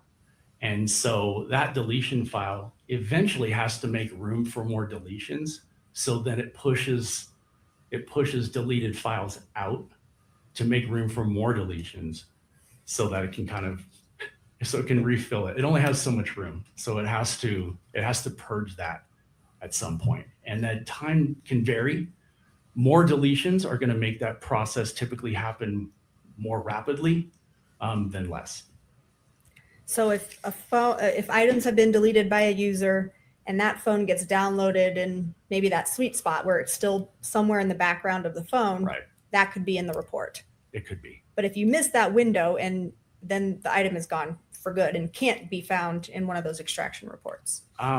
Pretty much. Once it's deleted from the system file, it's a process called a vacuum. Once it's vacuumed out and those files are reduced, it's essentially, you're probably not going to find it. Now, if a user deletes a text from a phone, from their own phone, does that affect how the text message would show up on the receiving end? No.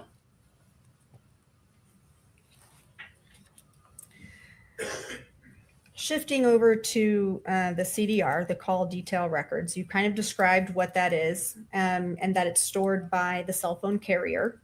How long is that data stored by the different major cell phone carriers? Right, they're all different, so they maintain their records for varying amounts of time. Verizon typically will keep call detail records for 18 months to 24 months, but they will only keep the associated location data for about a year. Whereas AT&T and T-Mobile will keep that information for a much longer time. Now, because this data is maintained or kept by, AT&T or Verizon, can a user access that information? No, those are business records maintained by the carrier. Okay, I feel like we have a good groundwork now, and I want to turn your attention to what you did, what you did in this case. Okay. When were you brought on to work on this case? I came on in May of 2023. And in general, what were you asked to do for your part in this case?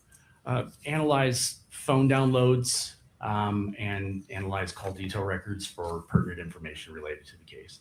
And so you analyzed phone downloads for this case, and you talked about the process for doing that.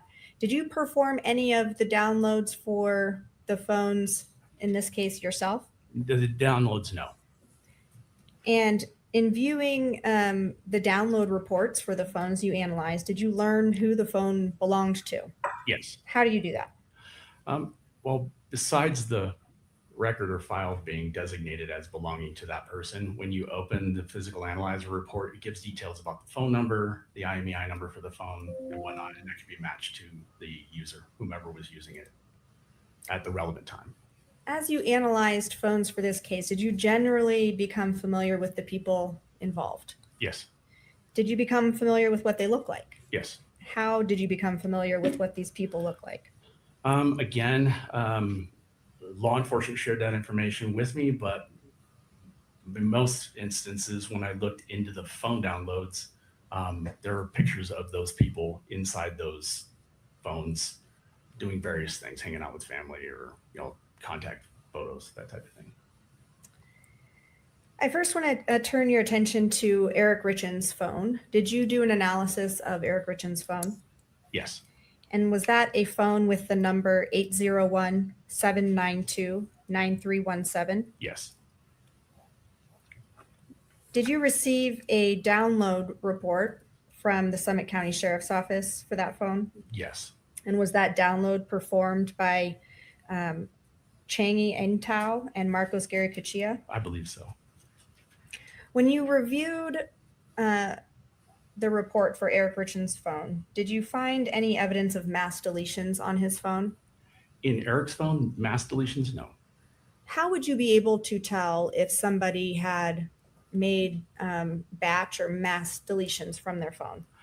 Usually, if it's not evident in the actual phone download, whereas you can actually see the software has reported that those items were found as deleted and recovered. Outside of that, you would compare it to other types of evidence, such as like the call detail records.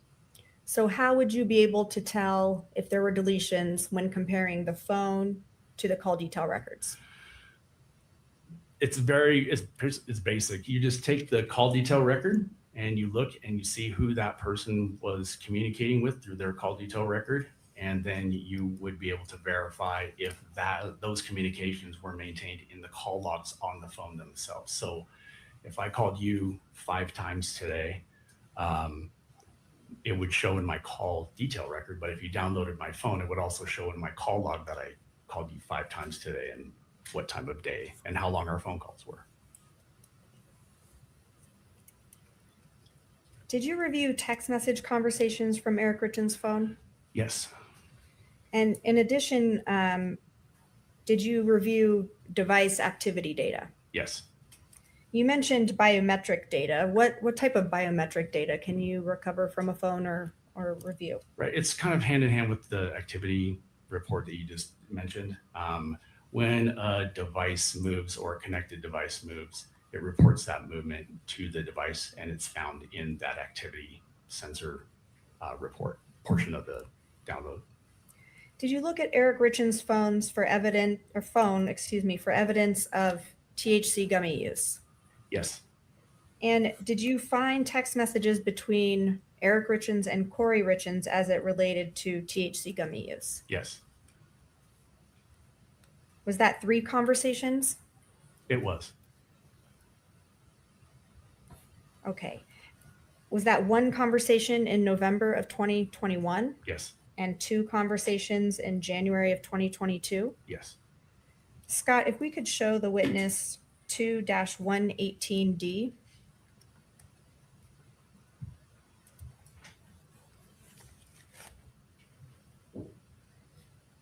Is it on your screen? It's not. I got Okay. a desktop. You bear law show. Oh, my apologies. That's okay. 1 second. Counsel.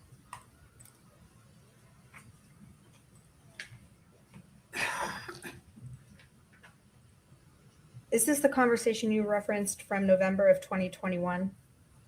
You may need Scott to zoom in. It's pretty small. Oh, It is. I'm wearing my. there we go. Yeah, there. Yeah, better. Thanks, Scott. Yes, this is a November of 2021 conversation. And that's between Kouri Richins and Eric Richins. Yes. Scott, if you could show the witness 2-119D, please.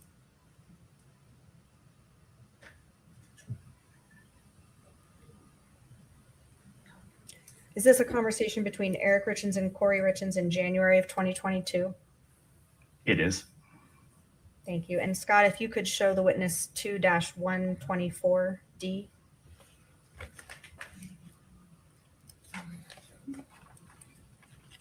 And is this another conversation from January of 2022 from Eric Richins to Kouri Richins? It is.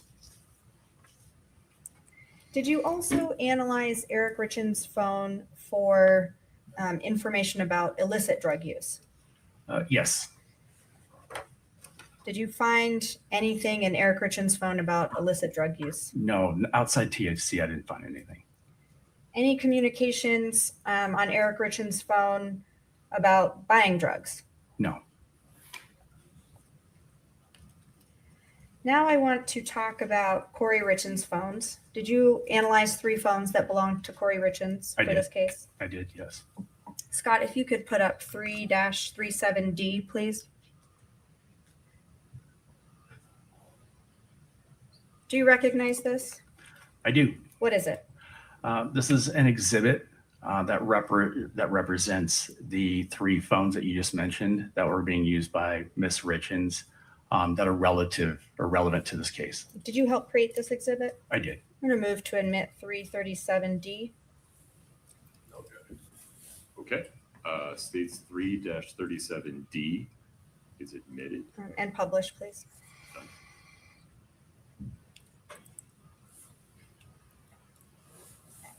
I have pink pointer, but I'm going to try to use it. I think Josh Grossman is her lover.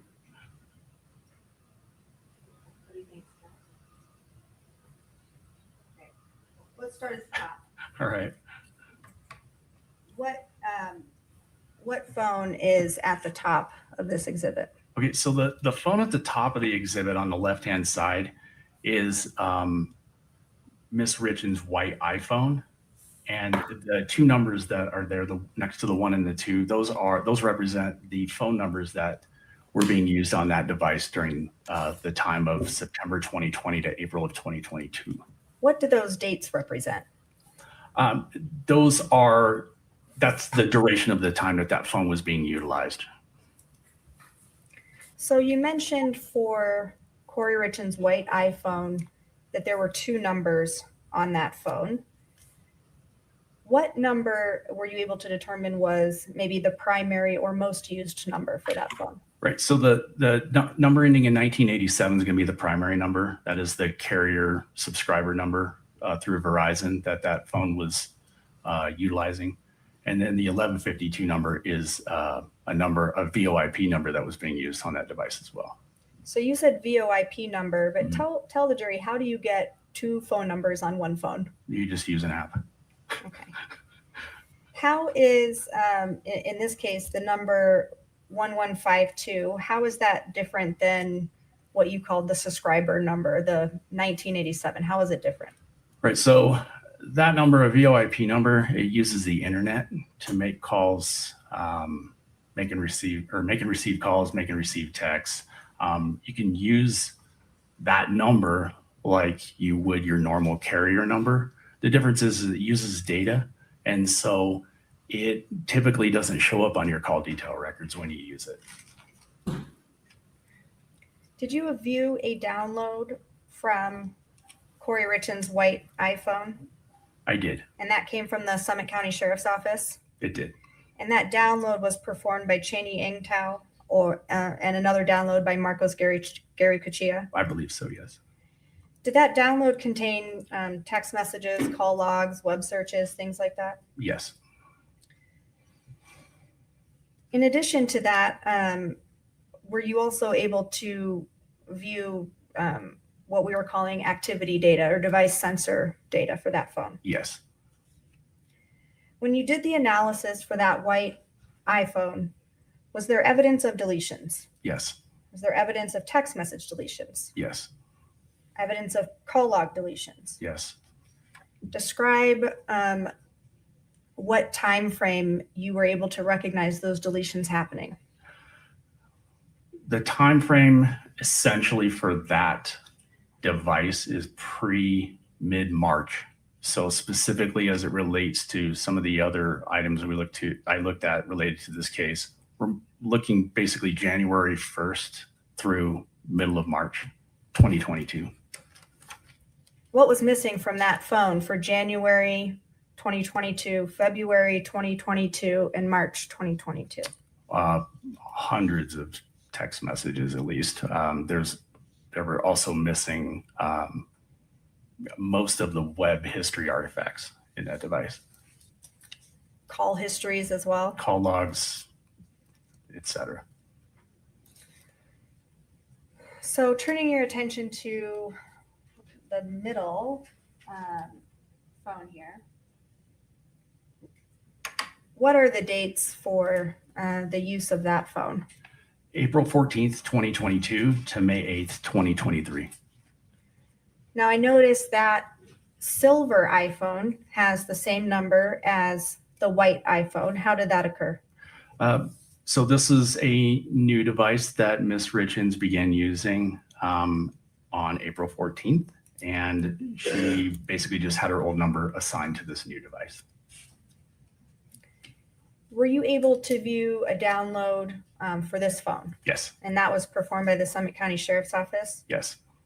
Now, comparing Kouri's silver iPhone that she began using in April of 2022 compared to the prior phone, the one that she was using leading up to that point, were there patterns of deletions in this phone similar to the white iPhone? There were some deletions noted, but not in the same manner as the previous phone. No. What do you mean not in the same manner? Meaning there were not big chunks of hundreds of texts missing from the device that I noted, compared to the new phone did not have that type of deletion in it. So now let's talk about the third phone on this exhibit. It says Kouri Richins' blue iPhone. Did you also view an extraction for this phone? I did. Or I guess extraction and download. I'm using them Download. interchangeably. Is that So okay? do I. That's fine. They're the same thing. Yeah. And that download came from the Summit County Sheriff's Office? Yes.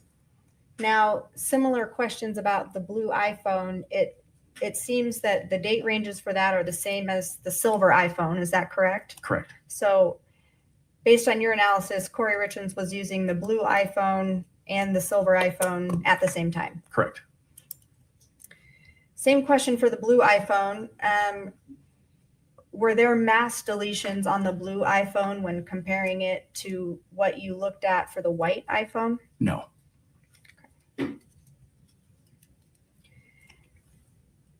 Now, you did an analysis of a phone belonging to Carmen Lauber. Is that correct? Correct. And that's the phone with the number ending 6127. Yes, Did you analyze CDR data for Carmen Lauber's phone? I did. And did you view an extraction or a download for that phone? Yes, And that came from the Summit County Sheriff's Office. yes. On Carmen Lauber's phone, were you able to tell if there were deletions on that phone? Yes. What were you able to note about items being deleted? Essentially in the same manner as with Miss Richins' original phone. When comparing Miss Lauber's call detail records, there were hundreds of texts and dozens of calls contained in those call detail records for that period of time, but they were no longer contained inside the device. Like there was pretty much all of those gone. Did you also look at call detail records for Robert Crozier's phone? Yes. And was that for a phone with a number ending 0540? Yes. All right, turning your attention to Robert Josh Grossman. Did you analyze a download for a phone belonging to that person? Yes. And that download was given to you by the Summit County Sheriff's Office. Yes. One download that was performed by Marcos Garicachia. Is Yes. that correct? Yes. And that phone had two different numbers associated with it, 1260 and then 0904. Correct.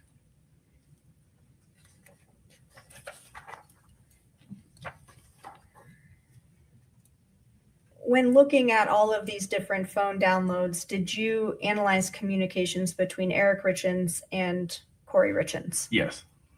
Scott, if you could show Mr. Cotraimus Exhibit 2-3D, please. Just zoom in a little bit so he can recognize it. Is this a message between Kouri Richins and Eric Richins from December of 2020? Yes, it is. Scott, if you could show the witness Exhibit 2-5D.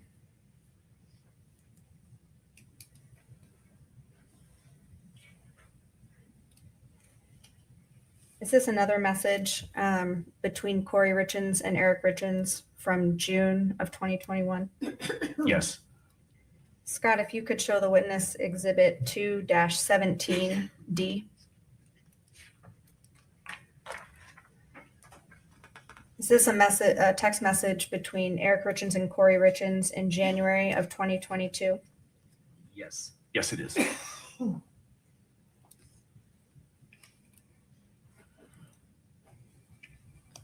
Okay, before we jump into communications between some of these other parties, I want to see if you have analyzed these messages as well. Scott, if you could show the witness Exhibit 2-121.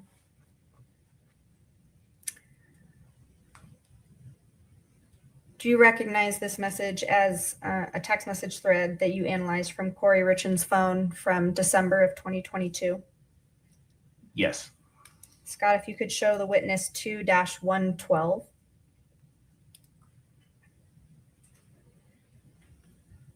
Similar question. Do you recognize this as a text message from Kouri Richins' phone that you analyzed from February of 2023?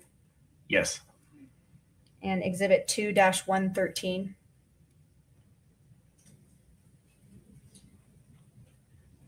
Do you recognize this message as a text thread with Kouri Richins from March of 2023? Yes. And Scott, 2-14, please.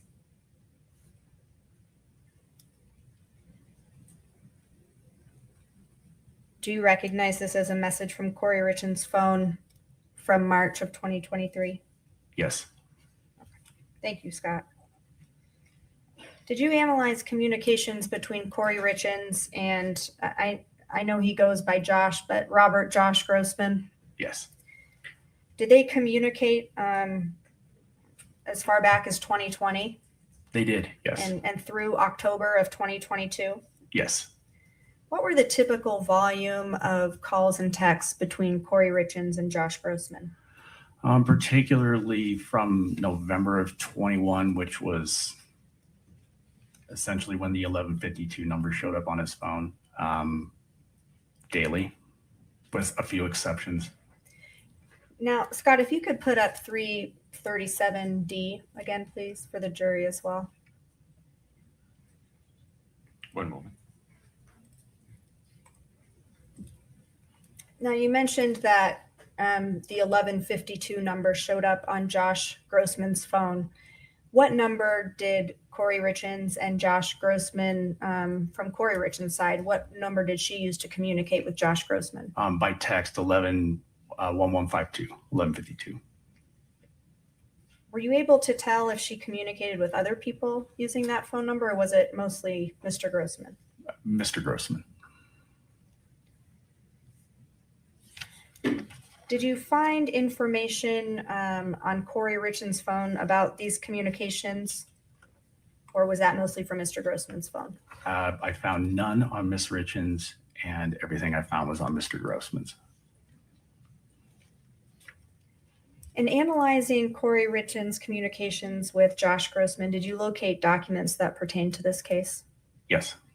Scott, if you could show the witness Exhibit 3-1.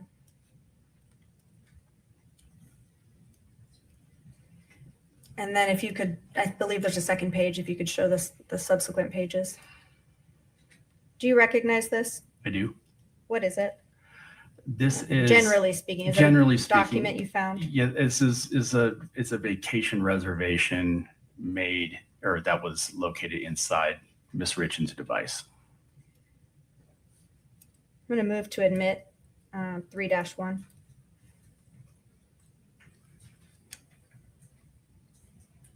Can you zoom out for a second, Scott? Go back to page 1 for me. It's a 2-page document, is that right? I don't know if there's a third page. There's a third page that's the fourth. Okay. 4 pages. Mr. Roman.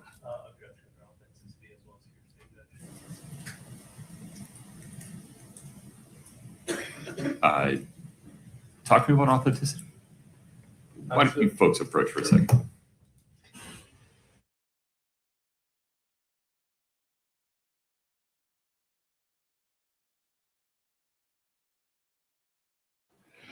Joe Patuto. Oh, I think you're muted, Joe. Thought it was me. I said yes. What's happening here with this sidebar? I have no idea what they're discussing now. They're just doing these phone records. And Yeah. I didn't hear anything in particular. This witness, if you're just joining, is former North Carolina. I think was it Raleigh PD, somewhere in North Carolina, and then went to Salt Raleigh. Lake, and he did homicide for 5 years in Salt Lake City. And now has his own consulting firm, and part of what he does is digital forensics. So, but I mean, he's making it very clear that the text messages were deleted and all sorts of things that sound like. And what they have is from Grossman's phone, not from hers, and the dates are at least suspicious. I think it's helpful information for the state, clearly. It's not a smoking gun, as it were, but it's pretty incriminating inferentially. Yeah. Let's see here. Just a reminder again for everyone watching, we're obviously doing the trial. We'll be doing it all this week. Tonight at 7, I will be doing a show on Nancy Guthrie, Savannah Guthrie, and her siblings. At least her sister was with her. I'm not sure about her brother, but her sister. They went to visit the home today. It was pretty emotional, and there's some no earth-shattering developments, but new things to discuss. And we've got an all Pima County, aka Tucson, Arizona panel tonight, so that should be pretty interesting. Joe, I don't know, do you have anything on Prop Joe Explains? It's already late there in Italy as we speak. It is late. It's 10 to 10. Oh, well, it's late. Good thing you're a night owl, Joe Patuto. I am. That's right. Yeah, there you go. But I have early morning classes, which is a little different from my normal night owling. Sally Jane Carroll, Joel, do you ever rest? It's funny. I feel like I never do enough. If you guys were wondering what I was doing, and I will try not to go on a tirade about it. I have a couple different doctor's appointments. I like to go to the doctor once a year for a checkup. I like to find out why my knee is destroyed. So I'm making an appointment with an orthopedist. And then every 5 seconds, I'm getting a call back about my insurer or my insurer plan. I've literally been on the phone this entire time, just talking to offices and insurance plans. And the latest news, if you're all particularly interested in this, is that now my orthopedist doesn't take my insurance. So now after all that, I have to now call again. And with that, I would like to say, screw you, America, and you better figure out the healthcare system here. Can't we all just have one card and one plan somehow, Joe Patuto? Why is healthcare so hard, Joe Patuto? Why is it hard? Yes, like why? In Italy, I bet if you think you tore your meniscus, you just go to the doctor. I bet. But here, Yeah, but you don't get to you don't get to choose your doctor, and you may not be able to get in right away. I don't need to choose my doctor. I would like to get in. Canada, how do you guys do it, Canada? I'm just so sick of living in quote unquote the best country on planet Earth, but you have to go through 10 million hours of calls and callbacks, and then they're like, leave us a review. My neck is great. Thank you for asking, Joe Patuto. Someone just checked in from Italy, by the way. I see Palermo, Sicily. I was in Sicily last February. Yeah. Very nice. People are chiming in. I don't know. This sidebar's going a long time, and I can't imagine what they're talking about. Yeah. What do you think of this guy Bloodworth, the prosecutor? He kind of cracks me up. He half of him seems like he's like totally disinterested, doesn't really want to be there, and half of him is like engaged. I can't quite figure him out, actually. But a lot of people in the chat don't like him. I like him. he seems a little. I think he's very thorough. Yeah. And he gets out what he needs to get out. I think he's got a sense of humor that shows up once in a while. If I were he, I would object a little more, and I'd stop the defense lawyers from interjecting comments. But he's organized. He knows what he wants to do. He's got the videos ready. I think he's doing a great job. Not to harp on health insurance, but if I flew up to Toronto and just happened to stay at somebody's house, can I just go to the doctor with you? Is that possible? Maybe it'd be worth it for me just to Air Canada it up to Toronto instead of. Well, I prefer to be able to pick my doctor, pick my specialist, and pick my hospital. Let's see. You can see that document, right? I love it, Joe Patuto. I love it. Would you lay the probably also have phenomenal health insurance from being Certainly. a professor for all those years. Mr. Cotraimus, Whereas analyzing Kouri Richins. I don't know what I have. And documents that were pertinent to this case. Yes. And you located those on Kouri Richins' device. Yes. And looking at Exhibit 3-1 in front of you, is this one of those documents that you located on her phone? Yes. Move to admit 3-1. Mr. Ellis, any other objection? Oh, so the record is clear. The objection asserted at sidebar is overruled. Yes. Scott, you got to go back to page 1. 3-1, a 4-page document is admitted. Do you want to publish? Yes, please. Well, Joe, I'm getting a comment over here that you'd have to wait. Wait times are long.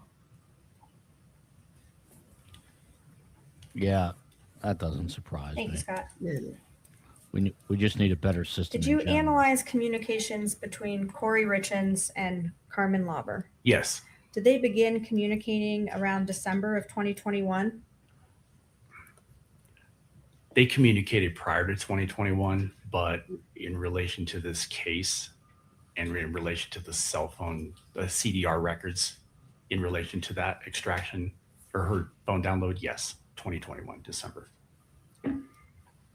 From January of 2022 to, say, March 15th of 2022, what was the volume or approximate volume of text messages between Kouri Richins and Carmen Lauber for that 3-month period? Between the two of them, about 800 Wow. text messages. Doing some quick math, that's about 11 per day. Yes, about 10 or 11 a day on average. The lawyer who can do math. So from March 16th, 2022 to the end of that year. So March, April, May, June, July, August, September, October, November, December. Approximately how many text messages between Kouri Richins and Carmen Lauber for that 9-month time frame? About 600, 650. Okay, we're going to do some quick math. Is that about 3 per day? It's about 3 per day. Now, to be clear, I'm not asking you if they communicated 3 times a day, right? Just doing the average, that's about what it would come out to. Right. It's about a 70% decrease if my math is right. Where does that data come from? The call detail records between Kouri Richins and Carmen Lauber. And because it's a call detail record, we don't have the content of any of those messages. Correct. They've been deleted from Kouri Richins' phone. Yes. They've been deleted from Carmen Lauber's phone. Yes. We don't know what they said. Correct.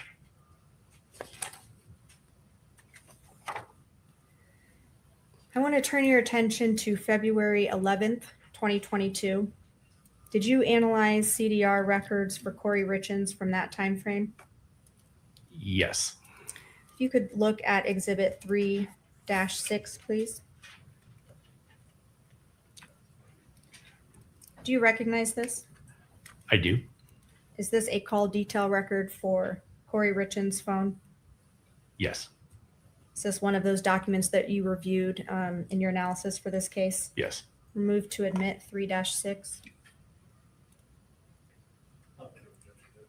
States 3-6 is admitted. If we could please publish that document. Okay, we've been talking about call detail records. Is this a call detail record? Yes, this is the billing version of it, but yes, this is a call detail record. Why does it say Eric Richins at the top? He's the subscriber, the Verizon subscriber, so it has his name on it. Now, when we're looking at the phone number at the top, this clicker is not liking me, but I wanted to point it out. It says 1987, and that's the number that belonged to Kouri Richins, correct? Yes. So when we're looking at each of these individual calls on this particular document, how do you know if it's an incoming or outgoing call? On destination, so there's, what is that, about 7 columns over where it says destination. There is it denotes that in there. And so it'll say incoming. If it's got a switch location on there, like Salt Lake, Utah, that typically is an outgoing. Does this call detail record show the duration of a call? It does. Where is that on the So document? just to the right where it was highlighted, where it says minutes, MIN, right? The abbreviation, that is the minute, or that is the amount per minute of the call. Or sorry, it's in seconds sometimes. So yeah. Is this duration in This is in minutes? Yes. I apologize. Did Kouri Richins make phone calls on February 11th, 2022 at 11:27, 12:36, and 12:39? Yes, I think it was 12:27, but yes. I might have said the wrong minute. It's okay. Yeah, Did you determine who these calls were made to? I did. How did you do that? I Googled the numbers. Okay. And who do those numbers come back to? Those are IRS numbers. So on those 3 occasions, Kouri Richins was calling the IRS. Correct. Still talking about, thank you, Scott, for that. Still talking about February 11th of 2022. Did you analyze communications or CDR records for Kouri Richins and Carmen Lauber from that day? Yes, And did they communicate that day? they did. And do you know that from the CDR data? Yes. For February 11th, 2022, do you have location data related to Carmen Lauber's cell tower use on that day? Yes, from her device. Yes. And did that come from the call detail records? Yes. Scott, if you could show the witness exhibit 3-8D, sorry, 38D. If you could zoom out just a little bit so that we can see the whole. We can, it's that screen. Oh, it's my screen. I see. Everyone else can see the whole thing. Okay. Do you recognize this? I do. Did you help create this? I did. And did you do that using the CDR data we've been talking about? Correct. I provided the call detail information to the graphic designer that created this exhibit. Does Exhibit 3-8D accurately depict the raw data that you analyzed? Yes. Move to admit 3-8D. States 3-8 Delta is admitted. If we could please publish. So what are we looking at here? Describe for the jury. And if it's easier for you to step down, you can. But what's at the top? You know what? Yeah, maybe I will step down actually. Because I have this clicker, but maybe it will Gotcha. work better. It's You can try to use this. It's just a little.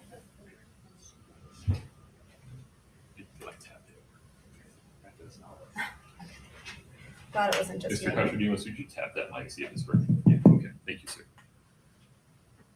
yeah. Okay. Okay, So go ahead and describe what we're looking at here. right. Well, what we're looking at is a representation of the call detail records that Ms. Shervinick mentioned. What you have on the right-hand side is going to be the text communications between Ms. Richins and Ms. Lauber for February 11th, 2022. There's just a photo so you know whose device we're referring to. A photo of Ms. Richins, a photo of Ms. Lauber. The blue bubble with the 3 dots indicates that this is a text message, and then the arrow is going to depict which direction that calls. So, for instance, the very first one at 3:22:44 is an outgoing message from Ms. Richins to Ms. Lauber at that time. And so these are on the right-hand side. These are going to come up so that you can see when the two communicated, the volume of the communication, and then also the direction. Okay. On the left-hand side is a representation of essentially the Davis County and Salt Lake County Valley areas, and you're going to see locations pop up on these on this map as we move through the record chronologically. What those, for instance, there you go. Thanks, Scott. So this is a tower location. It's pointing to the location of the tower. That's important, not the device, but the tower of that Miss Lauber device is utilizing at 4:11 p.m., for instance. Okay. Mr. Crozier's record was also populated into this as well. And at the same time, at 4:11 p.m., Mr. Crozier is pointing towards a tower location in the Davis County area. So you know which tower their devices are using. On the left-hand side, these are going to move. And what that depicts is the movement of the device as they reacquire different towers. Okay. And then on the right-hand side, as we go through the slides, it's going to start populating. So Scott, you can start populating. So at 4:11, this represents a phone or a communication between Ms. Lauber and Mr. Crozier, and this is their respective locations. You can see on the right-hand side through the 4 o'clock and the 5 o'clock hour, beginning in the 5 o'clock hour, Ms. Richins and Ms. Lauber continue to communicate via text. At 5:05, Ms. Lauber is still in the Heber Valley area. And that picture that you just saw was a photo from that time frame that was recovered from Ms. Lauber's cell phone device. All right, so you can see at 5:05, Ms. Lauber is now, her device is now hitting on a tower in the Provo Canyon area out near the reservoir. And Mr. Crozier's device is using a tower at 5:20 p.m. up in the Davis County area. And on the right-hand side, you're going to see Ms. Richins and Ms. Lauber continue to communicate with one another. And Ms. Lauber's device is traveling down Provo Canyon and into the Utah County area. That device is now heading into roughly the Utah County area. It's utilizing towers in those locations. And eventually it's going to move north. And you can see Mr. Crozier's device has now jumped significantly. I want to explain this to you, the jury, because this is important. Mr. Crozier's carrier is T-Mobile. Okay, so his carrier does not provide location data for these records for text. It's only calls. So the only time Mr. Crozier's location is going to appear the change is when his device is utilizing a tower for a call. Miss Lauber's was more detailed. This isn't all of every single pinpoint of every single tower, because every single text she made utilized the tower.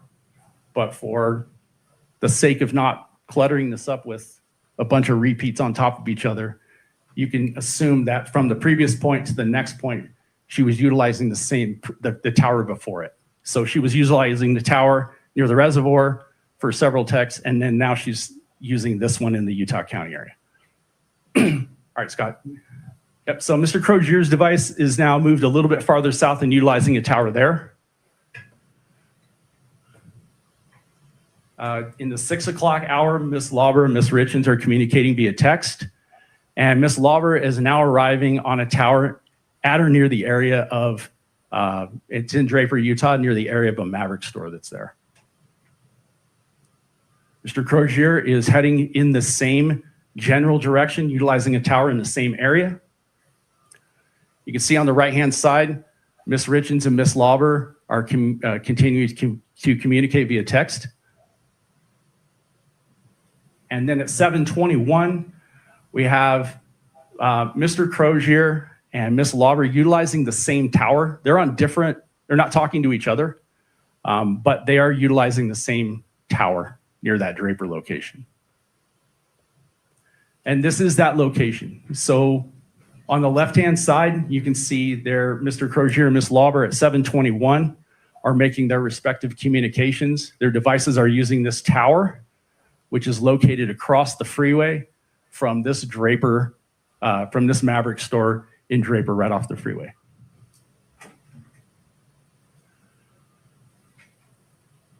Ms. Lauber and Ms. Richins continue to communicate into the 7 o'clock hour. This photo was recovered from Ms. Lauber's phone download, depicting her with another woman during this time. And there's another photo. And by 8:20, Ms. Lauber's device is now moving south and utilizing towers south of that Draper location. And by 8:47, Mr. Crozier has made or received a phone call, because we know that's the only records his denote towers, and he's moving back north towards the Davis County area. And then Ms. Lauber by 8:56 is utilizing a tower in the Heber Valley area. Ms. Lauber remains in the Heber Valley area, and then on the right-hand side, sorry, Scott, but you can go back one slide. Ms. Richins and Ms. Lauber continue to communicate into the 9 o'clock hour via text. So from 3:42 to 9:02, the defendant, Ms. Lauber, communicated 34 times via text. During the same time, Ms. Lauber and Mr. Crozier communicated 50 times via text and 6 times via voice call.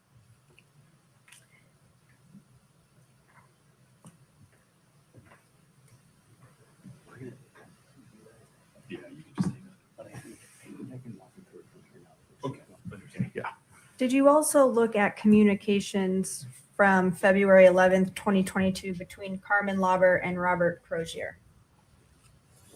Yes. Did they communicate on that day? Yes. And is that information from the call detail records? Yes.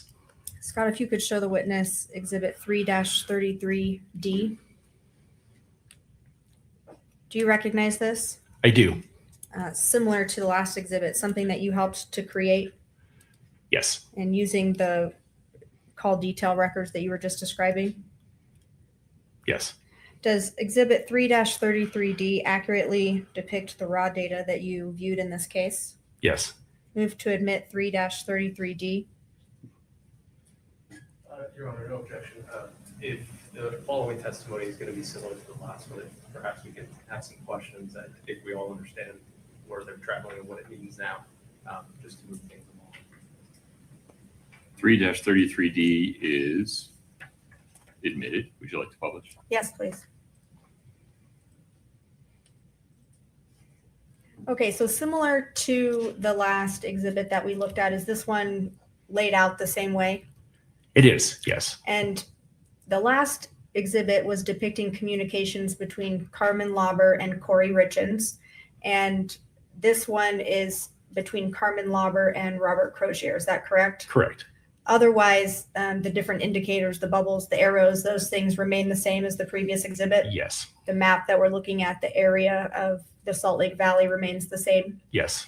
And then similarly, as we see the different pictures of the people moving, that is the cell phone towers that their device is utilizing at those different times. Correct. Scott, if we could move through this exhibit, and Mr. Cotraimus, if there's anything that you want to note regarding the communications between Robert Crozier and Carmen Lauber. Right. I think if we just, for the sake of time, like Mr. Ramos just said, we can just slowly click through those, Scott. And I can just describe to the jury what they're saying. It's the Miss Lauber and Mr. Crozier are communicating at 11 p.m., almost noon, and then into the 5 o'clock hour. And then again, you see Miss Lauber's device move out of the Heber Valley area into the Utah County area, where it will ultimately end up in the south end of the Salt Lake County area. And I believe utilize a tower at or near the Draper once again. And Mr. Crozier's device is moving south out of the Davis County area once more. They're located in at or near the exact same location for a period of time, and then they return. Mr. Crozier returns back to the Davis County area, and Miss Lauber returns back to the Heber Valley area. Yeah, there's another. That's that representation of that 721 phone call.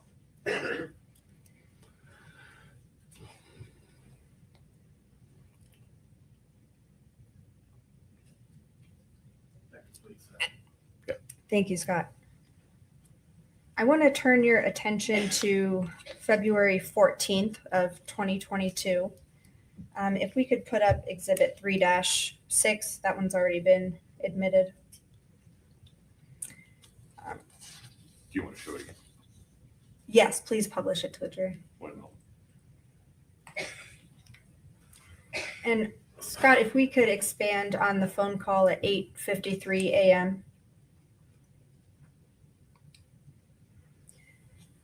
So from these records, did Kouri Richins make an outgoing phone call on February 14th at 8:53 a.m.?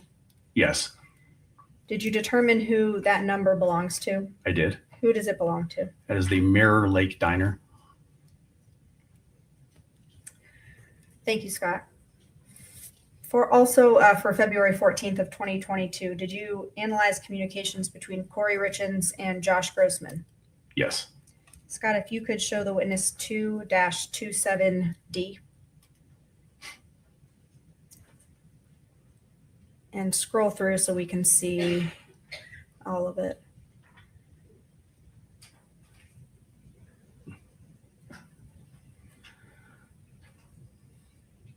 Do you recognize this? I do. Did you help to create this, or did you create this? I created this one. And does Exhibit 2-27D accurately depict the raw data that you analyzed for this case? Yes. I'll move to admit 2-27D. Sorry, Judge, I just can't see from over here. No objection, Judge, thank you. States 2-27D is admitted. If you could publish that, Scott.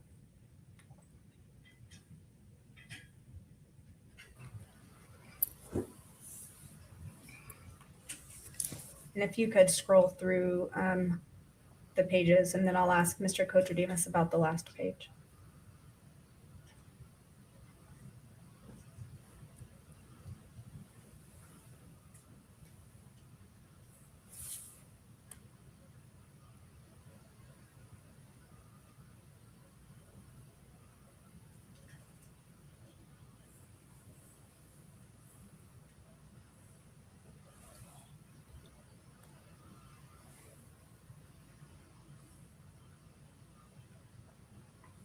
Can you read that?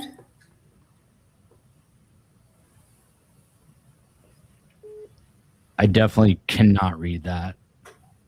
I saw an I love you, but that's it. No, I love you. Want to be one something. I love you again. I love you. It's sweet.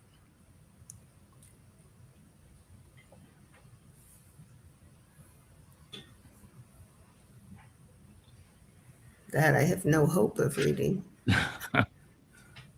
I've been wearing my glasses because I need a new prescription. I'll get around to that next year. I was writing this on the way to Salt Lake. I know you feel the My heart is need to spiraling. apologize. I don't know what it means, but I like to see you on phone calls. I like to watch you something.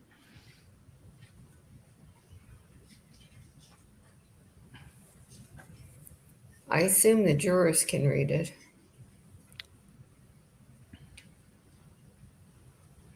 Would be nice if he read it out loud. I'm always like amazed by like this level of infidelity because it's like I can barely just like What are we contain looking my at? own life. That's depicted here on the Take last my kids page to of this soccer. Like exhibit. who has time? This is an image that was contained within that text thread that was sent by Miss Richins to Mr. Grossman. And it was sent approximately an hour before that arrival time. Is that correct? Correct. This follows the text in which Mr. Grossman asked Miss Richins about an hour, and she sent this photo. Thank you, Scott. Not just the time, Ned Smith. Did Who you has also the energy analyze for this? communications between Kouri Richins and Eric Richins on Valentine's Day, 2022? Yes. If you could show Mr. Cotraimus 2-28D and scroll through it so he can see the whole exhibit, please. These aren't as Do you nearly recognize as this? I do. Is this an exhibit that you created? Yes. Does exhibit 2-28D accurately depict the raw data that you analyzed in this case? Yes. Move to admit 2-28D. States 2-28D is admitted. We could publish, please. And Scott, similar to the last exhibit, I'll have you move through. And Mr. Kotraimus, it's kind of clear from the to and from, but who is going to be typing the messages that are in the green bubbles? All right. So the green is from, and that's the 9317. That's Eric Richins, and the 2 or the recipient in this would be 1987, which is Kouri Richins. And so her responses, Kouri Richins' responses are in blue. Is that correct? Correct.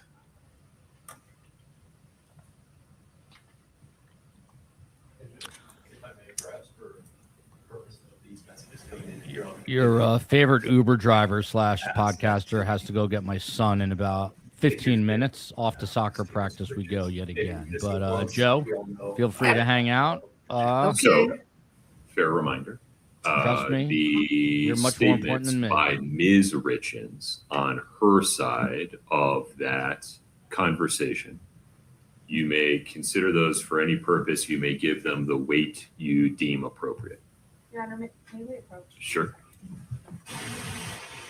Do you know what weight means in that context? I often wonder. I mean, it's the way lawyers describe it. But I have no idea what just happened. I just completely missed why they just called the sidebar. Do we know why there's a sidebar all of a sudden? I didn't hear anything in particular. But he's discussed. Look at him. He's doing all the talking.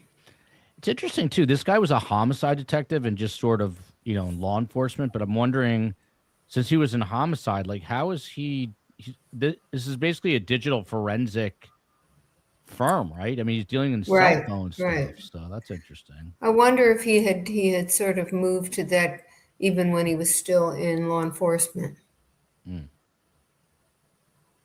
But I think it's interesting that they went outside and hired him to do the extractions and now do the interpretation. I mean, a lot of departments, they've got people in-house or at the state AG level that do it. Yeah. And here they're paying someone. He must Yeah. be, maybe he's Well, on like, contract with them. I mean, yeah, like in Tallahassee, they've got a whole Right. Chris Corbett does all the digital forensics, Right. right? Right. Can't be cheap either, right? I mean, Summit County is pretty small, so I guess that doesn't surprise That must be why, yeah. Yeah, but Utah could do it at the state level rather than have Yeah. the counties, have to hire out. That's a good point. It's weird though. Every time now that I do this, Joe, and you do this, I don't know about you, but whenever I go to like Target, I wonder, like, I'm like, is that person a digital forensics, expert? Have they I'm looking for the testified? cameras. This is a good time to take a restroom doing that break. too. If Oh, everybody look, would please break rise for the jury.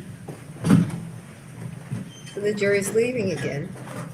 2:20 Mountain Time, 2:21 Mountain Time.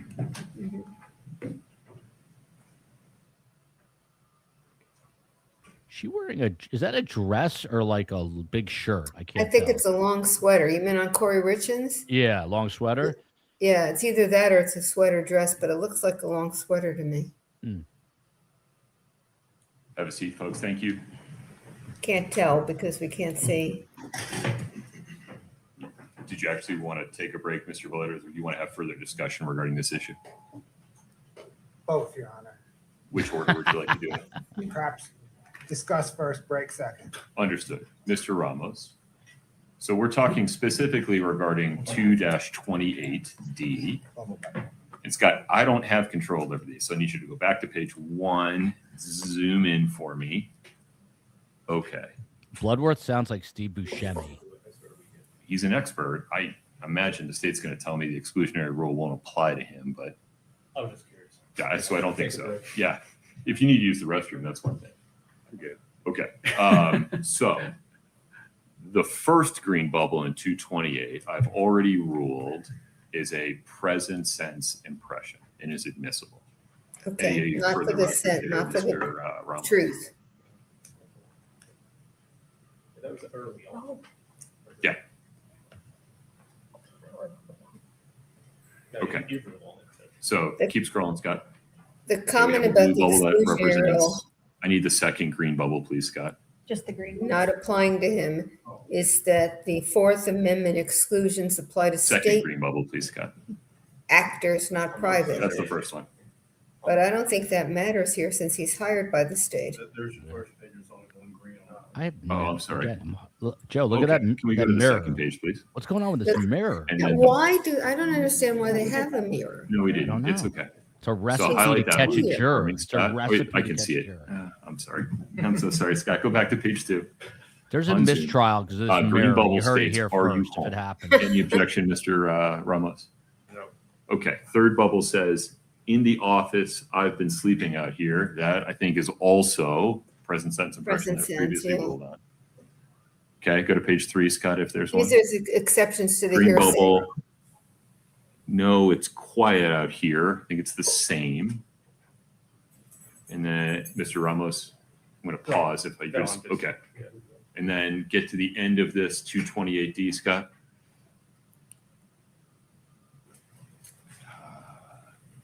It's a total of 7 pages. This is- So the Oh, I'm sorry. objection, One page at a time. I just need to analyze each green bubble. the objection is after all of them, This one's good. not one by one. They waited. No, we're not seeing the same thing Scott is. Hold on a Oh, second. we're not seeing what you're seeing. That's why. Kathy My Nestor apologies. looks like she'd be like the Just got a few to unplug and plug back in for me. I'd real appreciate fun it. one to talk to at the party.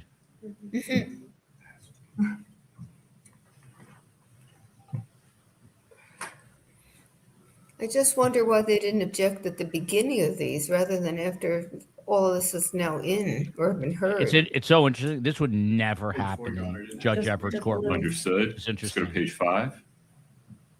There's no way this would Okay, happen. wish you were here. And then a question mark. Mr. Ramos, any objection? No. Okay, go to page 6. It's Thanks for silly. answering. Any objection? Okay, page 7. Didn't the jury Can't see read all it, these Scott. already? Sorry, can you? Thank you, sir. We are headed in there. Food is on the front seat of my truck. Any objection, Mr. Ramos? No. Okay, so with respect to 228D, there are no hearsay issues. We've already admitted certain exhibits. Ms. Shervanek makes a fair point at sidebar. We'll need to be a little bit precise about these going forward. So we can just slow down. If there comes a time when you need to make a specific objection regarding a specific part of a conversation, just say objection, may we approach. If we can go slow through them, and then I'll just. Someone is claiming that mirror is a two-way mirror. Yes, Your Honor, only that, Yeah, I saw that. can you give the jury Did. an instruction now that what you told them before? I didn't complete the thought, but I can clear it up. If we could just clarify for them that that blanket Yeah, rule I does not can- apply to this exhibit.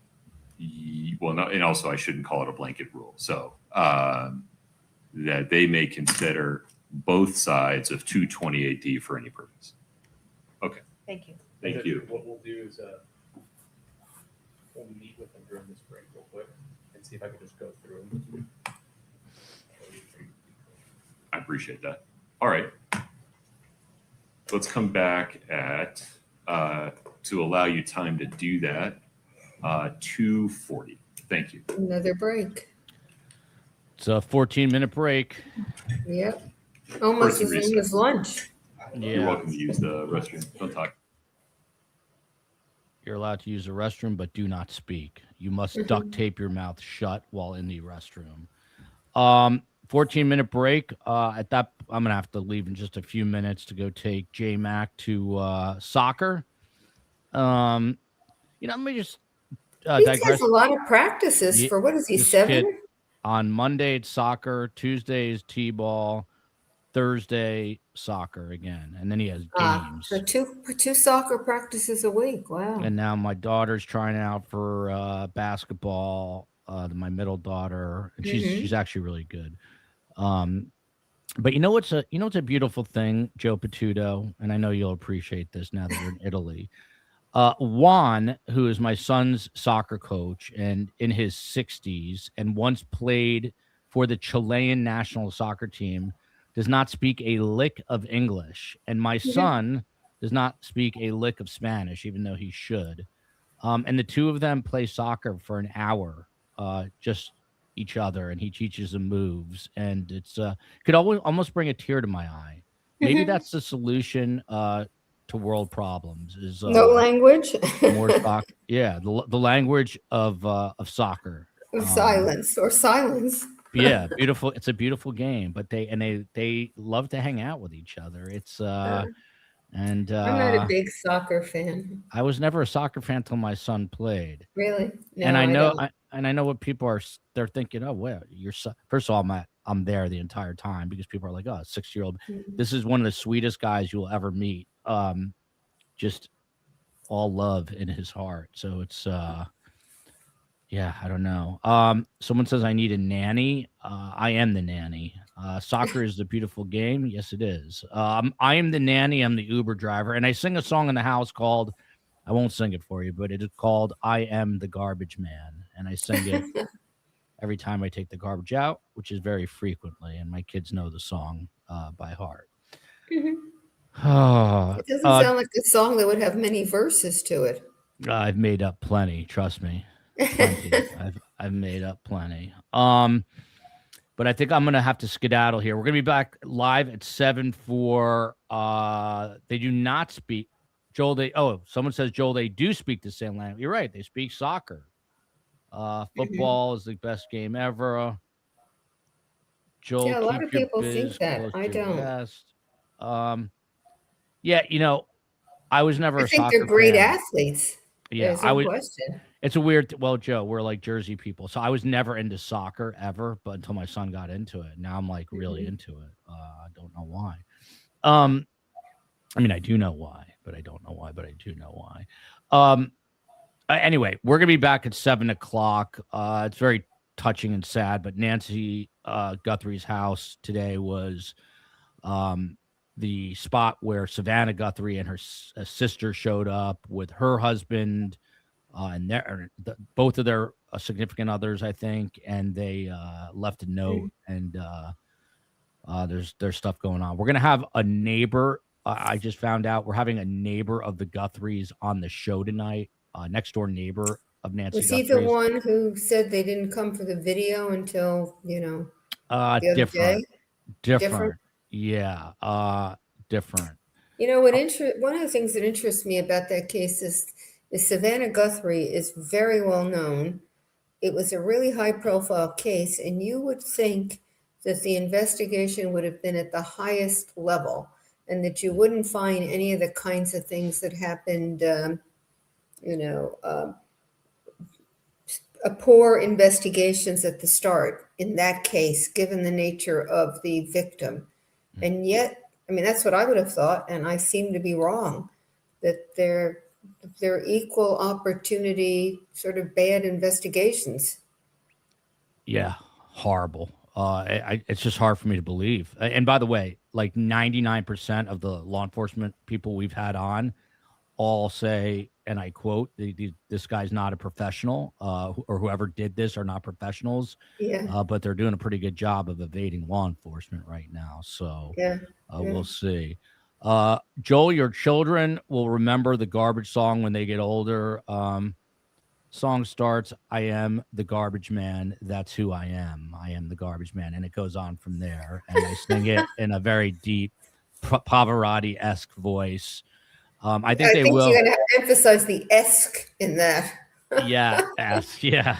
And I've reached a milestone moment in my life where my oldest daughter is now embarrassed by her father. So I'm just going to I'm going to ratchet it up like 11 levels. What is she, 13? How old is she? No, she's 11, but they were listening. 11. I overheard them, like they're doing like TikTok dances to some like really horrible rap music. And then I chimed in and told them what good rap music is, which is like the Beastie Boys, which they've never even heard of.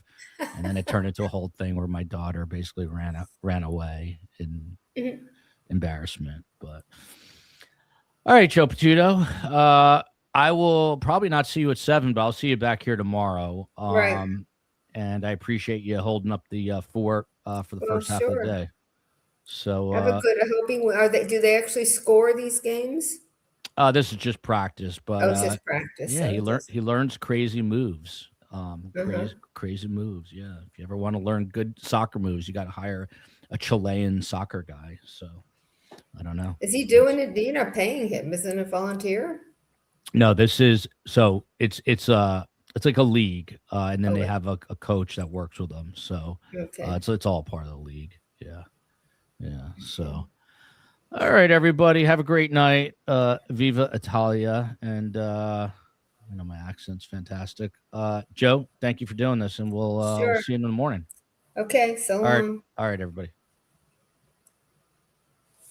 All right, there was a question that I saw in the chat a while back about why is it that the state can't ask leading questions, but the defense can.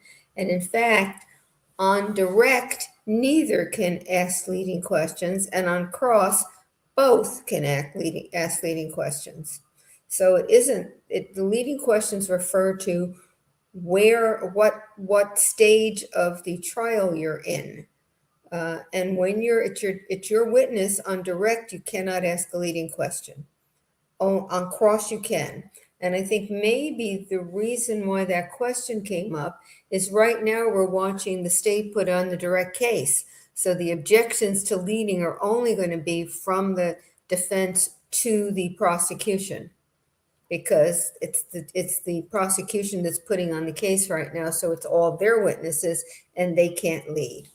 And often in trials, the defense doesn't put on any defense at all. So you never hear the objection from the prosecutor that the defense is leading a witness when it's a defense witness, because frequently there is no defense witness. That's probably how you got the impression that prosecutors can't ask leading questions, but defense lawyers can. Let's see if there are any other questions in here. Okay, Lakeside Lawyer, welcome to Legal Scholar. Absolutely welcome. Okay. I don't see any questions in here. I see a lot of comments, but no questions, so. Oh, here's one. Although, do you see, Lakeside Laura, you didn't put question marks, but I found you anyway. Do I think the local law enforcement has primary jurisdiction unless they invite FBI in? Invites corruption at the local level? No, I don't think it invites corruption. I don't think that's it. Local law enforcement frequently do a good job, and on, quote unquote, run of the mill crimes, they usually have more experience. The murders, the robberies, the at the federal level, it's typically white collar crime. It's embezzlement, it's tax fraud, it's let me think of other things at that level, but it's that level crime. At the federal level, they don't do murders, they don't do robberies, they don't do burglaries or kidnappings, at least not very often. So it's not. So I don't think keeping having the FBI out invites corruption. I think it's simply that some law enforcement, particularly in small communities where they also don't see much major sort of the run-of-the-mill crime, sometimes do not want to give up the lead because they think they can do it, and that's where the problems come. That's, I think, what explains the John Benet Ramsey investigation. It was Boulder, Colorado, a relatively small town. Law enforcement did not have a lot of experience, and they didn't do the job correctly at the front end. That doesn't happen in New York. It doesn't happen in LA. It doesn't happen in the big cities that are seeing a lot of crime. Now, they make mistakes for other reasons, but it's not for lack of experience. And it's not that they're not good law enforcement people. It's just they don't have the experience. I mean, if you were going to have surgery for cancer and you could afford it, you would go to the cancer hospital that does the most surgeries for your type cancer. You would go to the physician who has the most experience doing those surgeries. You wouldn't go to someone where it's going to be the first surgery that individual has done. And it has nothing to do with their training, their expertise, how good they will be. It simply is to say that if you're good, experience helps. So I think that's what's going on. Not corruption, but a sense maybe that I can do it and I don't want to give it off to somebody else. I want to be in control. That's certainly my impression from what you hear of the law enforcement people in Tucson. My impression of the sheriff. He's doing the media conferences, press conferences, although most of the time you have your public information officer do them for good reason. He's doing them on his own, and that's caused difficulty. He evidently it doesn't have a good relationship with the county commissioners, won't report to them or tell them what's going on. He had the view that you should move officers around. I heard that from Robert Krieger when he was on my show.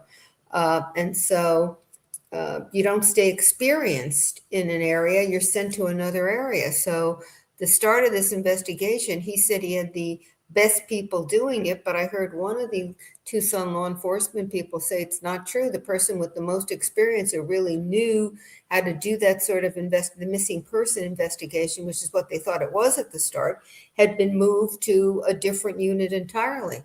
And so he had people who had less experience. Again, they could be really smart and really good at their jobs, but experience, doing it the 5th time, doing it the 10th time, helps. And that's what I think was lost. There may have been other things that were lost, but that seems, in my view, from what I know and have heard about the case, is the best explanation for it. Okay, Sully and Sam, seems like the defense asked a lot of questions that are not in the scope of direct. Well, again, the scope of direct isn't kind of a tit for tat. If I ask you, was the blouse blue, and you now want to ask were the jeans black, that would be outside the scope. The scope is going to be at least the clothing that the individual wore, and it might be, other things that occurred on that day. So scope, depending on the jurisdiction, can be pretty narrow, or it's never going to be, I only asked about blue shirts, so you can't ask about anything other than a shirt.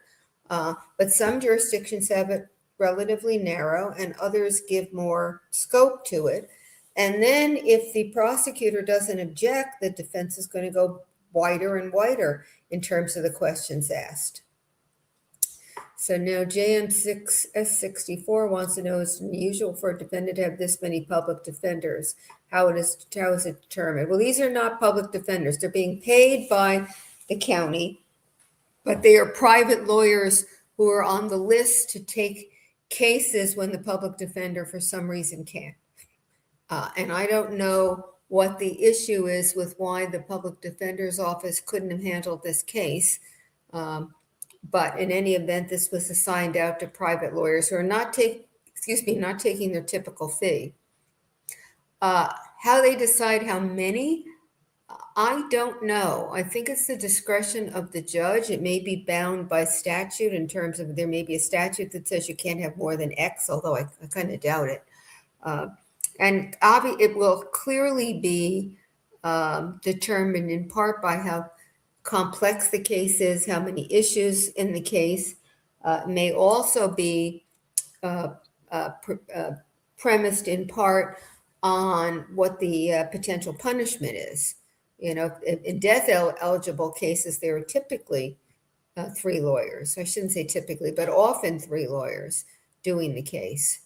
So, okay, K-7 wants to know if the boyfriend is supposed to testify. I don't know. If I were the prosecutor, I think I would call him, but I don't know whether they plan to. Okay, let's see if there are any other questions.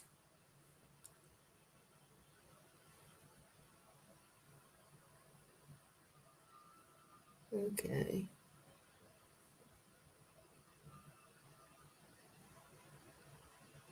I don't see any other questions in here. I don't see any over there. Let's see.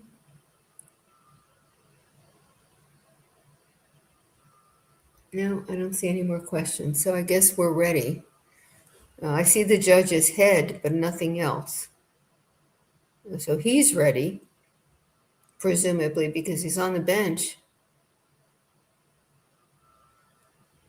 On the record, 231-500-139. Okay, here we go. Mr. Ramos, before we invite the jury back in, any objection made to describing State's Exhibit 228D as a February 14, 2022 text exchange between Eric Richins in green and Kouri Richins in blue?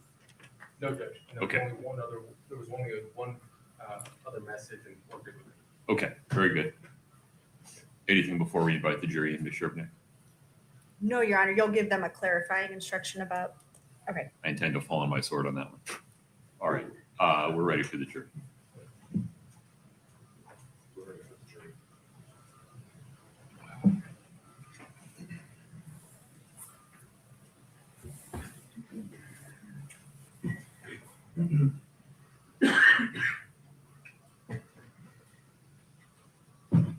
So I wish we could get a better, now that Joel asked the question about that sweater, I was assuming sweater, but now I am wondering if it's a sweater dress. I still think it's a long sweater and she's got slacks Feel free to have on. a seat as you come in, please.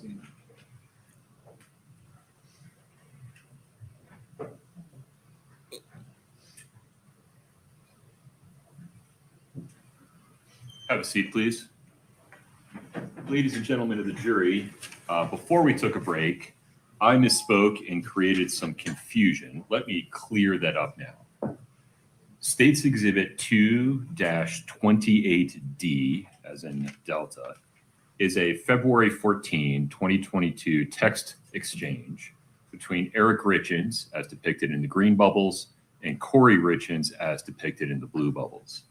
The jury may consider either and both sides of that conversation for any purpose. You may give either and both sides any weight you think they deserve. Ms. That means you Sherpnick, take can it. believe them Thank you, a Judge. little, a lot, not at all. Absolutely. That's what weight means. If we could Believe put it as much as you want. the up on the screen. I don't know if we got through the whole conversation before. I forget where we left off. So I'm going to have Scott go through this conversation for the jury with that new instruction in mind.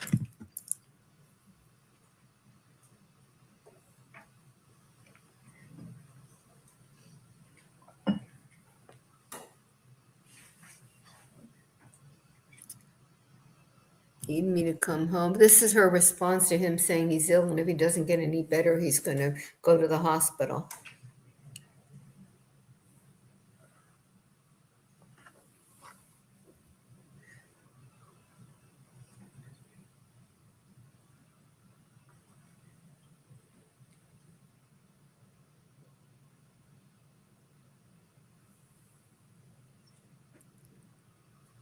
All right, so we're seeing these. And that said, go to bed. It's quiet out here. Yeah, but we quiet in there if you lock the door. You sleep through anything. It's going so fast, it's hard to read, and it's tiny. Ah, we lost another, or I did. How are you feeling? Okay, with you, wish you were here. I would cuddle you. Heading back in 20, he just got here.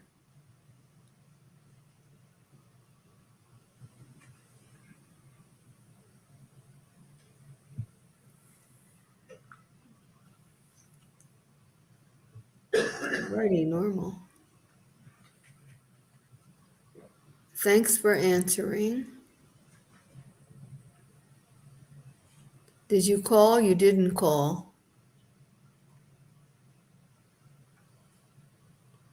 We are headed in there. Food is on the front seat of my truck.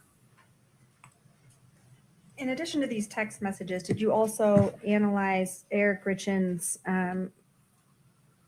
device data, sensor data, I guess, for February 14th of 2022? Yes.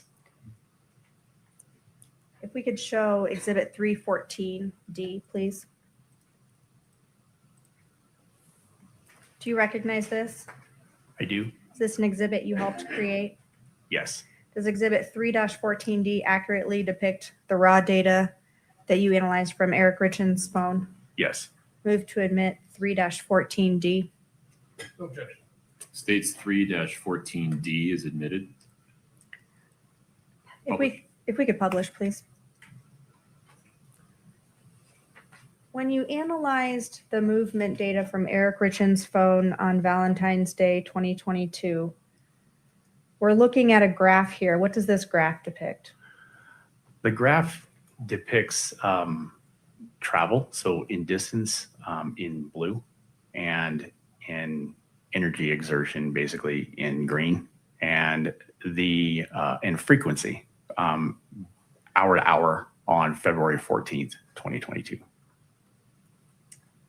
Was there a gap in Eric Richins' movement and the other data that you just referenced during the middle of that day? Yes.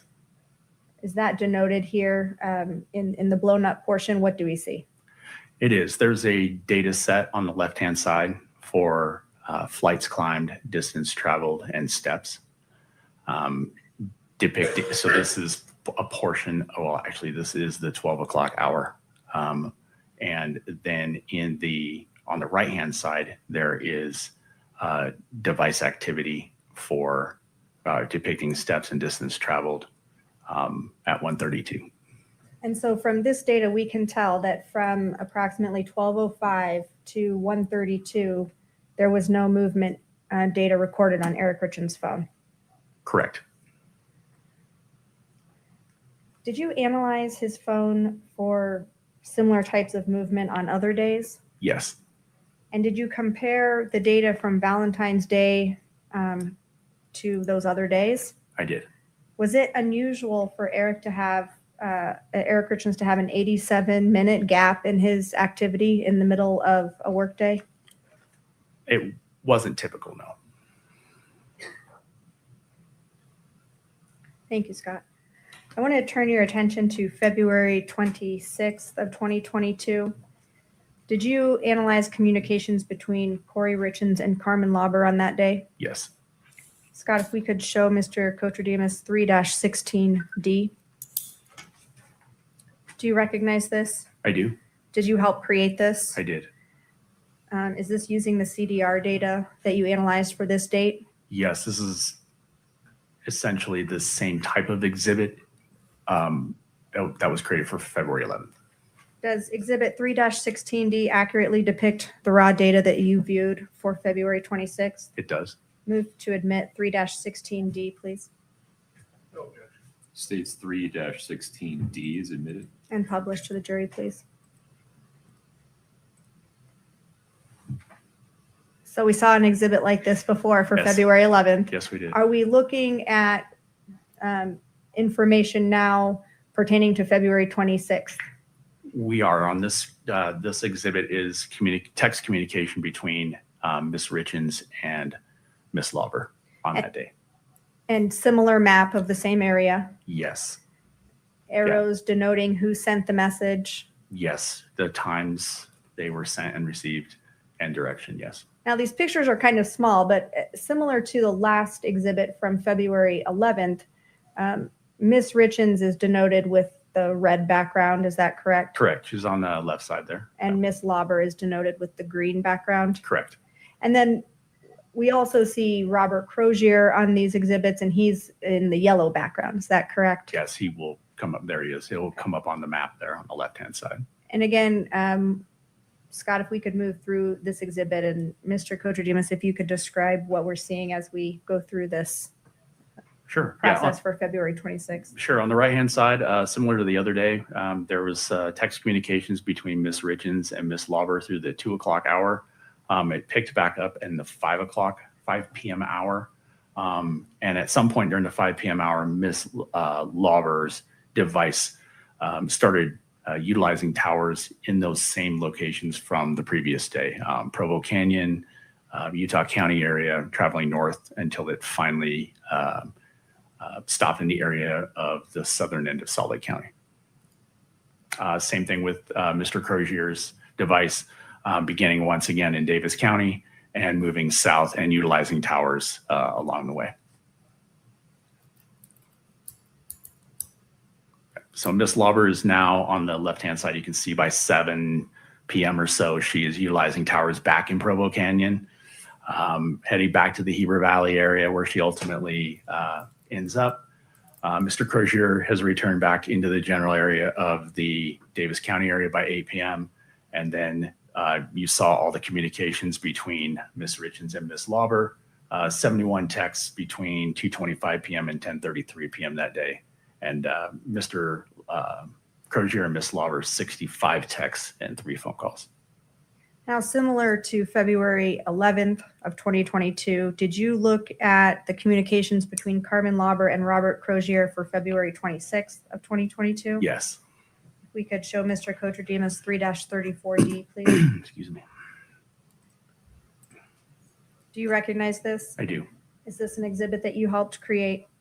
It is. And does 3-34D accurately depict the raw data that you analyzed for that date, February 26th? It does. Move to admit 3-34D States 3-34D is admitted. and publish to the jury, please.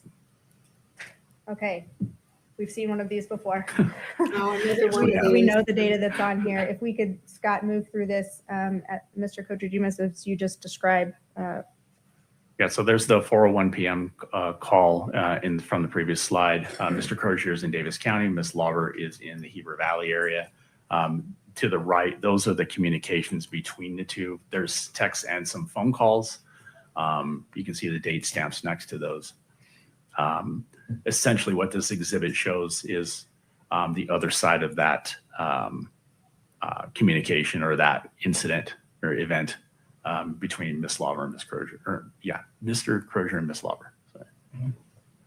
The two devices appear to travel in the same direction until they come to the same generalized location, utilizing those towers, and then return back to their respective starting points.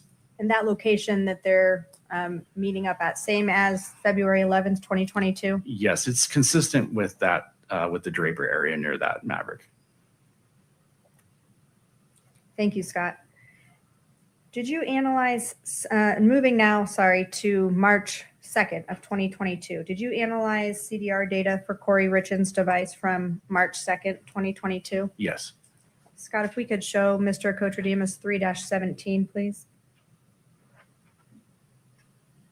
Do you recognize this? I do. Is this the call detail records for Kouri Richins that has March 2nd? Yes. I'll move to admit 3-17. 317 is admitted. And if we could show the call from 10:22 a.m., please, from March 2nd. And 10:27 a.m. Is that the same number that we see from the call at 10:22 and the call at 10:27? It is the same number, yes. Are And those- again, 1040. Are those outgoing phone calls from Miss Kouri Richins? Yes. Who was she calling at 10:22 and 10:27? That's the IRS. What is the duration of the call made at 10:27? The first call is 3 minutes, and the second call at 10:27 is 101 minutes. Still talking about March 2nd of 2022. Did you look at communications between Kouri Richins and Eric Richins on that date? Yes. If you could show the witness 2-37D. Do you recognize this? I do. And is this an exhibit that you created? Yes. Is this a text message thread between Eric Richins and Kouri Richins? Yes. We will talk about the content of this exhibit at a later time. I just wanted to lay out the information that you're aware of what it is and where it came from. Okay. I now want to turn your attention to March 9th of 2022. Same questions as February 11th and February 26th. Did you look at communications between Kouri Richins and Carmen Lauber for March 9th of 2022? Yes. We could show Mr. Cotraimus 3-35D. Do you recognize this? I do. Is this an exhibit that you helped create It is. using the CDR data that you just talked about? Correct. Does 3-35D accurately depict the raw data contained in that CDR information? Yes. Move to admit 3-35D States 3-35D is admitted. and publish to the jury, please.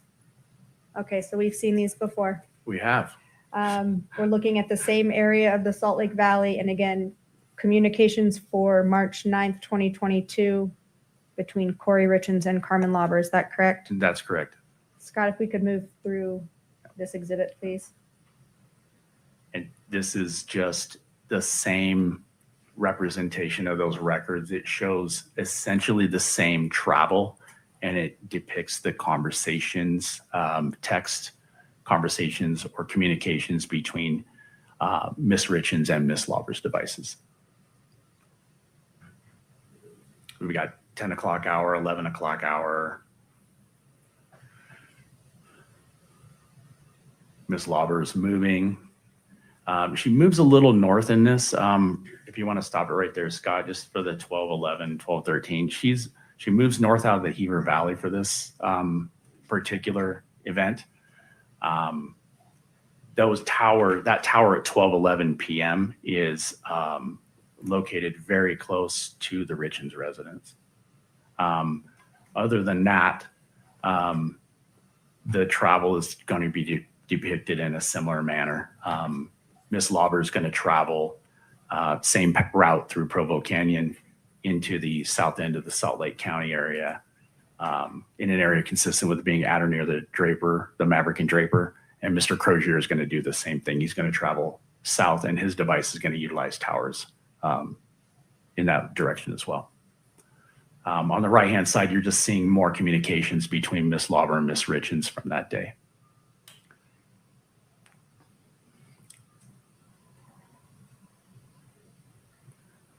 So Mr. Crozier and Miss Lauber's devices are coming together, utilizing the same tower in that area. Again, that's the tower across the freeway from the Maverick in Draper.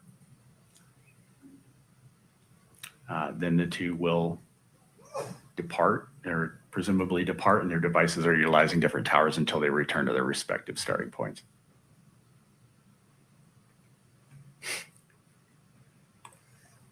Did you look at communications between Carmen Lauber and Robert Crozier from March 9th, 2022? Yes, We could show the witness 3-36D.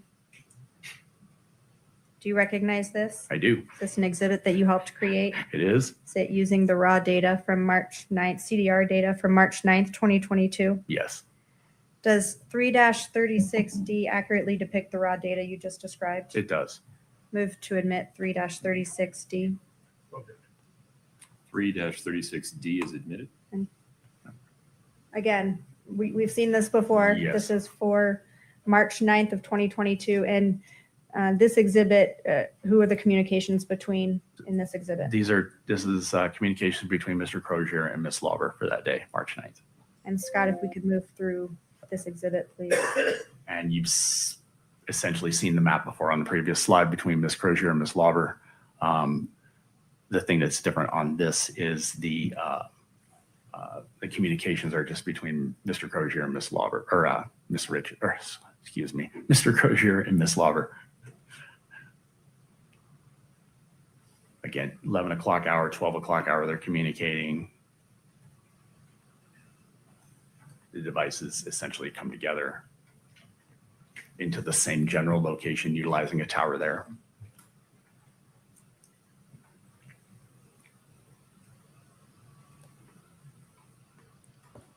Again, that depicts the tower and across the freeway from the Draper Maverick.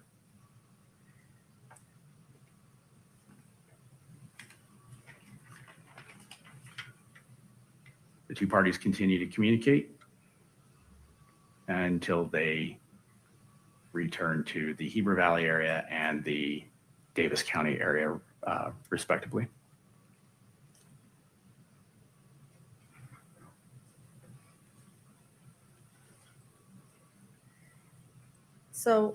So far, we looked at communications and location data for February 11th, 2022, February 26th, 2022, and March 9th of 2022. Other than those three occasions, did Carmen Lauber ever visit that Maverick and Draper in all the data that you reviewed? No, her device never was never in that general area. Did she ever meet up with Robert Crozier? Did their devices come together at any other time other than those three occasions that we've talked about here? No. I want to turn your attention to March 3rd, 2022. Did you analyze data from Eric Richins' phone from the night he died? Yes. You looked at call records Yes.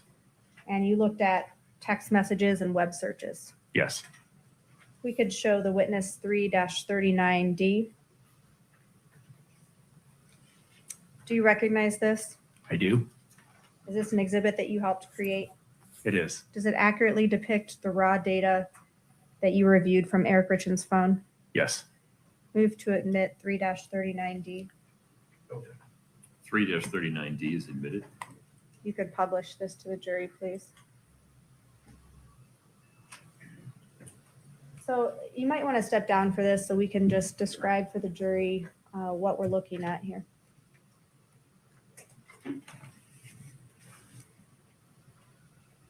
Sure. So this is at the top. The heading is Eric Richins' phone activity, March 3rd, 2022. This is from 8:30 p.m. that evening until midnight. It's basically just a moving timeline, so you can see what Eric's device was doing during that time period in context to text messaging and web searches, that type of thing. So at 8:30, there's a text to a contact named Pedro Sonora. And then there's a text from like 9 seconds later. Those continue. There's a few of those. And then there are texts between Eric Richins' device and a contact named Scott Wagner in that device. Those continue into and through 8:30. There is a discussion going on between Mr. Richins and Scott Wagner, kind of back and forth during that time. And then at 8:50 p.m. on that day, Scott Wagner calls Eric Richins, and they talk for 8 minutes and 32 seconds. At 9:45 p.m., a Google search is made from Eric Richins' device. There's a misspell in it, but it is basically searching how far is it from Scottsdale to Nogales. And then at 10:18 p.m., there's an incoming text from a contact titled Raul C&E. Thank you. For that last text message that's listed in the 10 o'clock or 10 p.m. hour, was there any indication that that message was opened by Eric Richins? No. During this time frame from 8:30 p.m. to 12 a.m. on March 3rd, how many phone calls were made on Eric Richins' device? One. That's the phone call that you talked about to Scott Wagner. Correct. No other phone calls made on that device that night. No, between 8:30 and midnight, no. Talking about same time frame, the night of March 3rd, 2022, did you look at Kouri Richins' phone for that same time frame? Yes. Did you analyze the data and device events for that phone? Yes. If we could show 3-18D1. Do you recognize this? I do. Is this an exhibit that you helped create Yes. using the raw data from Kouri Richins' phone? Yes, Does 3-18D1 accurately depict the raw data that you reviewed? it does. I'll move to admit 3-18D1. 318D1 is admitted. If we could publish this, please. Similar to Eric Richins' device, I guess not showing communications, but what are we looking at here for this device data? So these are there's the activity sensor and device events for that device. When you say device events, what do you mean?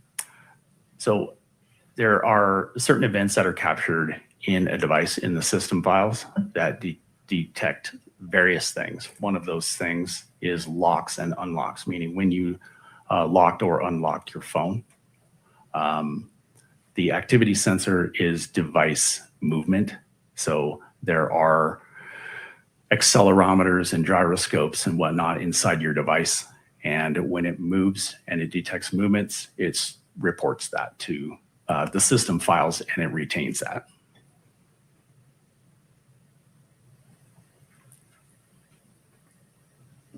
I now want to talk about March 4th of 2022. For Kouri Richins' phone, did you look at movement and device events for Kouri Richins' phone for March 4th of 2022? Yes. If we could show exhibit 3-18D. Do you recognize this? I do. Did you help create it? Yes. Does it fairly and accurately depict the raw data that you reviewed from Kouri Richins' phone? Yes. Move to admit 3-18D. 3-18D is admitted. So walk us through, there's some different things here, and maybe you want to step down to the screen to show the jury what these different markers on this exhibit mean. Sure. So we have a device event. The first thing we have for a device event on that day or in that morning is 3:06:50, the phone is unlocked. That unlock is for 28 seconds. At 3:07:04, there's a speaker activation. What that is there's an audio output route. There's audio routing in a device through the system files, and it detects when the speaker is activated. So anytime the phone is using the external speaker, you should get a system file report or an audio output report on that, and it'll tell you that the speaker's in use. Okay. At 3:08:10, the activity sensor picks up that a device travels 243 feet. So the 3:08:10 is the beginning of that trip. It's not the end of that trip. And at 3:10:37, the phone is unlocked for 1 minute, 40 seconds. At 3:15:59, the phone is unlocked again for 37 seconds. At 3:19:07, the phone is unlocked once more for 28 seconds. And at 3:19:39 a.m., the phone is unlocked briefly for 3 seconds. We have a timestamp for a 911 call at 3:21:05. We have a receiver activation. We have a device, another activity movement, meaning the device is reporting that it had moved again. And then at 3:22, there is a receiver activation.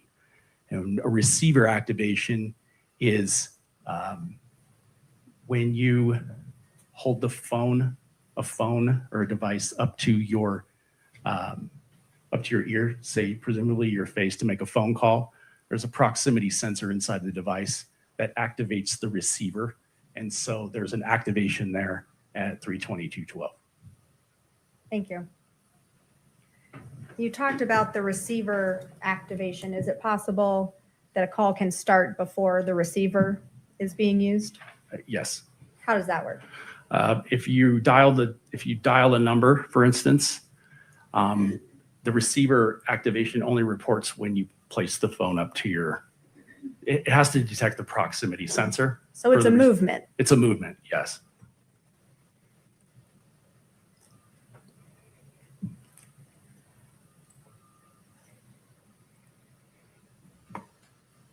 Did you also pull or look at data from Kouri Richins' phone from the morning of March 4th, 2022? Yes. We could show the witness exhibit 3-19. Do you recognize this? I do. What is it? These are 3 thumbnails, PNG files recovered from Ms. Richins' device. Does 319 accurately depict the raw data that you analyzed from Ms. Richins' phone? Yes. Move to admit 3-19.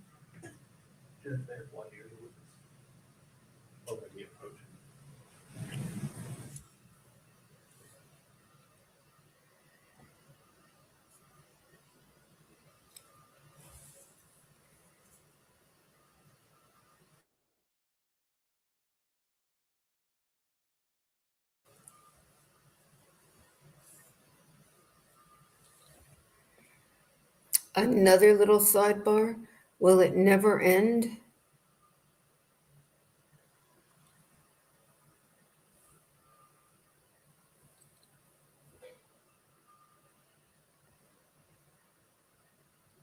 And there are 2 of them. The other one is the defense lawyer, prosecutor.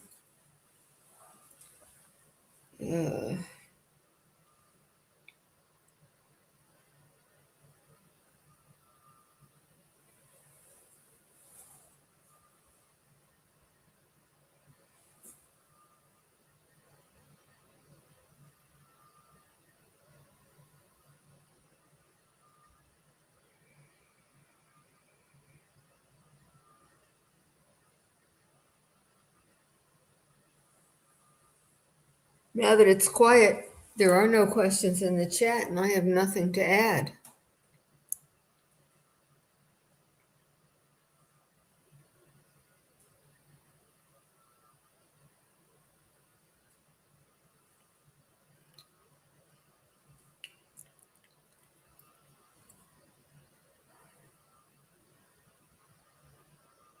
He's very calm. Whoever said he was nervous before, I assume has changed his or her mind. I have never seen Eric's sister do anything, ever smile or whatever. She always has that very somber look on. Sherman, please proceed. Looking at exhibit 3-19, you testified these were located on or in the analysis of Kouri Richins' phone. Where specifically in that data were these images located? They were in the image folder. They were in the image files. What does describe what the image file is? Is that a camera roll, or just more description about what an image file is? So as it relates to these are PNG files. They were located in the image portion of, so if you open the extraction and you're analyzing it and you look under images, these are actually found in the timeline as well. Like you can just see them in there.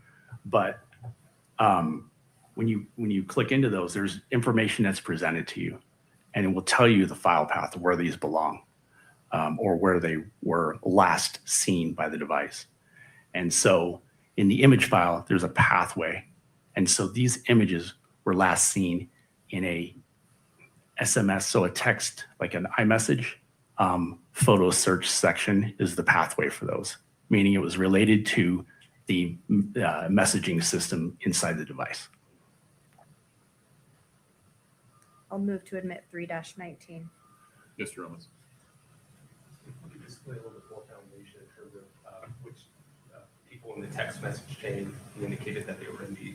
I'm not sure that's what he said, but or if we could get clarification on that. Sure. Ms. Sherman, ask another question about I heard the words photo search related to the SMS function. Right. So let me be a little more precise with my questions. Okay. Were these part of a text message? At some point, yes. Do you know if that text message was incoming or outgoing from Miss Richins' device? No. Why not? Because the original images and the source of these images was deleted from the phone. It no longer exists on the phone. These 3 PNG files are what we call ghost or orphaned images. When an image is, like when a text is built and you add images to it, or when you receive images and you click those, it creates a print of it, like basically a thumbnail of it. Now, if you send that text or receive that text, and then you delete it from your system, and then the database overwrites it because of time has passed and there's no more room in that file, you'll never know the source of that text, whether it was incoming or outgoing, who sent it, that type of thing.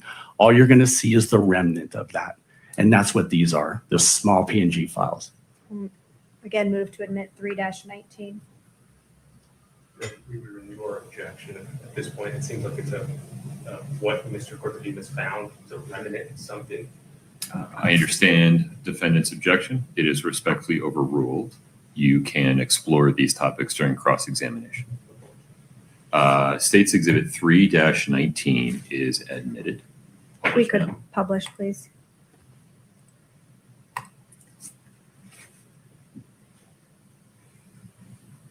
So these are the images you were just describing. Yes. And you described that they were found in the image files as a remnant of possibly a text message. Right. I wouldn't say a remnant, it's a thumbnail. I mean, it's thumbnail. a PNG file. I mean, it's a thumbnail. Yes. From the data that you analyzed, were you able to tell if these images were accessed by Miss Richins' phone? They were accessed by the system in her phone, yes. How do you know that? It gives an accessed indication in the file path, in the data, in the extraction. It'll say when the device was accessed, and it will give a timestamp. When we say accessed, what does that mean? It just means when the file, or when that image was either selected or viewed, or, I mean, it's accessed. Yeah. But it means it was selected or viewed by the person with that device. Correct. You mentioned there was a timestamp. When were these images accessed on Kouri Richins' phone? 8:29 a.m. on March 4th. Was the phone also manipulated in some way during that same time? There was activity on that device, yes. What do you mean activity? There was prior to that at 8:28, there was an unlock event that lasted the duration of this access point. There was the device event log shows that the device was actually turned into portrait view, and then turned into landscape view, turned back into portrait view, until ultimately it was locked again. I think the lock was at 8:34, but I'm not 100% sure on the time. So those, the turning of the phone, the unlocking of the phone, those correlate with the time that these images were accessed? Yeah, around the same time. Yeah, during the same unlock event. So now I want to turn your attention to the post April 13th, 2022 phones from Kouri Richins. We know from, Scott, if you could put up 3-37D, please. And you can publish that to the jury. It's been admitted. So I'm referencing this, the date on here when the silver phone and the blue iPhone were being used by Miss Richins. Right. Did you look at, when you were analyzing the blue phone, did you find web searches during April, that timeframe the phone was used, that were relevant to this case? Yes. Scott, if you could show the witness 3-26D.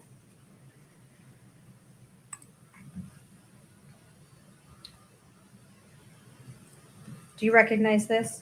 I do. Are these web searches that were located on that blue iPhone? Yes. If you could show Scott 3-29D. Do you recognize this? Yes. These also web searches that were located on the blue iPhone? Yes. And then Scott, also 3-30D. Same question. Is this a web search that was located on that blue iPhone? Yeah, this is web history. A web history. Yes, which meaning the difference is one thing is a search, the other is a site visit, a website visit.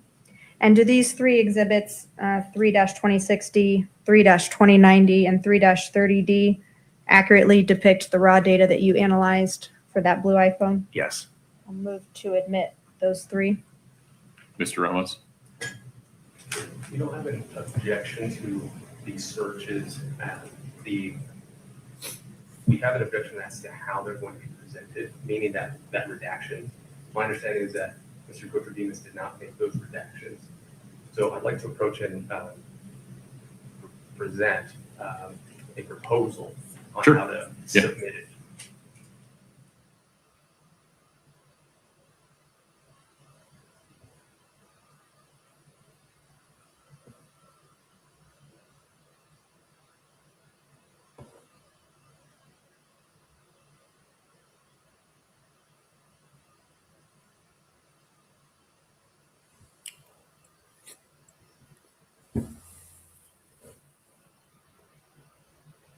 This is going very, very slowly now.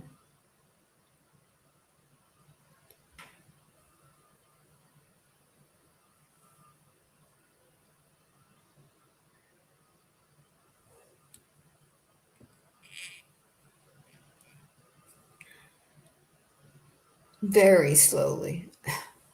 That's all I have to say about it.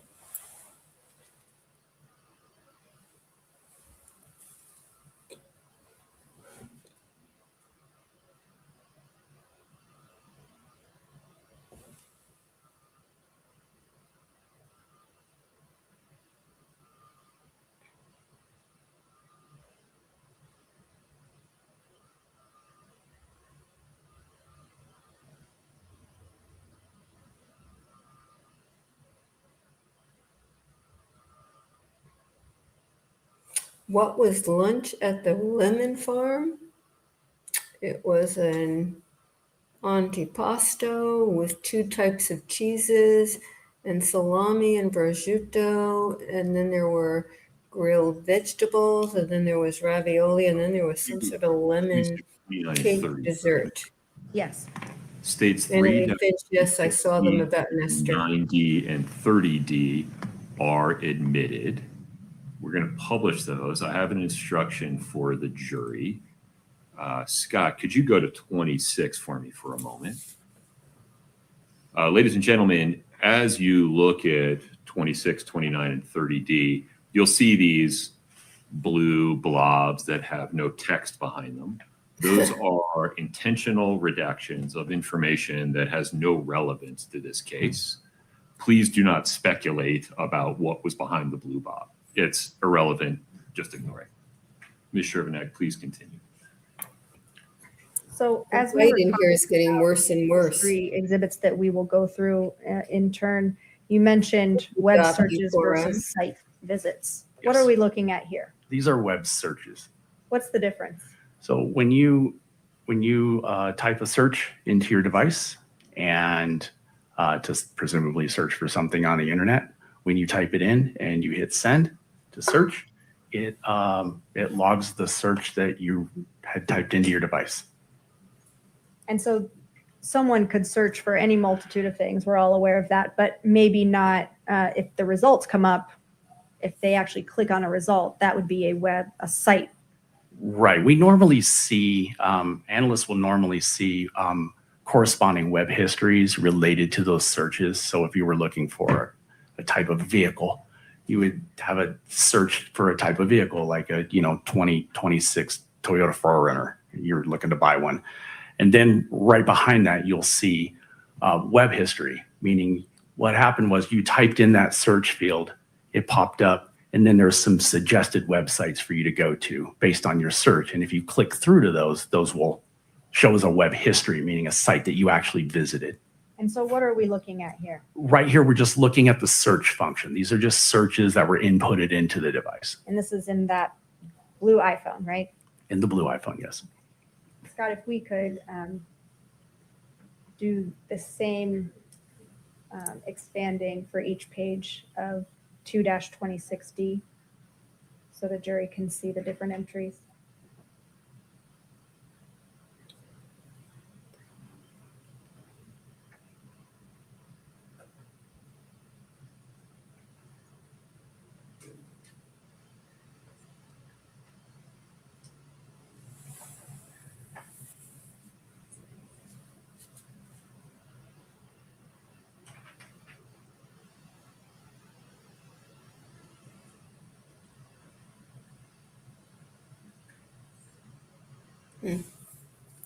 Well, thank you. What is it? .u4m for the thumbs up, but thank you also for moving over here because the view increases the numbers of the channel, and that's very helpful.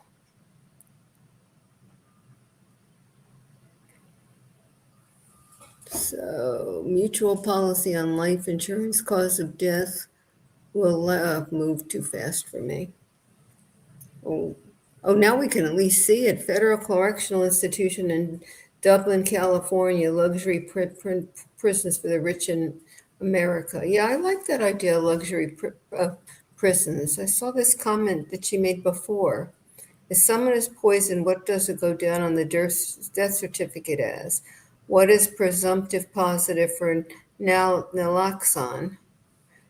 Where is my location on iPhone? What prescription is used to stop alcoholics? These aren't as bad, anywhere near as incriminating as Brian Walsh's, but they're pretty good. I love the fact that they now figured out how to enlarge the type. FBI analysis of electronics in an investigation. She should have asked these questions long before she decided to go down this route, assuming that she committed this murder. Is Find My iPhone ever wrong? Can Find My iPhone work if it's off? What does the FBI do with electronics for searches? Can FBI find deleted messages? FBI searching electronics?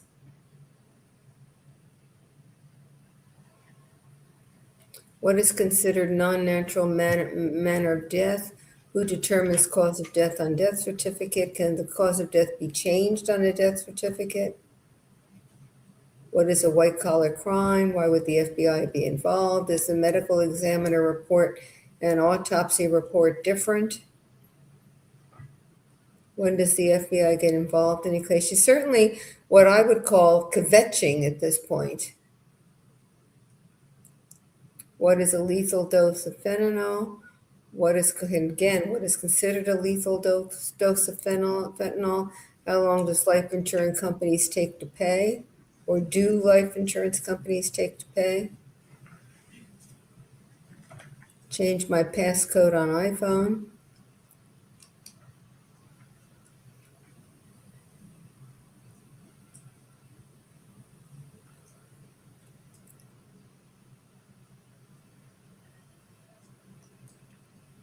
So we saw some web searches on 3-26D that related to remotely wiping an iPhone or remotely deleting text messages.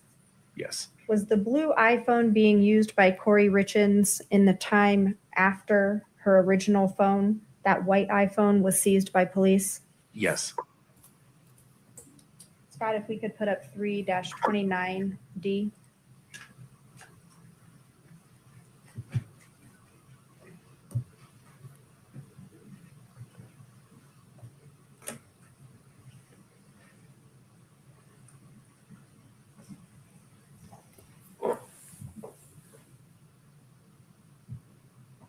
Can cops uncover deleted messages on an iPhone? How to lock my iCloud? What does lock lost iPhone actually do?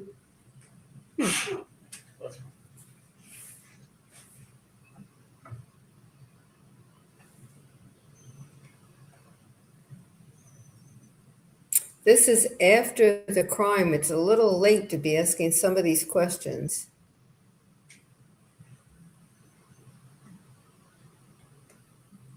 These are the kinds of questions you should ask in preparation for a crime. Well, now that one I have no hope of reading. The light near is bad, and I'm never going to be able to read it. So when we're seeing this activity on the phone, does that indicate a website visit? Yes.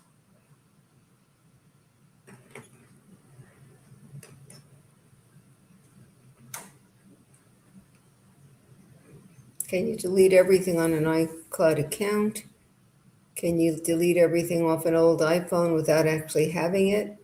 Can deleted text messages be retrieved? Can you change the password remotely of a lost cell phone? Can deleted messages be retrieved from an iPhone? She keeps asking some of these questions over and over again. You think she doesn't like the answers? What do cops do when they seize electronics? Again, this indicates a website visit. Yes.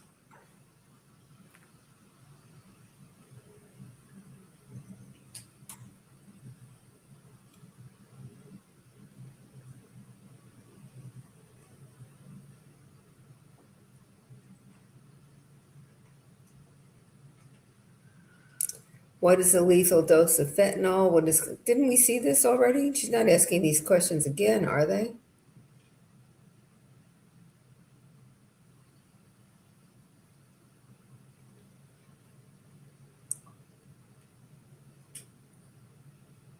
How long for death penalties to be paid out?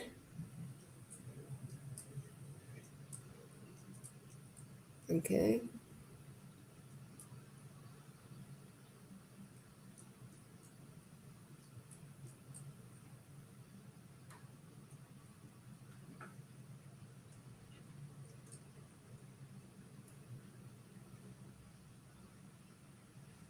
We saw these already. Are we repeating or is she repeating? Do we know?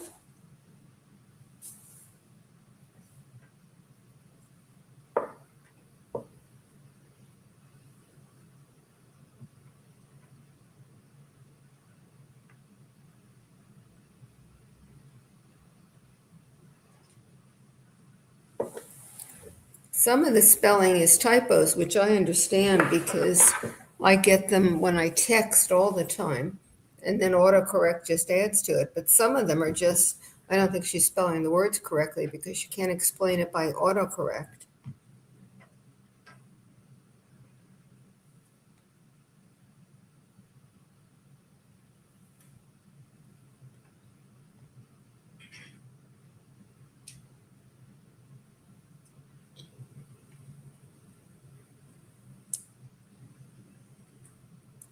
So McBibby wants to know what date were the searches made. Some of them were after the arrest because the witness was asked, was she using, what was it, the blue iPhone after the white iPhone was seized, and the seizure was after, maybe not after the arrest, but after the murder.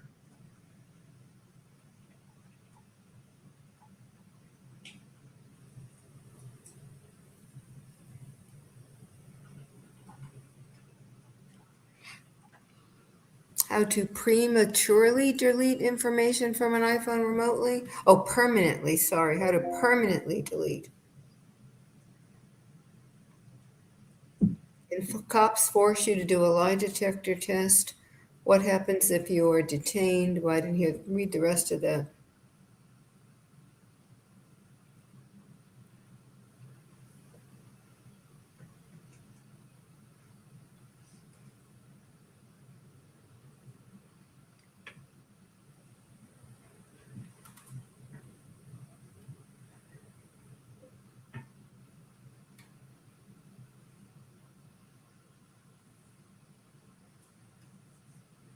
How long does the life insurance company take to pay?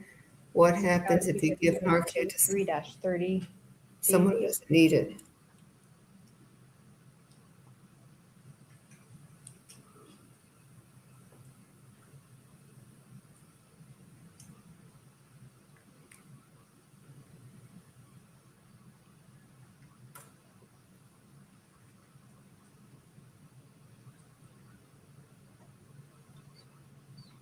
And these are the website visits. Yes, correct.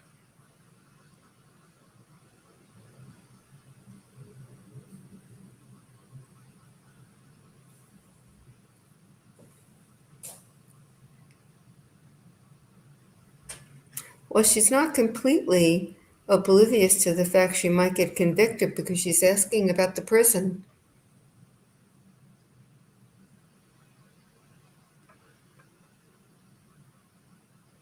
Cause of death may not impact, but manner of death can impact.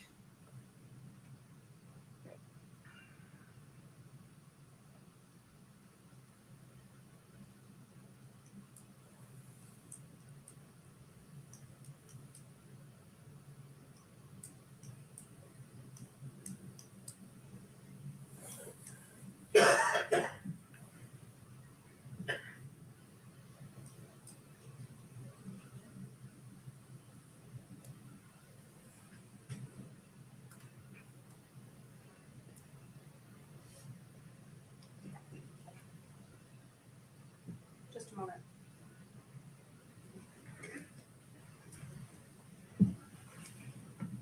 Sir, those are all my questions for you at the moment. I think the defense may have some as well. Thank you. Did Kouri have a psych evaluation done? I don't know. Great, thank you, sir. Zach, can we get a refill for the witness, please? He's a happy fellow. Thank you, sir.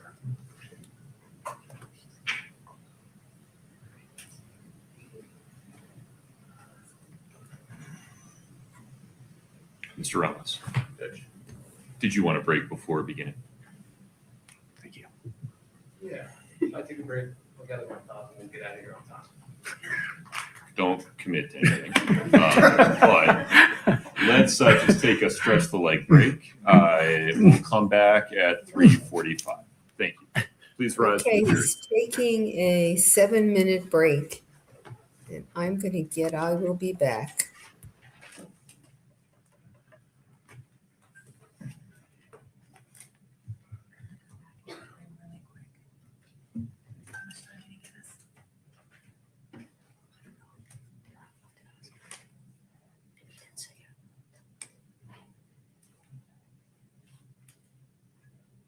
All right, folks, we'll be in recess until 3:45. Mr. Cotraimus, if you want to stretch your legs, use the restroom, it's fine. Just don't talk to anybody. Yes, sir. Understood. Thank you. Possibly have 10. No.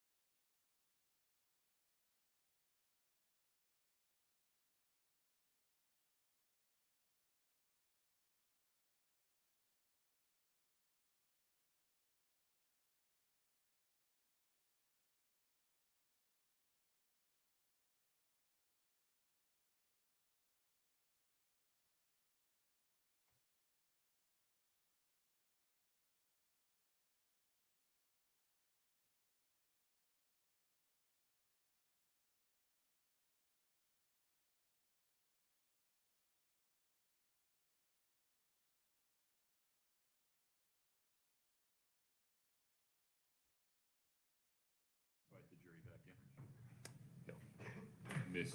Shervanek.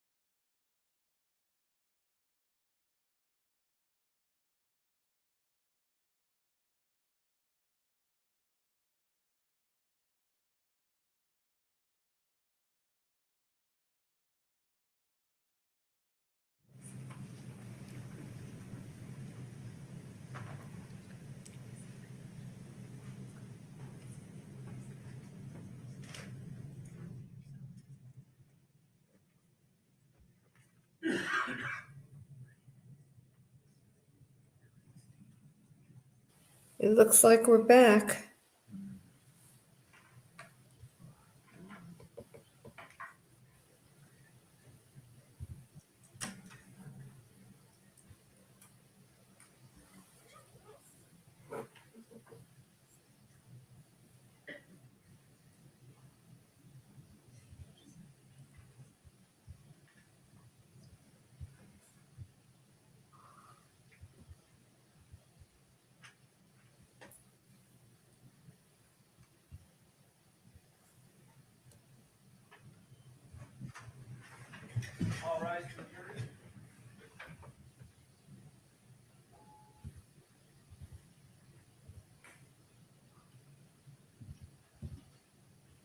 Go ahead and have a seat, folks. Thank you.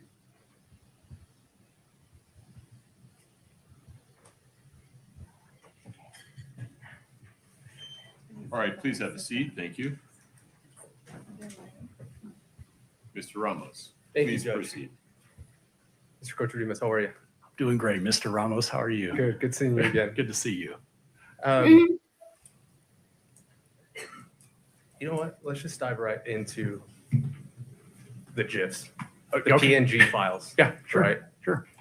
Could we pull up those that exhibit? And just for the witness, Judge. So I have this document here. It's been marked as State's Exhibit 340. Do you recognize that? Yes, sir.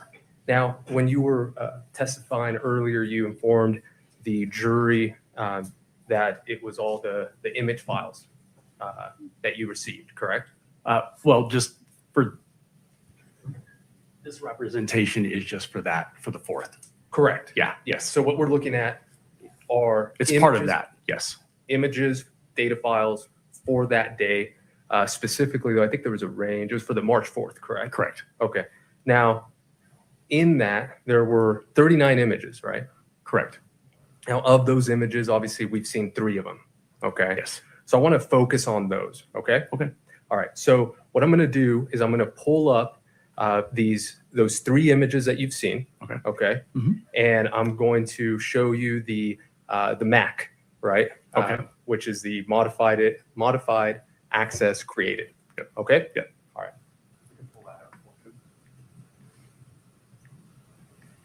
Now, could you see those on the left-hand side there? I do. Yes. Okay. 1 second. That's what he can see, right? Sorry, I have a smaller screen here, so I just want to Okay. make sure we're on the same page. All right. Yeah. Okay. On the left-hand side, can you tell me or tell the jury if all of these images were accessed on the same date and time? Yes. They Down were. to the second. Yes. Okay. Now, you mentioned that these are .png files. Okay. Yes. Now, if we look to the right, there is what appears to not be a a GIF, I guess, or it is a thumbnail, but it is of a, how would you describe it? What's the picture? What's that picture of? I don't know, which one are we looking at? The one on the right-hand side, it looks like a house almost in the distance. Oh, yeah. Yeah. There's a photo of a piece of property, it looks like. Yes. Are you familiar with that property? I can't tell what it is from the photo. Fair enough. Now, can you just look at the time and date? Yes. Okay. Does that match the .pmg files that we saw? It does. Okay. Yes. To the second? It does. Okay. Yes. So just practically speaking, okay, we can take that down. Do you find that odd? Not necessarily. Okay. Let's walk through it. Okay. I'm gonna walk through an example for you. Okay. Okay. All right. And then I want you to explain it to me. Okay. Okay. Now, in fact, let's do this. Come on. So if I pull up my phone right now, I just unlocked it. Mhm. Now I'm going to send a text message, okay, to my son. All right. Okay. Now I'm going to go ahead and add a thumbnail. A photo. Yeah. A photo. Uh-huh. Okay. And I'll do a GIF. Okay. Okay. And so I'm looking for one. I found one. So I just clicked on that. Okay. Okay. Now I just clicked on another one. Okay. And I just clicked on another one. Yes. Okay.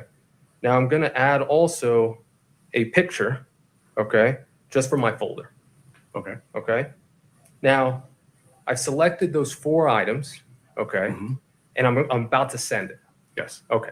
So if you were to get my phone and put it in your system, extract it, and you analyze it, obviously it would be a text message. It would. Yes. Correct? Yes. Now, the modified access created, would all of those be the same date, time, down to the second? They could be. Could be. Yes. There's a lot of reasons for that. Yes. Okay. For example, the type of iOS I have.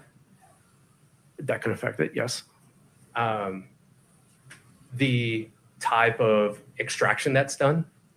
I don't know if the extraction type would determine that or not. Logical versus physical. I still don't think in the way these images were in the database. Okay. I don't think that would be.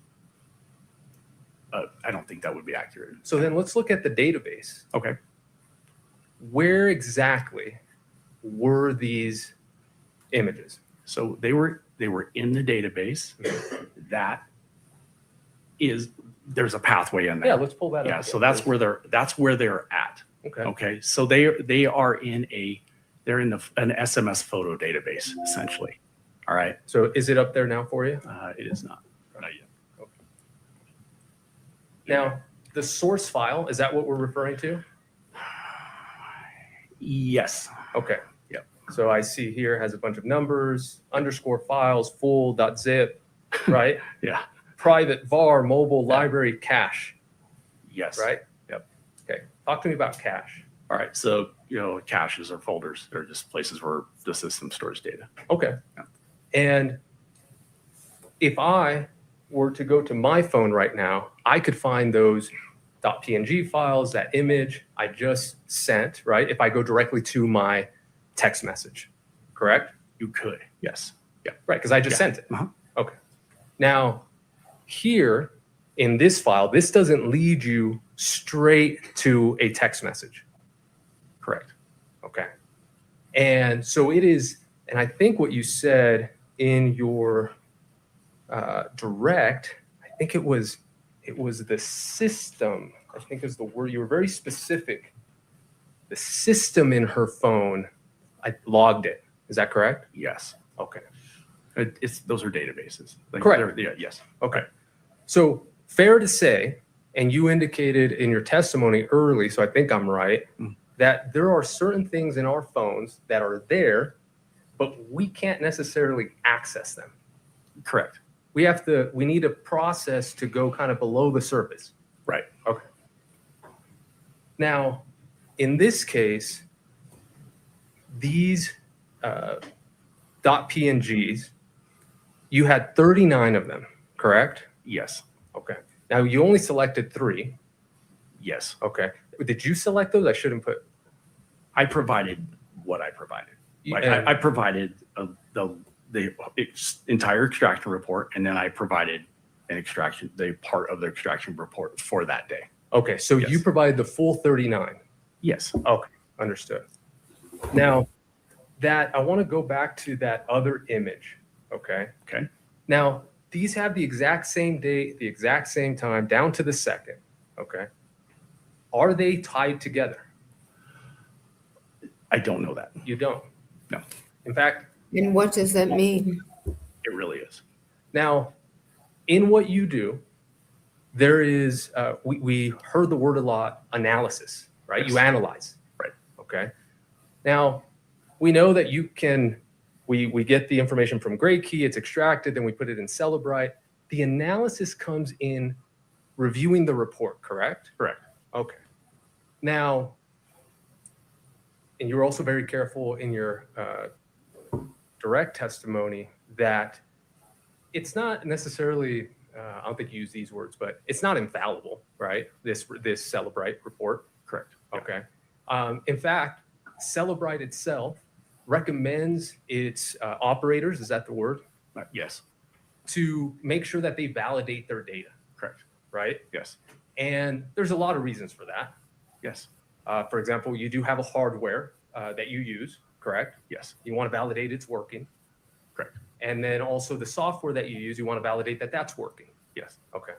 Now, this might be an oversimplification. So That's okay. but I'm trying to process it. Okay.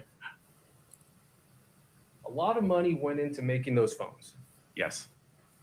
A lot of the data and how it works is all of it's proprietary. Correct? Yes.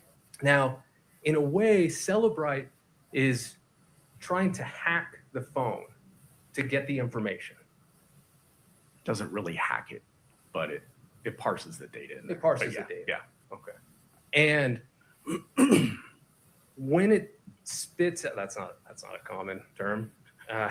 When the report gives you this information, you can't take it as God's truth. There's context to a lot of stuff. So yeah, I mean, I can take it as God's truth, quote unquote. Yeah. That is how the system files within the are constructed. You can take it that that's how Celebrite put the data or extracted the data. Correct. Now, you've heard, I suspect, of the epoch time. Yes. Okay. Now, if you could explain to the jury epoch time in terms of digital forensics. I cannot. Cannot. You Why not? cannot. I don't have enough familiarization with it. I just don't. Okay.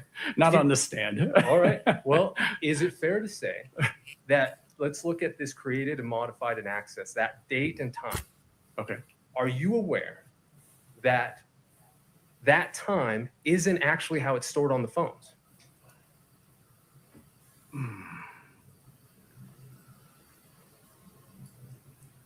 I'm not sure I understand the question. Sure. So the epoch time, if you're not familiar with it, it's the number of seconds that has elapsed since January 1st, 1970.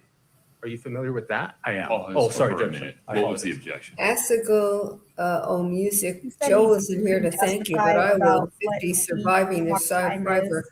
membership. So, This is foundation. terrific. I think you're Yeah. laying the foundation. I am, right? Judge. Let's see where this goes. Overruled. So- If you would, I interrupted you, gentlemen. If you would ask that question. Absolutely, Judge. So the epoch time, and I'm just going to, I'll explain it how I know it. And if it refreshes your recollection, great. If not, we'll move on. Okay. Okay. So epoch time is the number of seconds that has elapsed since January 1st, 1970. Okay. Yes. Don't know why they did it this way, but that is how the phones have registered the information. Were you aware of that? Yes, and I don't know the technical aspects of it, but it's a programming reason. Correct. And because we're not going to do the math together. No, we're not. We rely, or in this case, you were relying on Celebrite to do that. Correct. Correct. Now, You also, a way to validate your data, because things even as, little as time, you also have the ability to cross-reference the data that you have in your phone, in the Celebrite report, okay, the extraction, with other information, correct? Correct. So for example, the call logs, the text messages that you sent out, right? That's presented in the extraction. Yes. You could then compare it to the call detail records. Correct. Right? And you could say, oh yeah, you know what? This matches up. Yes. Okay. And you do that in a way to make sure that the information you're getting is correct. Yes. Okay. Now, when we look at this 4 images, the 3, I'm going to call them the what's been admitted as the 3 PNGs, okay, which we all saw, or let's call them GIFs, even though I know they're not right now. Right. But just so everybody's aware. Okay. And then we have this photo that appears to be of a home. Okay. Right. Now, you have records and you have call logs for March 4th, correct? Yes. Okay. And you can see who all communicated that day. Correct. Correct. And you could also get that through call detail records, correct? Not always. But the call detail records you indicated mark the time that a call was sent out and a text was sent out. If it hits the carrier. So if it's a Wi-Fi call or if it's like iMessage, like iPhone to iPhone, iMessaging, okay, it can route around it and it won't hit the call detail record. Perfect. So you had on March 4th at least some information in what you received from the extraction report that some calls were made, some text messages were sent from Miss Richins' phone. Yes. Okay. Now, with that information, you can, if you wanted to, you can attempt to see whether this image was sent or received by somebody, correct? Yes. Okay. You did not do that. I did do that. Okay. And who did it come back to? I don't know. It was not available in the system file. Okay. Would you like, can I explain why? Sure. Yeah, that'd be great. Why I think based on, Yeah. There is, from the time this event occurred on March 4th till the time the phone was seized on April 13th, I believe, 2022. There's an extended period of time that has passed in data terms. Okay. So the reason why going back to the source on this is challenging is if the text source of this, incoming or outgoing, is missing, you can sometimes go into the data file, like from the timeline and from the extraction, you can go into the database information. You can go in there and you can look at that to see if that information is contained in the database still. The problem is that data is overwritten. Once it's deleted, the database then overwrites it. So then what happens is the source in there goes away. There's small amounts of data that are in there. Like traces. Well, like PNGs. Yeah. Okay. That are still there. But like I kind of explained with the data space, think of it as a. Oh, 1 second. Is that like the garbage collection? Yeah, we're talking about that, right? So so deletion. So think of that as, think of that deletion file as like the trash can in your house, like in your kitchen. Okay. So you delete things, you throw things into that. Well, eventually it gets full and you got to take it out to the curb and the garbage man comes and gets it and it's gone. Right. Okay. So the more you use it, the more you have to take it out. So okay. Let me stop you there. Yes. Because what I'm asking about is, I understand that you tried. I'm getting there. I promise. Oh no, real quick. Okay. Okay, go ahead. Okay. Yeah. Go ahead. All right. So those databases store that information for a while. Okay. Then what happens is that text information, that the text threads, they're stored in a different place than these. What happens is every, 30-ish days, don't hold me to that, but it's roughly, this iOS system performs a vacuum. And what it does is it takes deleted information that's in there that it no longer thinks it needs for the system files, and it vacuums it out, and it basically takes it out to the curb, and then it goes away. So to answer your question, I did attempt to look for the source for this, but there's none of that data remains in the device or in the databases at all. All I have is these, what I referred to previously as orphaned images. Or ghost. Ghosts. Yeah. Yes. No, and I understand that. Okay. My question is, there are other things you can do outside of that. You obviously that's your first one, right? You Right. try to go straight to the source. For whatever reason, it's not there. Okay. But there are other things you can do to see if you can locate whether they're tied together or where they could have gone. Correct? Correct. So you indicated that at a minimum, this is on the mobile messaging system, right? Yes. It says mobile SMS, correct? Yes. So you know that at one point it was sent or received to somebody from Miss Richins' phone.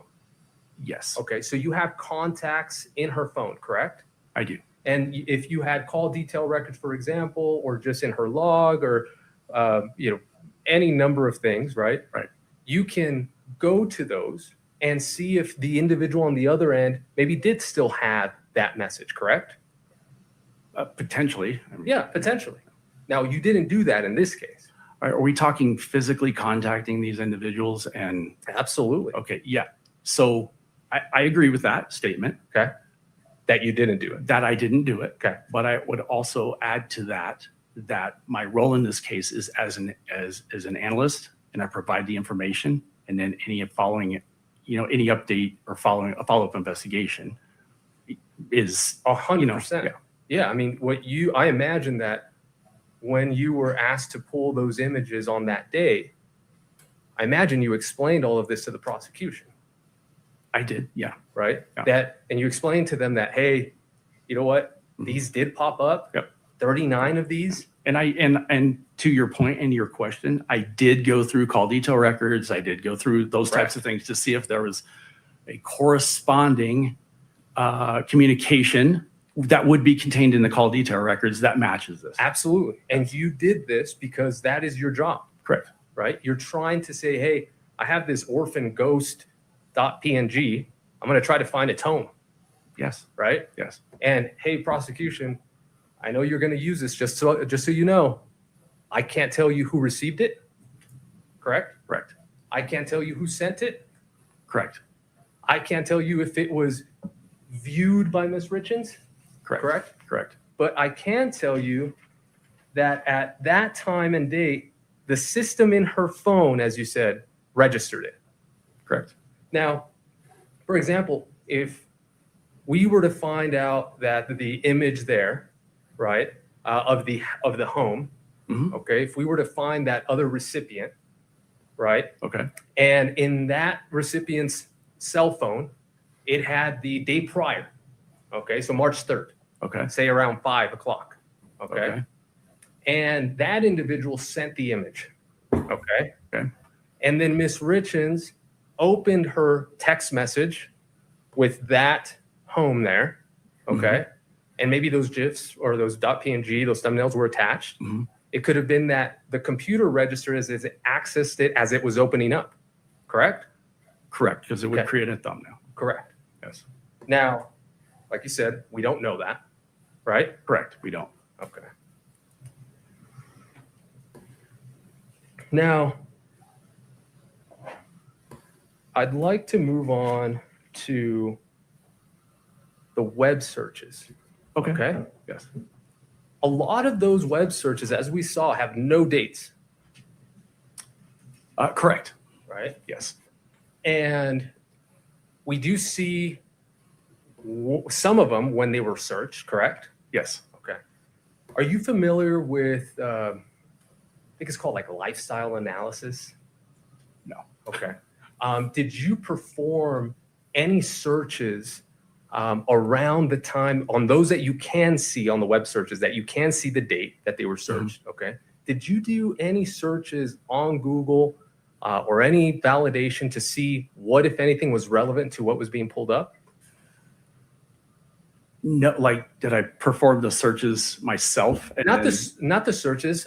So, for example, are you familiar with a certain Real Housewife in Salt Lake City? Recently? Yeah. In April 2022? Oh, no. Okay. Are you aware of somebody maybe being sentenced around that time? No. Okay. And now that would provide context to you, correct? I could. Yeah. Because right now, just as we see the searches, we don't know why that would be a search, correct? I don't know. I don't know why these questions. Can't speculate on anything. You can't speculate. No. You shouldn't speculate. No. You also can't tell me with the information that you have who actually did the search. Correct. Right? It was done on the phone. It was done on the device. You could tell us the location of the phone possibly when those searches were done. Correct. You could tell us possibly the Wi-Fi that it was connected to, if it was connected to one. Correct. Okay. But you can't tell us who searched it. Correct. Now, you can't tell us if we were at, if this happened on the 4th, let's go back to the GIF images, okay? On that day, at that time, are you aware, were you told that there were other people in that home? I'm aware of that. You are aware of that? Yes. Okay, and so did you reach out to those, or I guess that's not your job. You could not tell us who Finally, opened that phone at that time, correct? Correct. the defense lawyer. Now, I do want to talk to you about something you just brought up. It was the... Who realizes said, what the law Wi-Fi. enforcement witness can Not testify necessarily what? because it could be an iMessage, right? Correct. Was one option, and then the other one was that it was connected or sent through Wi-Fi. Yeah, the file path on here indicates that it is a mobile SMS, which went through iMessage, and iMessage iPhone to iPhone typically will not hit a carrier, so it won't be in a call detail. Right. And that also is helpful to you, right? Because you're able to see of all the people that she could have possibly contacted that day, you could then narrow it to like who has an iPhone. Correct. Okay. And so because of the communication, and correct me if I'm wrong, I'm guessing here, between iPhone and iPhone, it's a different connection, correct? It makes it easier to communicate? It's a typical Wi-Fi connection, so it's not a different connection. Okay. It's just a different system, or it's the same. They're on the same system. It goes through Apple servers versus the carrier. So, for example, can we pull up? Why are we asking these questions? Does Mr. anybody in the Richins, chat have an idea? Mobile activity on the night of March 3rd. Do you recall that state's exhibit where you laid out a graph of all the text messages that were sent from Mr. Richins to a Pedro Sonora? Yes. Right. Yes. I think it's up on your screen now. Yes. Okay. When we were talking about this, one of the last questions was about the text from Raul at 10:18. Okay. And I believe Ms. Shervanack asked if it had been read, or if you could tell if it had been read, and you answered it very curiously, which is I'm left to wonder. I just want clarification whether or not you could actually tell if it was read, or whether there just wasn't enough data to determine whether it had been read. I didn't see any. I don't remember. Okay. I'm sorry. I just don't remember the data. No, line and that's why I'm specifically. following up. Yeah. That's why I'm following up. There's no response. The indication was that it was not read. Okay. Now, here we see all these text messages, correct? Yes. And we just talked about the iMessage that you just discussed. That Yes. sometimes that won't register on call detail records, for example, right? Correct. Now that's different than this, right? That is different than this. Okay. You would expect an iMessage to show up here? Yes, because this is from the phone's timeline itself. Correct. These are system file. Correct. Just want to make sure. Could we take that one down, please? Thank you. Okay. So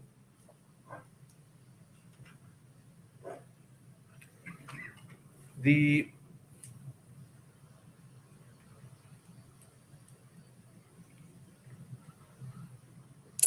So Ms. Colleen K says he's trying to show that Kouri didn't send Start those with 3 Aaron's. pictures.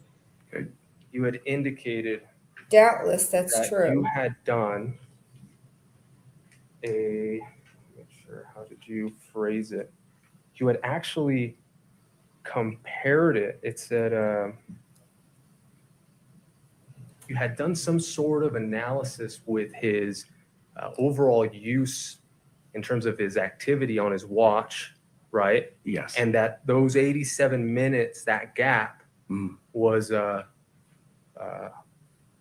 off, I guess. I don't think I said it was off. What were your I words? said it was atypical. Atypical. Yes. Okay.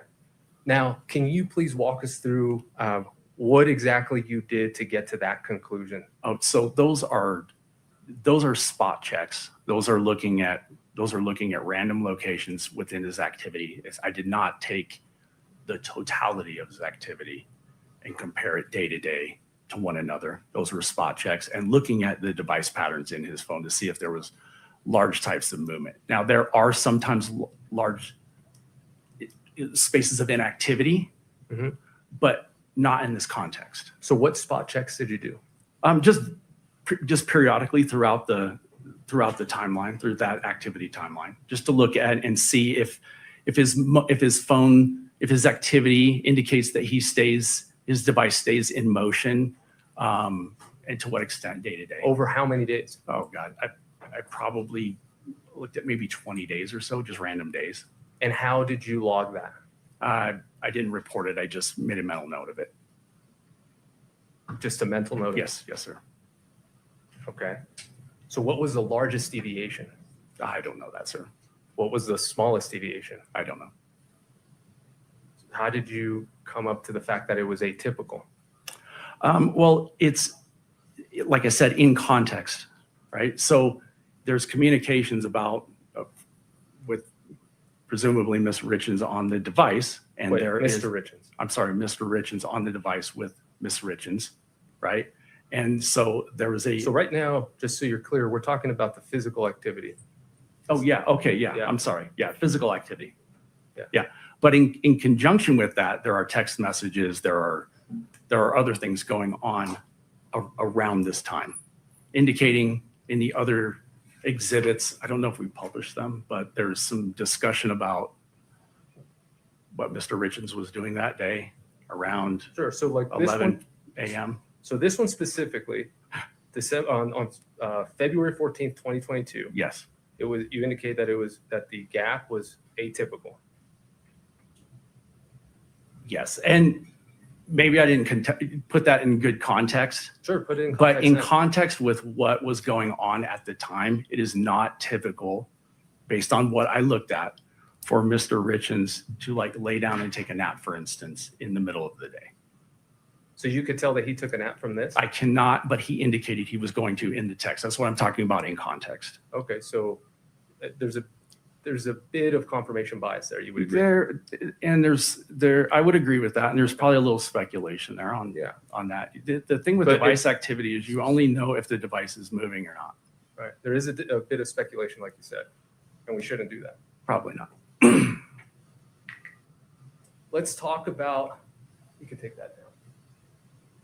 Let's talk about the activity sensor data. Okay. Not in context of what was registered. Okay. But in the context of you as an analyst. Okay? Okay. Now, we talked about how what you do is digital forensics. Yes. And that's considered a forensic science. Okay. Yes. Do you disagree with that? Yes, it is. It is? Yes. Okay. And part of that field, right, is what we, I guess, grew up knowing as the scientific method, right? Yes. And so, for example, here we identify a phone, an electronic device, okay? And then we go from identifying that to preserving it. Yes. Right? Yes. And we either put it in a Faraday bag or we plug it in and we make sure that the hash values and the hex code and everything matches. Correct. And we do that so that when you get the information, you know that it's the cleanest version possible. Correct? Correct. Okay. And then once we preserve it, we then collect the information, which would be the abstraction. Yes. Right? And then we examine it. Okay. Yes. And then we get into the analysis.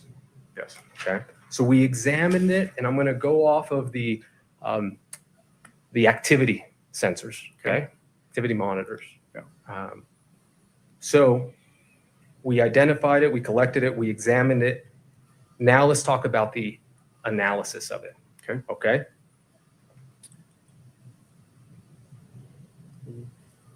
Tell us what you did to validate the information about the activity sensor data. And we'll start specifically with the distance traveled. And this could be for either Mr. Richins or Miss Richins' phone, okay? In general? Yeah, what did you do in this case for either Mr. Richins or Miss Richins, okay, to validate the information that was presented to you in Celebrite regarding traveled distance or distance traveled? So the distance traveled is just reported by the device based on the sensors that are contained within the device.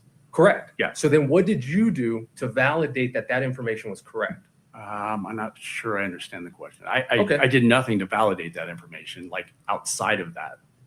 Okay, so for example, that information that was there, it indicates, let's pull up Miss Richins if we wouldn't mind. The state's exhibit where it shows, yeah, this one right here. Okay. Okay. So can we publish this one, Judge? It's been admitted. So let's look at that 3:08:10 a.m. Okay. Okay. Now, the 74.14 meters, that comes straight from the extraction report, correct? Correct. Okay. And the 243 feet, I imagine that's something that you converted? Yes. Okay. And using what? Just a Google conversion. Conversion. Yeah. Okay. And in this device travels, we know that it was 74.14 meters that was registered on the device. Correct. Okay. Now, what kind of iPhone was this? I believe it was an iPhone 12. Okay. And do you recall what iOS system it had? I do not. Okay.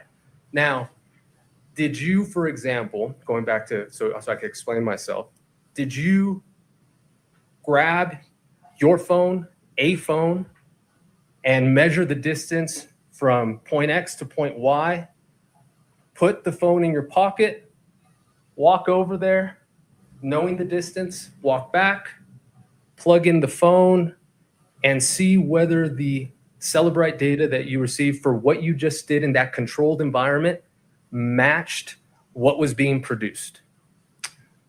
No. Okay.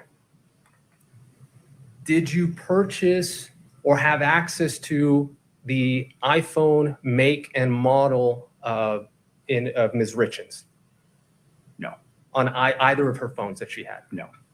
Did you have access to Mr. Richins' iPhone make or model? No. Okay. And you did not do any tests, correct? Correct. So these numbers right here that we're seeing, you are speculating that is correct. I'm not speculating. I'm relying on the data being correct inside the device. But you have no way of knowing that. Well, I mean, the examples you're giving are not 100%. Wouldn't 100% verify this anyway, I don't think. I think you would have to use the exact device under the exact conditions. Yeah. In any way. For one. Yeah, so let's go with that. So and two, and which I didn't do. Right, which I didn't do. Real quick. Go on. So let's be clear. We understand you didn't do it. You did have access or could gain access to the environment, correct? I could. Okay. Yes. So then let's go from there. There are body cams in this case. Were you aware of that? Yes. Okay. Have you been to the Richins home? No. Okay. Have you seen those body cams? I've seen some images of the body cams. Yeah. Okay. Have you seen videos of the body cams? Very few. Okay. Do you recall a video where one of Miss Richins' phones is handed from one of the EMS to an officer, and then the officer walks over all the way to where Miss Richins is to provide her the phone? No. Okay. Had you been aware of that, or had that, rather, I'll be fair to you, had that been told to you by the prosecutors or law enforcement? Having that controlled environment, having this data, having access to the same phone, downloading the same iOS, could you have run a test to see if it was similar, and specifically referring to the 41 meters that's indicated there.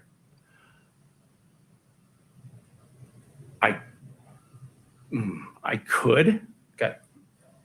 But I mean, your statement just actually opened up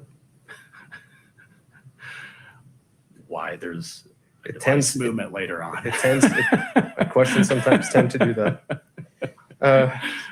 Okay, so now let's talk about even the phone unlock. I think this is going nowhere. Okay. That seems pretty intuitive. Yeah, the locking. The locking and unlocking. Yes. So for example, when we look at the 319, I'm sorry, can we go back to the other one? I don't know if it was me. Thank you. At 319.39 at the bottom, phone unlocked 3 seconds. Mm-hmm. So it was unlocked 3 seconds. Does that mean it was locked at 3 seconds? Yes. Okay. And then, to be honest, this is just out of curiosity. Why don't we show an unlock before the 321? Oh no, because that 39 that. Oh, I don't know. Sometimes just things happen, right? I don't know. Yeah. Okay, we could take that one down.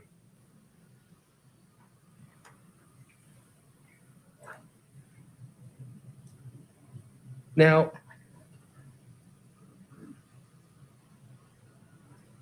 going back to the web searches, okay, just briefly. This was all after, to your knowledge, I imagine you're aware that this was all after, all these searches were done after Miss Richins knew she was under investigation, correct? Yes. Okay. And I imagine but at that point, and if not, you probably have been made aware of it now, and we've all seen during that January to March timeframe that you mentioned that there was a massive deletions between in her phone, correct? You remember that? Yes. As well as Miss Lauber's phone? Yes. You know that they were purchasing oxys, correct? Objection, Your Honor. Lack of foundation. Are you aware of what Miss Richins was doing during that time, either then or now? Yes. Okay. Now, you're a former law enforcement officer. Yes. Okay. Do you ever deal in narcotics? No. Okay. You're aware of them? I am. Okay. You're aware of purchases? I am. You're aware of the criminal mind, perhaps? I am. And you're aware that most individuals dealing in drugs might want to delete their information? Yes. And like you said, context matters, right? Context does matter.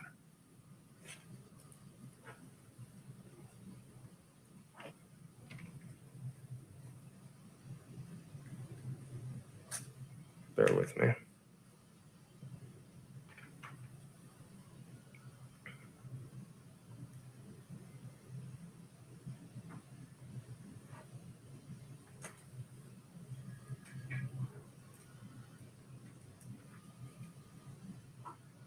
Are you familiar with Bayesian inferences?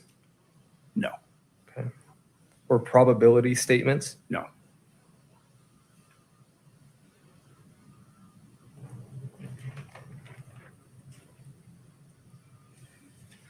I'm getting there, I promise. Just want to make sure.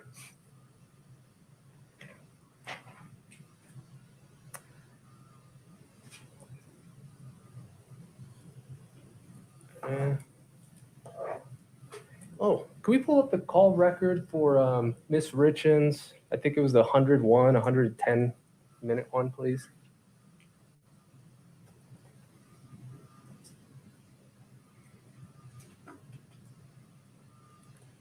Do you remember this? I do. Yes, sir. Okay. To be honest, I don't know why you were asked the questions, but this was in March. Could you zoom that in? Sorry, Yeah. those. No, yeah, I know. Those things are. Zoom it in when you find it, please.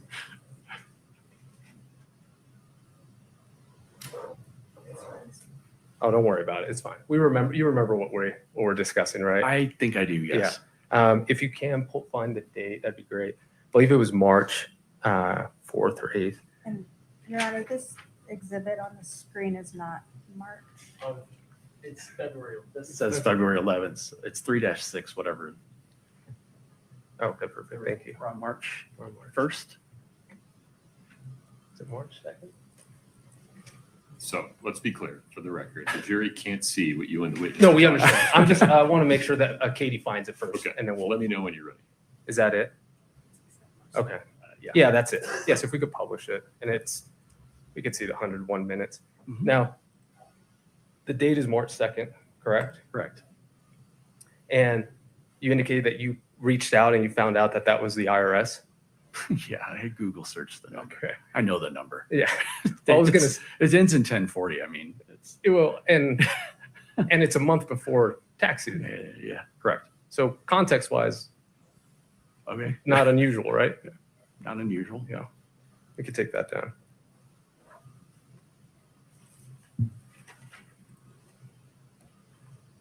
I do want to make sure did you come on in May 2020? When were you brought on? Retained. I was retained Yes. in May of 2023. May of 2023. Yes, sir. Now, you indicated that Verizon holds locations only for 12 months. Correct. Now, Ms. Richins' phone was seized on April 12th, correct? I'm sorry, April 2022.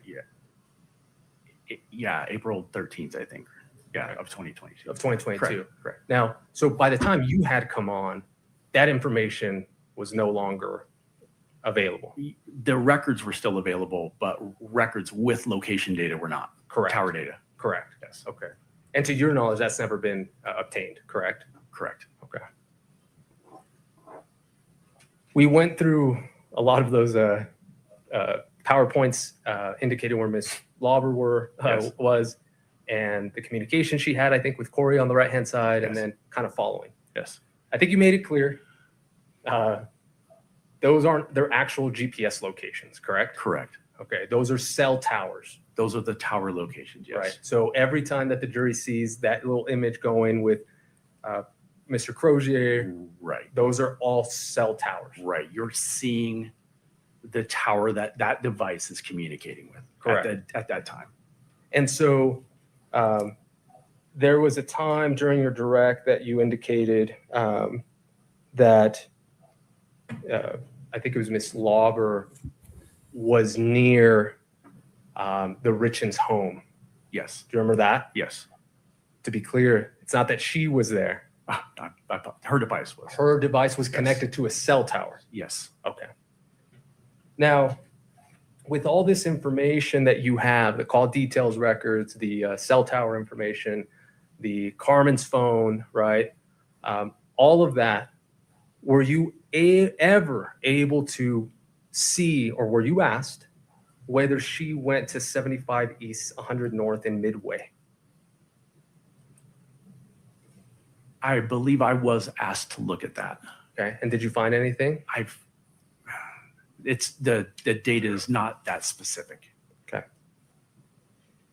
It's not GPS location. It's tower location. Right. So, Right. Okay, we talked about those.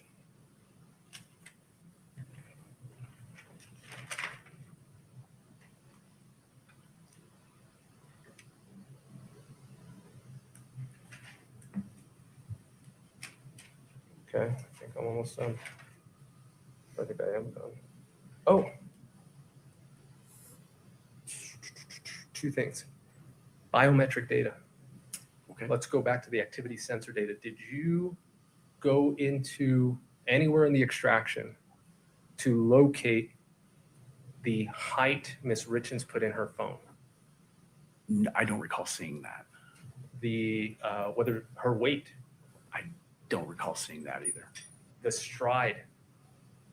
I don't recall seeing that. Did you do that or recall seeing that in Mr. Richins? No. Okay.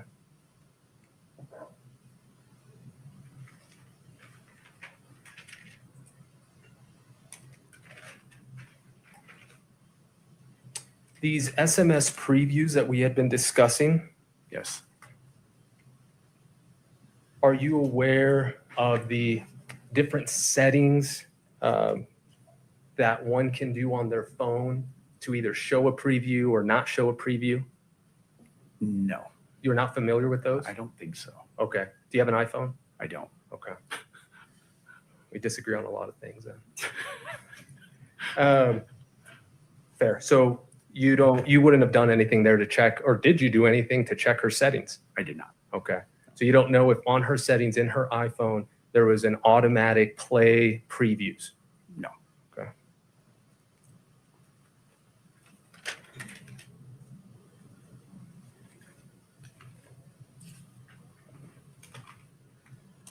One second. May I have the white voice, Judge?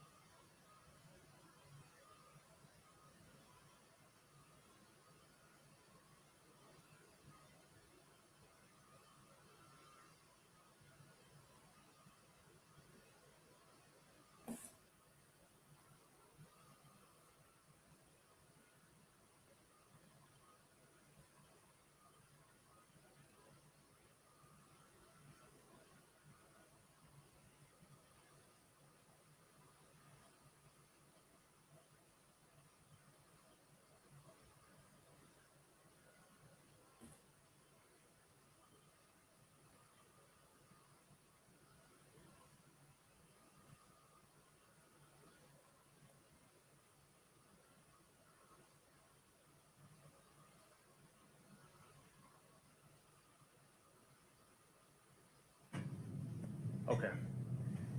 For clarification purposes, okay? Because as I was talking about the web searches, I did not specify, and I want to make sure we get it clear. Those came from the blue phone. Correct. Okay. So those were after the April 13th, April 12th, when the white phone was seized, correct? Correct. After Ms. Richins obviously had been under investigation. Correct. Correct. After her, I'm not sure if you're aware, after her home was searched.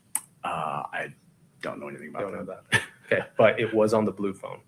Yes. None of these web searches were on the other phones, correct? Correct.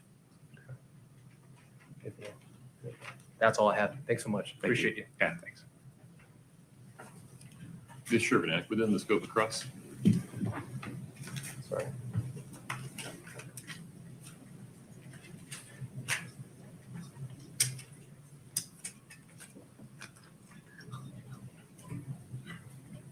A lot of sticky notes. A few things I want to follow up with you on. We talked a little bit about CDR data and Wi-Fi, maybe why things wouldn't show up on Wi-Fi. Sure. What type of messaging can happen over Wi-Fi? Most app messaging happens over Wi-Fi. So third-party apps like WhatsApp, Kik, Signal, those types of apps. But also, again, iMessage. And so when talking about those 3 image files located on Ms. Richins' phone from March 4th, 2022 at 8:29 a.m., we don't know all of the information about those because it was deleted. Correct. If it hadn't been deleted, we'd know more. We might. Talking about the web searches on the blue phone, when you looked through and analyzed that blue phone, nothing indicated to you that that blue phone was being used by someone else. Correct. I want to talk about Exhibit 3-14D. And this is the device. Scott, if we could put that one up. One moment, please. The witness has it. Do you want to publish it? Please. Okay. Go Now you made this exhibit in conjunction with the context of what was happening during this time frame. Is that correct? Correct. Meaning that you looked at messages between Kouri Richins and Eric Richins during this time frame. Yes. And in those messages, Kouri Richins was telling Eric Richins to go take a nap. Yes. And based on what you've created with this exhibit, does this movement in context indicate to you that during this time frame, Mr. Richins could have been laying down or Yes. not moving? Yes. Huh. I Well, want to that's talk about this interesting. activity sensor data. That data is proprietary to Apple. Yes. And tell me if I'm wrong, but Apple probably puts a lot of money into making that data. I'm sure they do. They want it to be correct for Yes. their users, Yes. and they would want it to be accurate for their users Yes. because their users want that activity data to reflect what they're actually doing. Yes. I don't want it at all, and I'm an Apple user. Looked at activity data in other phone downloads that you've analyzed, Yes. and looking at phone activity data for other hundreds, maybe thousands of phones that you've analyzed. Have you been able to tell if that data can be checked in other cases? Meaning that if somebody said, hey, I went for a 1 mile walk today, I'm giving you a hypothetical, and then you could look at their phone and say that they went for a 1 mile walk. Have you been able to look at that type of data in other phones and verify that it reports in the way you would expect? Are you asking about corroborating witness statements based on their activity in their devices? Right. Yes. That activity data in other cases when you've analyzed it has been accurate and corroborated by other information. In my experience, yes. Just a moment.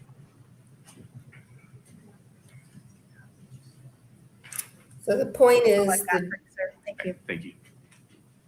Mr. Ramos, within the scope of the redirect? data is helpful to the extent there's other evidence that supports what the data seems to say. This was a long way to get to that. Indicated that. Oh, you indicated that the Ms. Sherbanek was talking about the information that was deleted. Yes. Regarding those thumbnails, GIFs, correct? Yes. Certainly, it would have been better for all of us. It would have. Does that file path and the information tell you who deleted it? No. And as you explained with the garbage collection, it could have been that way, correct? It would have to be, it would have, if it wasn't deleted from the device, it would not have ended up there. There would be a remnant of it. Right. Yeah, it would be a data line. Okay. Now, you were also asked about that you did not investigate or you don't have any reason to believe that anybody else had the blue iPhone. Do you recall that question? Yes. And you said that no. Yes. How do you come to that conclusion? The big thing for me is there is a text in that phone from that device to Mr. Grossman in which the defendant indicates that. So to be clear, yes, I'm not saying that the phone wasn't Miss Richins. Right. Right. Yeah. My question is. Okay. Well, I'm trying to answer it. Yeah. So I'll clarify my question to make sure I'm asking it right. All right.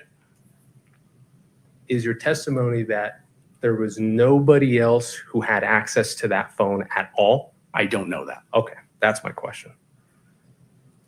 So Now, you were asked about Apple software and proprietary software, and did you attempt to get information from anywhere else, whether it's Apple, whether it's another peer, whether it's another case, where you can get the information that you have in these extractions to validate it? Kind of don't understand that Sure, question. I'll rephrase. Okay. Yeah. Yeah. So I understand that you don't work for Apple. No, I don't. That you don't know how it works. That you don't, sorry, Well, that you don't know how the activity sensor data is logged, correct? I don't know what their programming looks like. Correct. Yeah. Okay.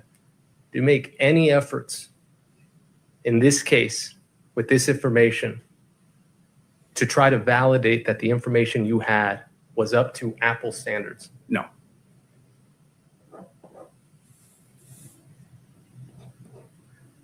You indicated that you've been able to rely on other cases before. How many cases? At least 100. And so in those cases with activity sensor data, in those you did test? Okay. So analyze data in phones, at least 100 phones. There have Oh. probably been, I apologize, there have probably been a dozen or so cases where I've had to corroborate like witness statements and suspect statements, that type of thing, against their phones. And I have not found any inaccuracies. I misunderstood. You, in those cases, corroborated the data that you received, but you did not run tests to make sure that the data you had was accurate. Not physical tests, no, sir. Correct. Okay. Yeah. That's all I have, Judge. Thank you. Thank you. Thank you. I have one question. You started to describe how you knew that no one else was using Kouri Richins' blue phone. Yes. There was a text message that indicated to you how you know that. Yes. How did that message indicate it to you? Not word for word or verbatim. Summarize the message. The message summary was a text from the new number, the 9592 number, which is the blue phone number, to Josh Grossman's phone. And Ms. Richins indicated to Mr. Grossman in that text that she had activated one of, I believe it was her mom's phones, and she would be using that now. So, to that effect. So she told him, this is the phone I'm using to contact you now. Yes. That's all my question. Nice ending. May we release this witness, counsel? Subject to rebuttal if we need him. Understood. If we cannot release him from the subpoena. You are still subject to subpoena, so that means you can't, well, he's an expert, so the exclusionary rule does not apply to him, correct, Mr. Ramos? Okay. Maybe we'll see you in the future. You're free to go today. All right, Thank you for your sir. time. Thank you, I appreciate it. Okay. Now it's a good time to recess for the day, Ms. Shervneck, yes? Yeah, sure. Mr. Ramos? Very well. Ladies and gentlemen, we are going to recess until 8:30 tomorrow morning. As always, please affirmatively avoid talking about or listening to anything about this case. Avoid any person that's trying to talk to you about the case. Please do not read, watch, or listen to any report about the case at all. No online or other research about the case. Please travel safely. Enjoy your evening. Please rise for the jury. Another way that they can at least get closer to saying what was obvious, that she'd used her phone, was to show messages before and after that clearly were hers. And that would even make it more incredible that the deletions were made by somebody else using her phone. So I wonder if they thought about doing it and there was nothing close enough to the time that would show it was text from her or what, but it does seem to me that that's an available way. No, Your Honor. Ms. Lewis, Ms. Nestor, Mr. Ramos. Do you want to address the juror issue?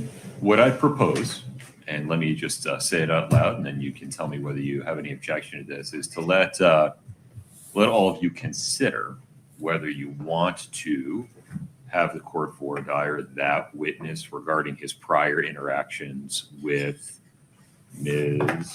Crosswite tomorrow morning. And if so, we can do that. Or if you'd prefer not to do that. But give that some thought overnight. We can pick it up first thing in the morning. Any objection?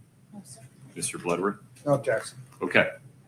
We'll be in recess until tomorrow morning. Please travel safe. Okay, I'm signing off now. I hope you have a good rest of your evening, and we'll see you tomorrow. Ciao.